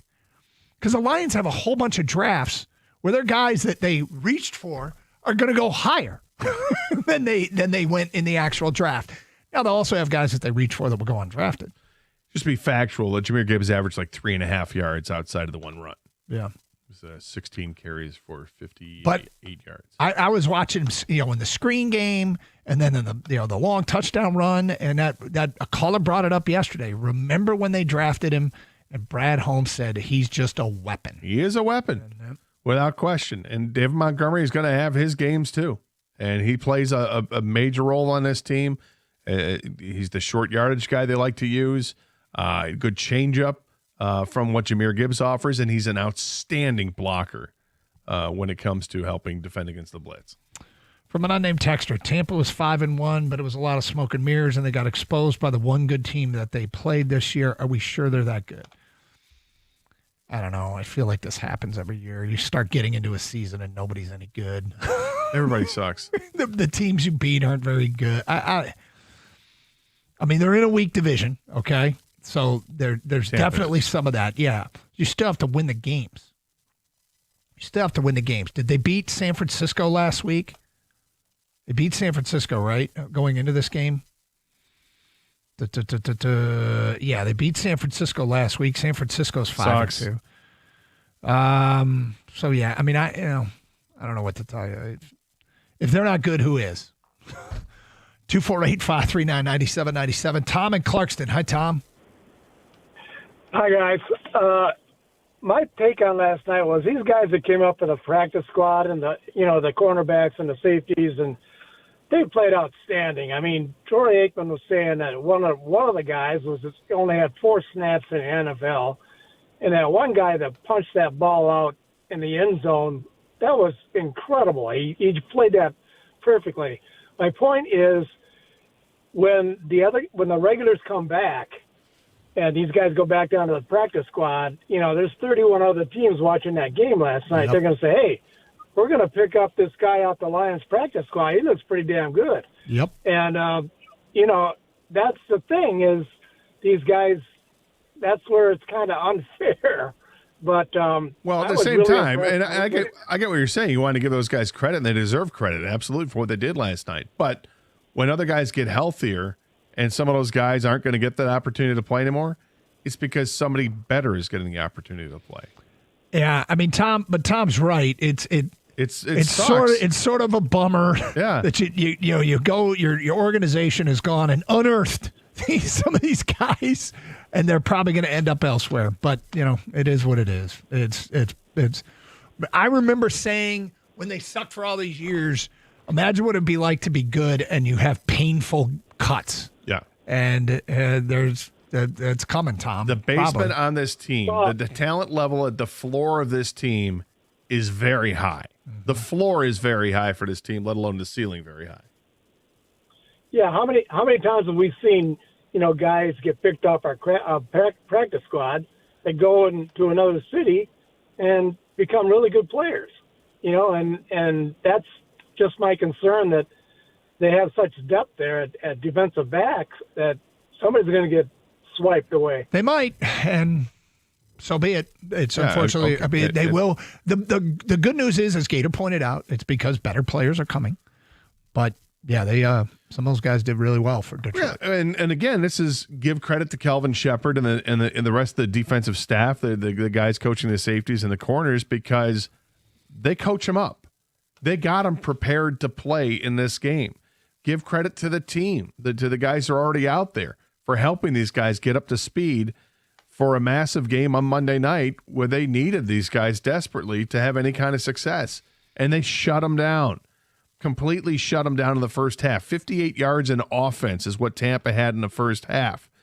The only score they had was a field goal at the end of the first half, and that was because of an ill-timed and ill-thrown interception that put them in scoring position. 248-539-9797. More of your phone calls and feedback. We're going to get to Kang's Shoot the Boot guarantee today at 11:24. Hey, it's Doug Karsch. Let me tell you about Michigan Auto Law, the law firm that puts people over everything. Remember, they're the ones that specialize in auto and truck accidents, and because of that, you'll see that they have the largest auto accident settlement, largest truck accident settlement of any lawyer or law firm in Michigan. Part of the thing that works for them, their formula, is they take on fewer cases than other law firms. They do so on purpose. It means they have more time for your case, and that formula leads to faster and larger settlements for their clients. They're the law firm that puts people over everything. Visit autolaw.com. That's autolaw.com.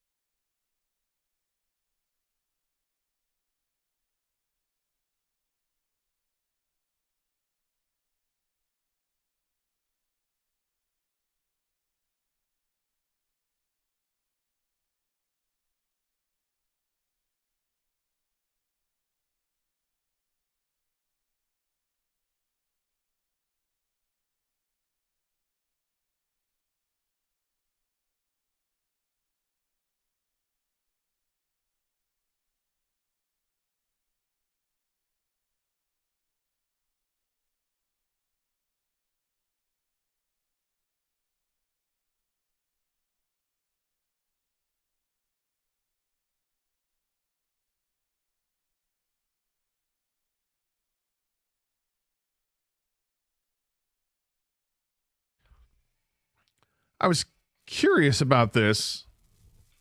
Watching last night, it was easy to spot Lee McNeil because he had pink shoes on. Mm-hmm. But I don't know the number, okay? Yep. But it feels like he was on the field for a lot of snaps. Like I thought when we talked about it yesterday, what's it going to be? Somewhere between 10 and 20 snaps maybe. I don't know the number, but it felt like it was well north of 20. Am I right? Well, they played 69 total snaps defensively. 69, okay. Yeah. Nice. 54 of them were passing plays, but they became more obvious they were going to throw, and that's when you would kind of want them in there. I don't know. How many do you have? Kane, do you care to guess? Should I just go over under? Would you say 20? I said it felt it was well over 20. I'll say 23. Okay. I'll say over. It just seemed like a lot too. 44. Oh, my God. I'll say double. Sweet mercy. He played 44 snaps in his first game back. Yes. I guess he could have played a couple weeks ago. I was wondering, too. Oh, my God, Alima's out there a lot. Usually guys kind of get phased back in. We're going to play a little. We're not going to start you. We'll work you in the second quarter. We'll check in at halftime. No, he played 44 snaps. Wow. So here's what else is interesting. The defensive back snap breakdown. Uh-huh. So they played 69 total snaps defensively. Amik Robertson played all of them. Does not surprise me. Thomas Harper played all of them. Wow. Eric Hallett played 64. Wow. Nick Whiteside played 40. Arthur Maulet, thank you. I said that with a moderate degree of confidence. Arthur Maulet had 35. Rock Ya-Sin had 29. Lauren Strickland, 14. Trey Flowers, 3. That's your defensive back snap breakdown. Wow. Yep. That's getting it done, man. If you go back to the beginning of the season and say, all right, how many snaps do you expect Trey Flowers to have for the Lions defense? The answer would be 0. How many snaps do you expect Lauren Strickland to have for the Lions defense? 0.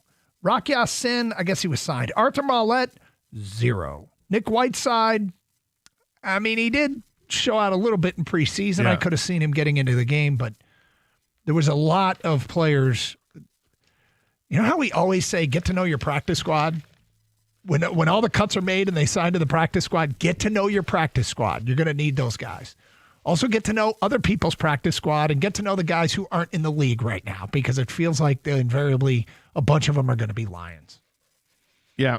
I mean, it feels like every year that you're looking at when they bring in the teams for the joint practices, they're taking a long look at the other team too to see if there's anybody that they like there that might be better off on their team. Yep. Feedback. The main thing I realized after 7 games with my Lions is we are playing team ball. When the offense isn't firing on all cylinders, the defense makes up for it, and that's what championships teams do. That's from Jody in a truck. That's what they like to say is complimentary football. They do use that Campbell term. continues to preach.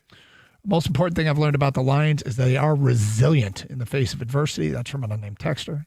Guys, how good is Jack Campbell? He seriously looks like one of the best linebackers in the NFL. He's everywhere. It's from an unnamed texter. Or was that from me? Oh, no, it's from an unnamed texter. Yeah, Jack Campbell is awesome. Absolutely. All right, slow down. Awesome. Am I wrong? No, he's great. Yeah. He's great. Had a sack, a couple tackles for loss, had a pass defended, smacked the quarterback. He's great to watch in the open field, just chasing down players because he's got great speed and he's got good size. Yep. He was chasing down Baker Mayfield, and Mayfield had to throw the ball away several times because Jack Campbell's coming. Yep. After 7 games, we have learned that maybe we do just need to let Brad Holmes cook. Seems like he has built quite the team. That's from Matt and Howell. Look, going back to the beginning of the year, we did it again. We always do it. Oh, the schedule looks so tough. And then Cincinnati is ravaged by injuries. Baltimore, same thing. And those wins don't look as impressive as they would have on paper. But they're 5-2 at the bye. And I don't know how many people would have had them at 5-2 at the bye, right? I mean, this is a strong start. What was deemed a difficult schedule, and they still. I mean, I look at it. Hey, they're going to get healthy, but they got the bye week coming up. then it's like Minnesota, Philly, the Rams, Washington. I mean, there's some tough games. I know. All right, Kang said... Everybody sucks, Doug, don't you know? I know, that's right. Yeah, Kang, when the Lions beat them, they suck. Everybody sucks. You walked in the office, you sat down, and you said, Doug, I got a shoot the boot guarantee. This was yesterday. We really didn't have time for it. I wanted to get it out on the air today because it's always important to document these things. A shoot the boot guarantee, if it does not come true, the person that makes said guarantee will be drinking beer out of a shoe. And Kang, your shoot the boot guarantee is what? So first off, I don't make a ton of these, and people will get on me for not, because I don't want to drink out of a shoe. Okay, so that's why I don't make a ton of these people. But when you do make them, you got to feel ultra confident about it, right? I feel really confident about it. I don't think it's like I'll put it in stone necessarily, but after the weekend, I immediately said, I'm going to shoot the boot guarantee that the NFL finally bans the tush push. Okay, and it's because what the Minnesota Vikings did against the Eagles. And if you missed it, they had a player basically lie on the ground sideways in front of the center to try to stop the tush push. Now, if you thought the tush push already wasn't football, American football, what the hell is going on with that? This is getting worse. Thank you, Vikings, for doing something ridiculous, because that's where we've gotten with this. Yep. Wait till we start stacking players on top of each other, like laying on top of each other. Like this is not football. I think the league has to look at that and go, we can't allow this anymore. We actually have to ban this. So they were close this past offseason to voting it down. I think this is going to push it over the edge where the other teams they need to vote against it are going to do that. This will be the end of the tush push. I love it. I can't stand that play. It just isn't football to me. It's just not. It's no fun to watch. It's clearly extraordinarily difficult to officiate. I mean, you got false starts and neutral zone infractions, and you don't know where to spot the football. And here's a hint of where King might be right. Another play that I can't stand how they officiated is when a player has the ball, looks like his forward progress has been stopped, and then everybody starts pushing, and he starts to move. This big scrum starts to move because they're being pushed and pulled from behind and from front. Mm-hmm. They're starting to blow the whistle quicker on that, which I applaud. Your forward progress has been stopped. Enough. Stop with allowing these guys to push and push and push. I know fans get behind it when it's the home team. They love to see the giant swarm and moving that swarm around, but the play's done. You're dead in the water. You ran into a brick wall. You didn't stop, run around and try to get around the outside of it. You were stopped, period, and then your teammates came from behind you and started pushing you forward. It's not football. So I think because they're starting, I saw this several times over the weekend where this was called. So I think King might be onto something. They might be starting to look at officiating this better, or at least maybe even eliminating it. I hope you're right, King. I hope you're right. And if you're not, you got to shoot the boot. Yeah, exactly. And I put it out there, and I'll do that. But I just think that eventually it doesn't look like football anymore enough. They're going to be like, we have to stop this, right? Yep. It's already debatable whether that's football or not to a lot of people. When you have guys lying on the ground sideways, I mean, how did that practice meeting go? Hey, all right, who wants to volunteer to say, or does he just tell the biggest dude in the defensive line? Speed bump. Yeah, right. Come on. Right. 248-539-9797. All right, one play last night had me going, what happened there? We will get to that today at 11:35, plus more of your phone calls and feedback. It's Carson Anderson, Open Lines, 97.1 The Ticket. Hey, is it time for you to get a new garage door and you're not sure who to call? Let me help you out. Reach out to Precision Garage Door Service. I know this firsthand. A few years ago, I needed to get new garage doors. The guys came out, John and Jeff, all the team there at Precision were amazing. They walked me through the entire process. We eventually chose doors from a multitude of options, and I could not be happier with how my new garage doors are functioning. Listen, if your garage doors are acting funny, if they're making some noise and you're not sure what to do, like I said, call Precision. They'll send somebody out there right away, and they'll diagnose the problem. They'll fix the problem right there in the spot if they can. But like I said, with new garage doors, they've got a warehouse chock full of new garage doors. So in some cases, you might be able to have that new garage door installed in less than 24 hours. Give them a call today. They've got same-day service. Emergency repairs are available. And weekends, They're available at no extra charge. The phone number, 1-800-DOOR-REPAIR, or schedule an appointment online at your convenience at precisiondoormi.com.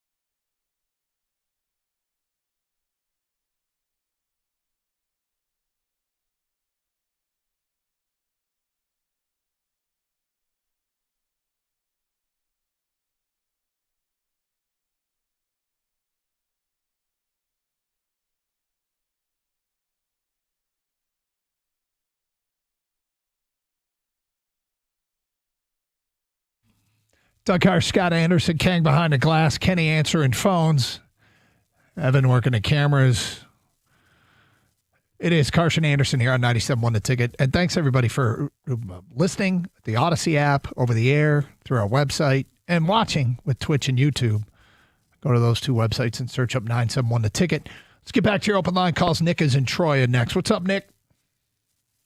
Yeah, this is Nick. I just wondered how long have the new defensive backs from last night's game been on the practice squad? You picked them up in the last few days? Well, there's a bunch of them. Mollett was signed 2 weeks ago. Trey Flowers, I think, was 2 or 3 weeks ago. Eric Hallett was with him in the offseason. So was Nick Whiteside. But these guys were all practice squad guys. Okay, they've been on the practice squad since beginning of the season. Some in the beginning and some in the last couple weeks. Yeah. Okay. Well, here's a rumor that I heard that the general manager is out looking for a 400-pound defensive tackle prior to the Eagles game. To lay on the ground and stop the tush push. Well, of course. Yeah, I don't know if everybody's going to start doing what the Vikings did. Did it work? I think it did once. Because you know what I think happened? They're like, why are we running a play right up here when we could run another play? Kang, did Philly have a delay a game? Yeah, it kind of worked, but Gator, you didn't see it? You should look it up, man. It's ridiculous. Like, do we have this is not football. That's why I made the shoot the boot guarantee. Like, this was it's a spectacle. I mean, what's a human pyramid next? You know what I mean? Are we going to start launching a strong safety over, DT? Like you said, Doug, they already have a hard enough time right now trying to officiate it because there's more of a focus on, hey, watch the false start, the offsides, all this stuff, the wrong alignment. Now, what are we doing, right? Yeah. Just get rid of the play. That is see it wild. now? Yeah, it's Yeah. crazy. Yeah. Just lay down. Yeah, I'm with you, Kang. My favorite play last night, or I don't know if it's my favorite play. Well, it wasn't my favorite play, but it was one that I kind of laughed about. When they ran the screen pass to Jahmyr Gibbs, and who was out there leading the way? Penei Sewell. Yeah. Sprinting downfield, and everybody's in awe of this 300-plus pounder leading this play, and then he didn't block anybody. No, he just kept running downfield. He let the first guy that comes across, he lets him go, and as I'm watching the play come in front of me, I'm like, ooh, let him go because Gibbs is going to have him beat anyway. Get downfield, block the next guy. And he's got the opportunity to, and he's like, no, you take him. I'm getting to the end zone. I think Penei was like, I'm going to beat Jahmyr to the end zone. I think he got fired up. Well, he did. He's in a foot race with Jahmyr Gibbs. He's like, I could do this. Unfortunately, hey, remember that guy you could have blocked that you missed out on, which is fine, right? Yeah, it's fine because they ended up scoring. Yeah. Too bad you guys didn't have Jaron on today because you could ask him, sometimes you ask him what a play is called. I think that was called run to the end zone.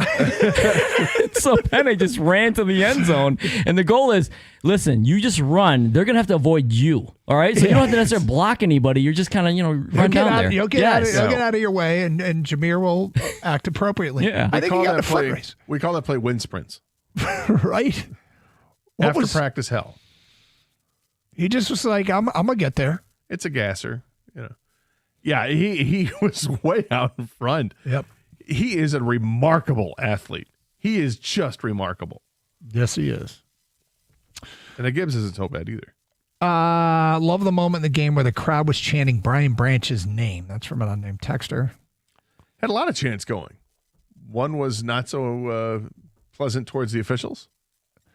Although it wasn't obscene. It was ref, you suck. Ref, you suck. Yeah. It was loud. Very, very loud. It was a good crowd last night. What sticks with me about the Legion of Whom was the tackling while Tampa Bay was whiffing and allowing yards after catch. Our defense was getting guys on the ground. According to Pro Football Reference this year, the Detroit Lions through 7 games have missed just 25 tackles. That is the second best total in the NFL. Did this person sign their text? No. Is this the first time you've heard Legion of No, Whom? it was going around last night on social media. It's I don't know who fantastic. started it, but I think Legion of Whom for the secondary That is so good. It's very catchy. That is so good. It's very clever. Kang, you saw that last night, right? Yeah, it's funny. I'm not sure the players would enjoy it as much because it's like you're making fun of them in a way here. But it is very clever. I enjoy it as a fan. Well, it's like, the Dolphins and the 72 Dolphins that went the perfect season, they had the no-name defense. Yeah. It's the same thing. Is that insulting to them? I think they wear it with a badge of honor. Legion of Whom is fantastic. Guys were amazing last night.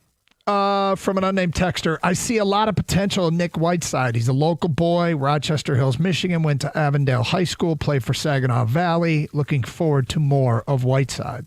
25 years old, and he was a guy that played really well in the preseason and deserved to be on this roster. Tow Truck Mike says, what do you guys think about picking up a defensive back at the deadline as opposed to all the defensive end talk? Well, Mike, we've been talking about it for probably 2-3 weeks now, that the Lions are 3rd or 4th in the NFL in sacks, quarterback sacks at this point. They are 3rd in the NFL with 23 quarterback sacks. Now, the one thing is their pressure rate, which in many ways can be just as important. It's middle of the pack. Pressure rate. It's different last night. Yes, it was. There was no doubt it was different last night. So when you're look at the genesis of many turnovers is quarterbacks throwing off platform, getting hit as they throw, getting rid of the ball early because they're afraid they're going to get sacked. So the pressure rate thing I think is important, and it could be better. I'm not against trading for another edge rusher, but yeah, a defensive back. I mean, hell, after last night's performance, I'm sure do we even need one of those? They were backup receivers last night, so probably. I think at this point, I mean, either way, I think an addition is welcome to this team. You're not going to say, oh, damn, they just got Trey Hendrickson. Yep. You're not going to have that reaction if that's what it is. And you're not going to say, oh, damn, they've got Jalen Ramsey or whoever it is on for the defensive backside, although I don't think Jalen Ramsey would be the guy. But you know what I'm saying. If whatever Brad Holmes feels is necessary, I think he's earned the right to go do it. I've gone back and forth on what I think the need is. I think there's a stronger need for a defensive back than there is for a defensive end. But when the time comes, if the defensive back is not available from another team, there would be an appreciable upgrade, then don't do it. You know, if the opportunity is there to get Trey Hendrickson and you simply get outbid by somebody else, then so be it. Okay. You know, the additional, the reintroduction of Aleem McNeil is big for this team because you still get pressure on the quarterback, but it comes from a different place. It collapses the pocket from within, not from the outside. So I think his welcoming back to the team is huge for this defense. Kank, something else stood out to you last night? Yeah, another favorite moment.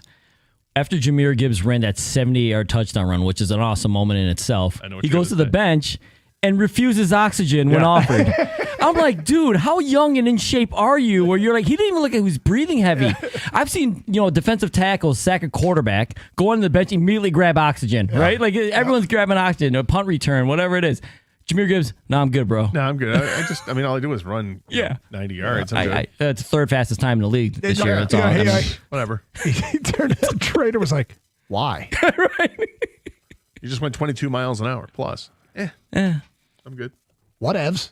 Somebody else might need it. 248-539-9797. It's Carson Anderson. All right, I did something this morning. I wonder how many people have done this. And I'm like, oh, it'd been a minute.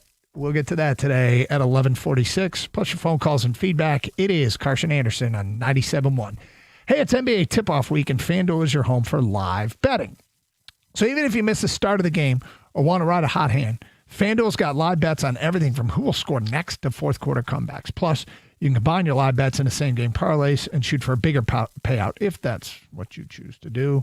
However you want to play, now's the perfect time to join because FanDuel is giving new customers $300 in bonus bets if your first $5 bet wins. So my advice is do not take the $5 bet and put it on a same-game parlay or some long shot. Put it on a heavy favorite.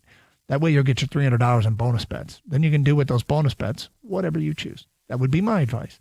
Visit FanDuel.com/Doug to sign up today. Play your game with FanDuel, official sports betting partner of the NBA. Must be 21 or older and present in Michigan. First online real money wager only. $5 first deposit required. Bonus issued is now withdrawable bonus bets, which expire 7 days after receipt. Restrictions apply. See terms at sportsbook.fanduel.com. Gambling problem? Call 1-800-GAMBLER.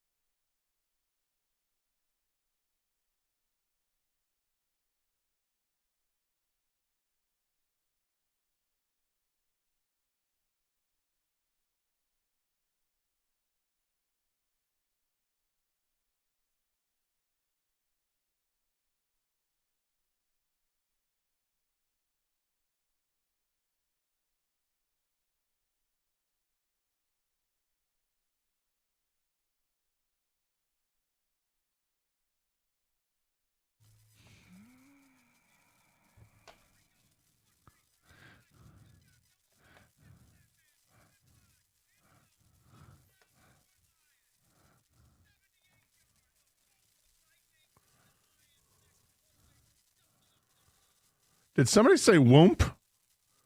Because Lomas kept saying, there it is. Not that I heard, Gator, but we can go back and we can break down the tape. Just wondering. There it is. That was an unbelievably well-blocked play. The idea that Tampa might not have been ready for the snap or something, I don't know what happened. They got blown off the ball. That's too bad. Yeah. I think I could have got 3 yards, maybe 2.5 on that. Yeah? Yeah. There was a play last night where Jared Goff was being pressured, and he steps up and looks like he's, like for a second in his head, he thought, I'm going to run for 20 yards. This is one of those plays that quarterbacks do. They're just going to take off and go. And his body starts to move, but is not going near fast enough like he thought. And it ends up being like a 3-yard gain or a 2-yard gain or something like that. But I thought it looked like in his head he was going someplace. All right, so this morning I'm like, it's temperatures in the 40s. So I did what one does. Go into the closet and I pulled out a vest. I haven't worn in months. Oh, boy. And I found... Keys? Your keys? Some sunglasses I hadn't seen in probably 9 months. I'm like, oh, hey. I remember these. I should go through all my winter clothes because I bet I got a lot of stuff in those pockets that I haven't seen in forever. Yeah, you're right. When you put on a winter jacket or a fall jacket for the first time in a long time, I always check the pocket and see what's in there. Well, apparently the last time I wore this coat, I went to Fraser's Pub. Right? Because of the receipt in my pocket. More often than not, it's dog treats for me. Is that right? Yeah, I'm like, oh, there's another dog treat. They start to smell? No. Okay, they can't go bad, right? Dog treats. I mean, I don't know. It's just a crunchy little morsel. Yeah.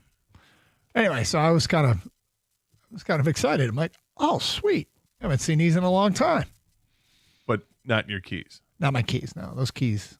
I don't think we're going to find those keys until we move out of the house and we move some furniture that like a refrigerator, the garage fridge or something.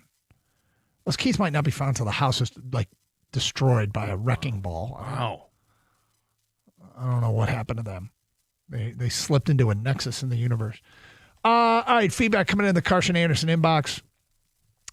From an unnamed texter, I love the show and most of your takes, but come on, guys, stop acting like the Lions fans shouldn't be concerned about the offense stalling when we've got tons of weapons on the field and 2 straight games we didn't look good. If the defense is on the field too long and we're already beat up there, we're in trouble. Okay, so let me be clear here. When I see stop acting like, that's how you're interpreting the way we are acting. I tend to look at bigger pictures here. Like, for instance, the Lions scored 24 points. 24 points a game puts you dead nuts in the middle of the NFL. If the low bar is that, then that's fine. Now, they only scored 17 the week before. In a really weird low possession game, like last week, it was a low possession game. I think each team had the ball just 8 times. 4 times a half is a low possession game. I'm not going to have 2 games move me off the position that the Lions offense is really good, especially when one of them, like Tampa, has been a problem for Detroit. If the Lions are going to score 17 to 24 points a game, I will agree with you. I will argue pretty strongly that the Lions are going to average more than 24 points a game the rest of the season. I think that's safe to say. I will agree that it was disappointing to not see them score more. They should have, without question. They know they left points out. Jared Goff wasn't hiding from it, and he said we really should have, broken out and scored a bunch. They easily could have scored 40 last night, and they didn't, and that's a problem. They turned it over, and then they turned it over on downs. I mean, they had the chance to missed a field goal. They missed a field goal. They had a chance to on 4th and 3. They went for it, and Goff overthrew Tesla in the end zone. I mean, yeah, there's absolutely things to work on, and Tampa Bay was able to put a pass rush on Jared Goff that was quite disruptive and made him throw before he wanted to, or made him uncomfortable in the pocket moving around. He took a number of hits. It is something they're going to have to work on, but it's also a positive. Look, they had 275 yards in offense in the first half. Yeah. That's a mess load of yards. And even if you take away the long run, it's still almost 200 yards in offense in the first half alone. It's a great start, but they clearly have things that they have to work on, and I think those are fixable things. I look. I mean, ask yourself, whoever sent this text, ask yourself this question. Do you really think the offense is in trouble? If you do, fine. I do not. I don't think they've had their most elite performances the last couple of weeks, but do you think the offense is in trouble? I don't think they're in trouble, no, but I do think that there are, I don't know if they're holes in the offense or it's just little things that need to be fixed. And I think, look, you get Taylor Decker back for the first time. That helps things out a little bit. But I think after the bye week, I would expect this offense to be much better after the bye week because getting guys the rest is really important. Penei Sewell is the best offensive lineman on this team, but even he gets beat sometimes. Kane, do you think the offense is in trouble or a major concern? No, I don't. I'd be worried if they weren't getting yards. Like, they got a ton of yards, right? But they just didn't get any points off those yards, and that's where people start to get frustrated. I get it. I think it goes back to what Dan Campbell said this week is it's always just like one thing. They're so close, whatever it is. You know, if it's one missed block or misassignment or a reroute, whatever it is. I think they're really close to going back to what we just saw at the beginning of the year where they're averaging, a 40-burger, 50-burger, whatever they're doing, right? They still average over 30 points a game, even with the last 2 weeks. So this offense is still really good. You saw what they can do. I think people are frustrated because they see it. They see it right there, and they just didn't convert to get the touchdown, or Bates misses a field goal, whatever it is, right? Or a sack puts them out of field goal range. And they're missing by that much. It's not like, if you had another half second to throw the ball, he's going to deliver it on time and, in stride to somebody, or he doesn't get sacked, and then he'll see the guy that's there ready to make the intercept. Whatever it is, the offensive line will be able to make the blocks. I'm not worried about it. I think this is, like King, I think it's a good point. The yards are there. The results weren't. They left too many points on the field, but they know they left the points on the field. It's not like they're like, I don't know what to do. They think, like, we blew this. And they had many opportunities to really kind of put the game away early, and they didn't. I mean, they scored 14 points. Yeah.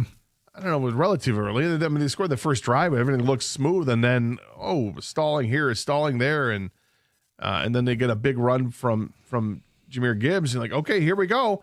And they had several opportunities inside of 5 minutes left in the first half, and they didn't really capitalize. There was one, and take it with a grain of salt. I think we're nitpicking about a lot of stuff here. Yeah.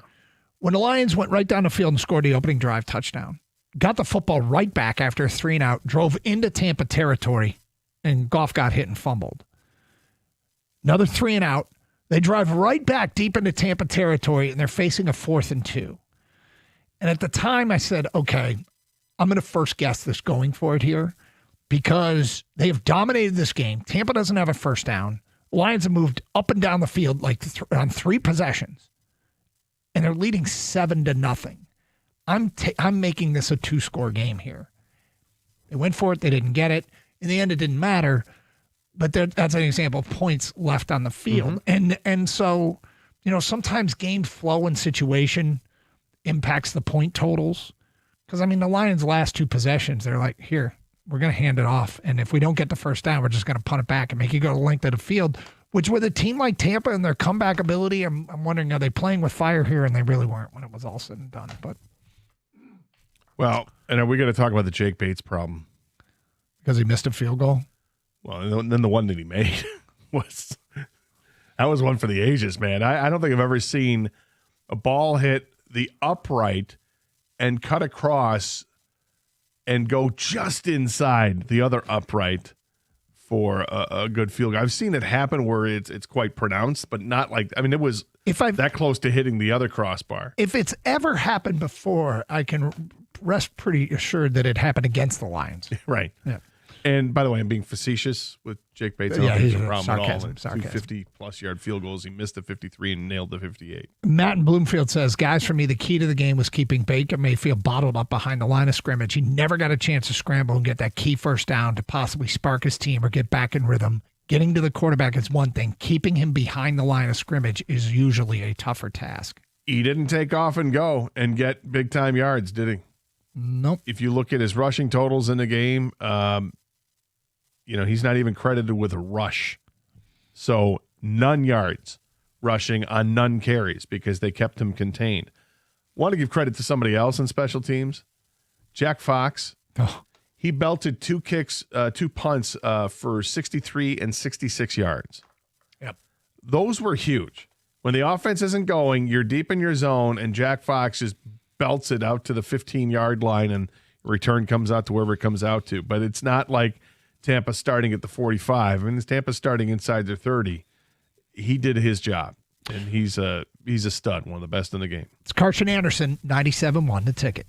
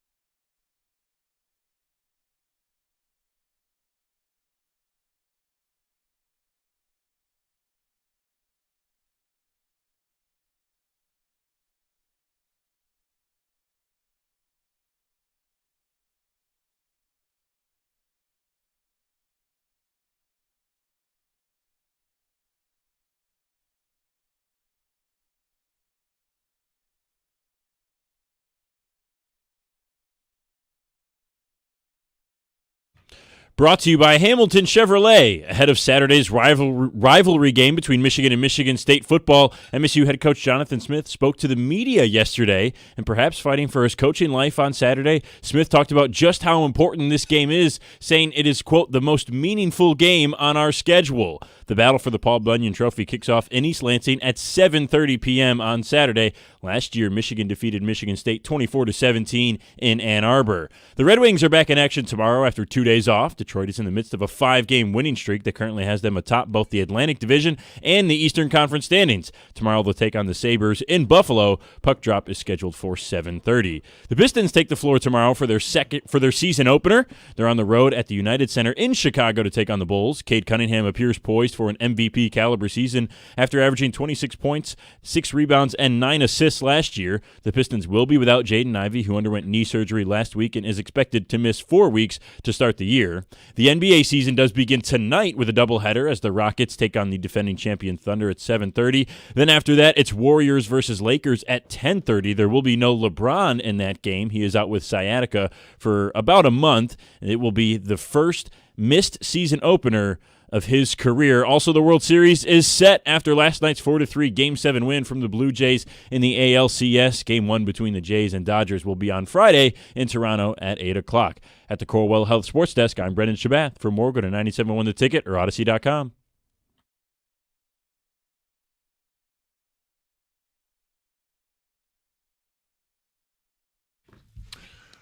Well, happy lunchtime, everybody. Key win last night in the NFC for the Detroit Lions on Monday Night Football, 24-9 over Tampa.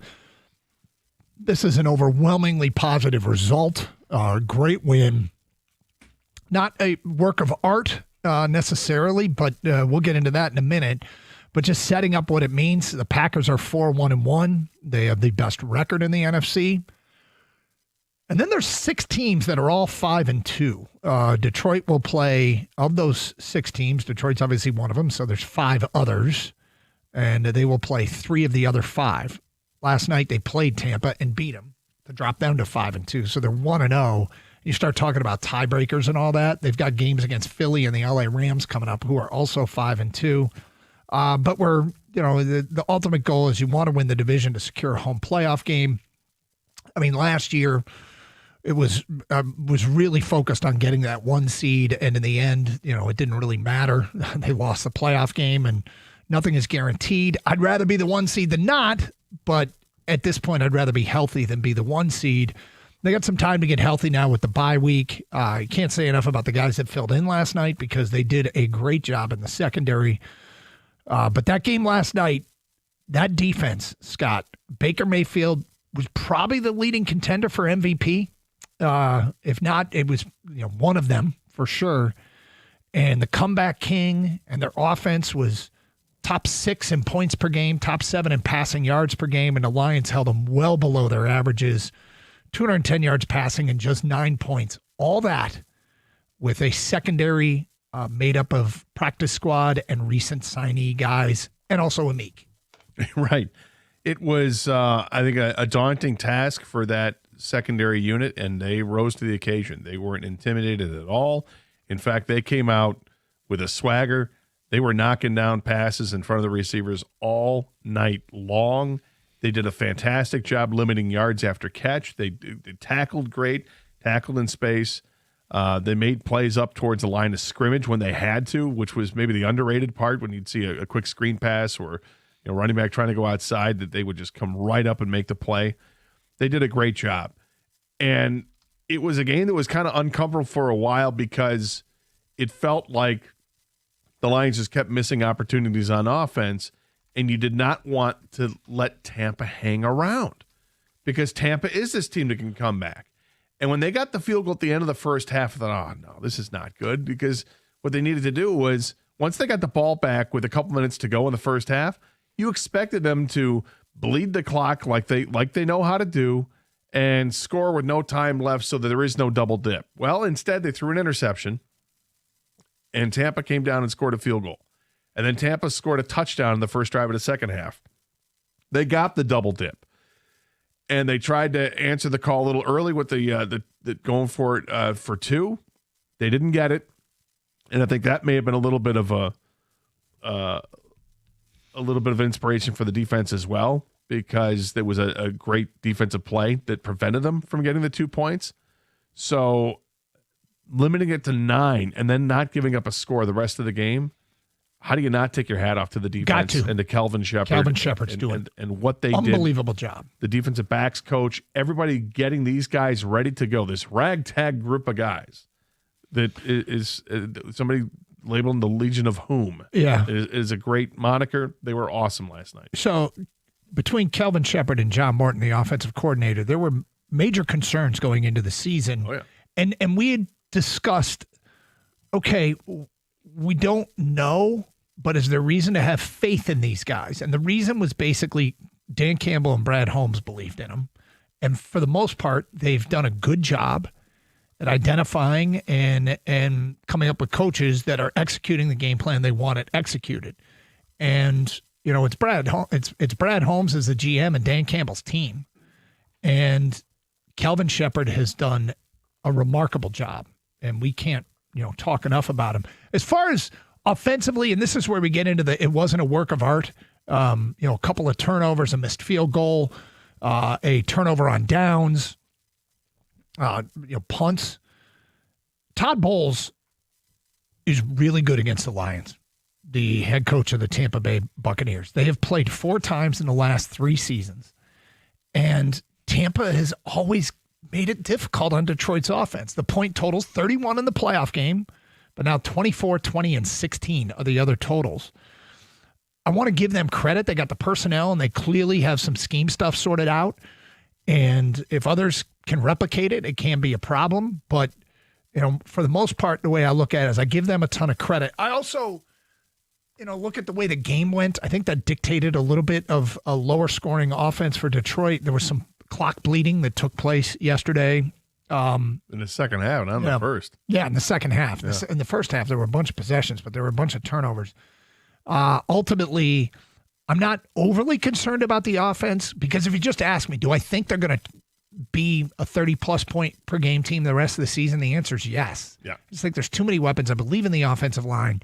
It's 2 weeks where they've had 17 and 24, but even the 17 had points taken off the board. As I sit here and look at it, I'm not in crisis mode with the offense.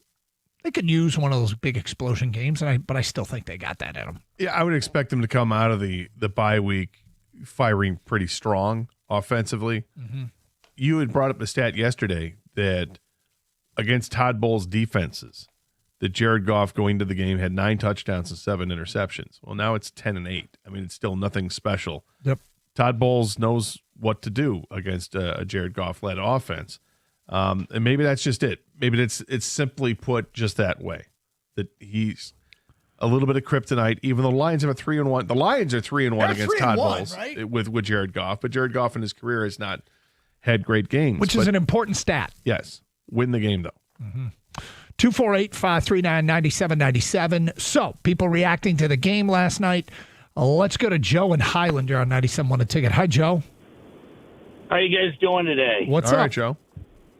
Hey, that much. An observation. I guess more like going forward because it's an awesome win last night. But our GM did and learning from last year, just not being prepared as depth-wise as much as we could with all those injuries on defense, and that's how we fizzled out. But seeing what we did yesterday and the impact the defense had on the game with these nameless role players that played exceptionally well, we learned something from last year and how to handle injuries. I think is more powerful going forward than I ever thought it would be.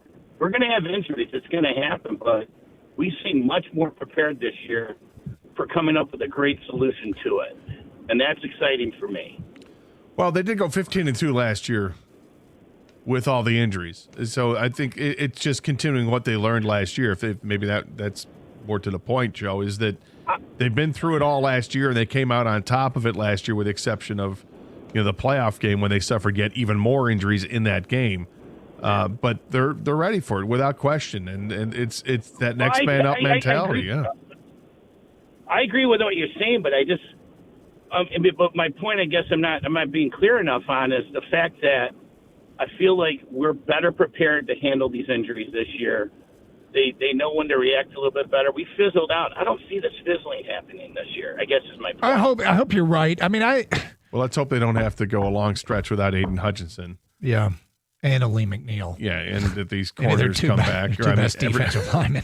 I mean, if you take a look at, we mentioned this earlier, the moves at the top, getting Amon-Ra in the 4th round and the draft pick of Penei Sewell and Jahmyr Gibbs and Jack Campbell and Brian Branch and all the stuff they've done at the top of drafts that was awesome. Well, St. Brown was not at the top of the draft. No, I guess you're right. But I'm thinking about compare that to the undrafted free agents, the Nick Whitesides of the world, the guys they plucked off other teams' practice squad like Tyrus Wheat. Like you start and noticing that those are guys that are making plays. There's brilliance in that as well if some of these things are sustainable, and maybe they don't need to be because those guys might not have to play. They might not have to play. And there's a good chance that some of them are going to end up back on the practice squad or fortunately back on the street or on other rosters because people will notice. But you want to get the draft right, clearly, but there's other moves that you have to supplement with. And Brad Holmes last night felt like evidence that he's done a nice job of that. 248-539-9797. Get to more of your phone calls and feedback and a story that's making headlines worldwide at 12:35. Hey, do you have hard water stains, plumbing problems, or concerns about the air you breathe? CGC Home Services has the solution. They specialize in reliable plumbing repairs, whole home Connecticut water systems, and advanced air purification technology. Serving our local community with honesty and care is at the heart of what CGC Home Services does. Call CGC Home Services today at 855-339-4242 to experience the service your neighbors already trust. That's 855-339-4242 or visit them at cgchomeservices.com and tell them Doug Karsch sent you.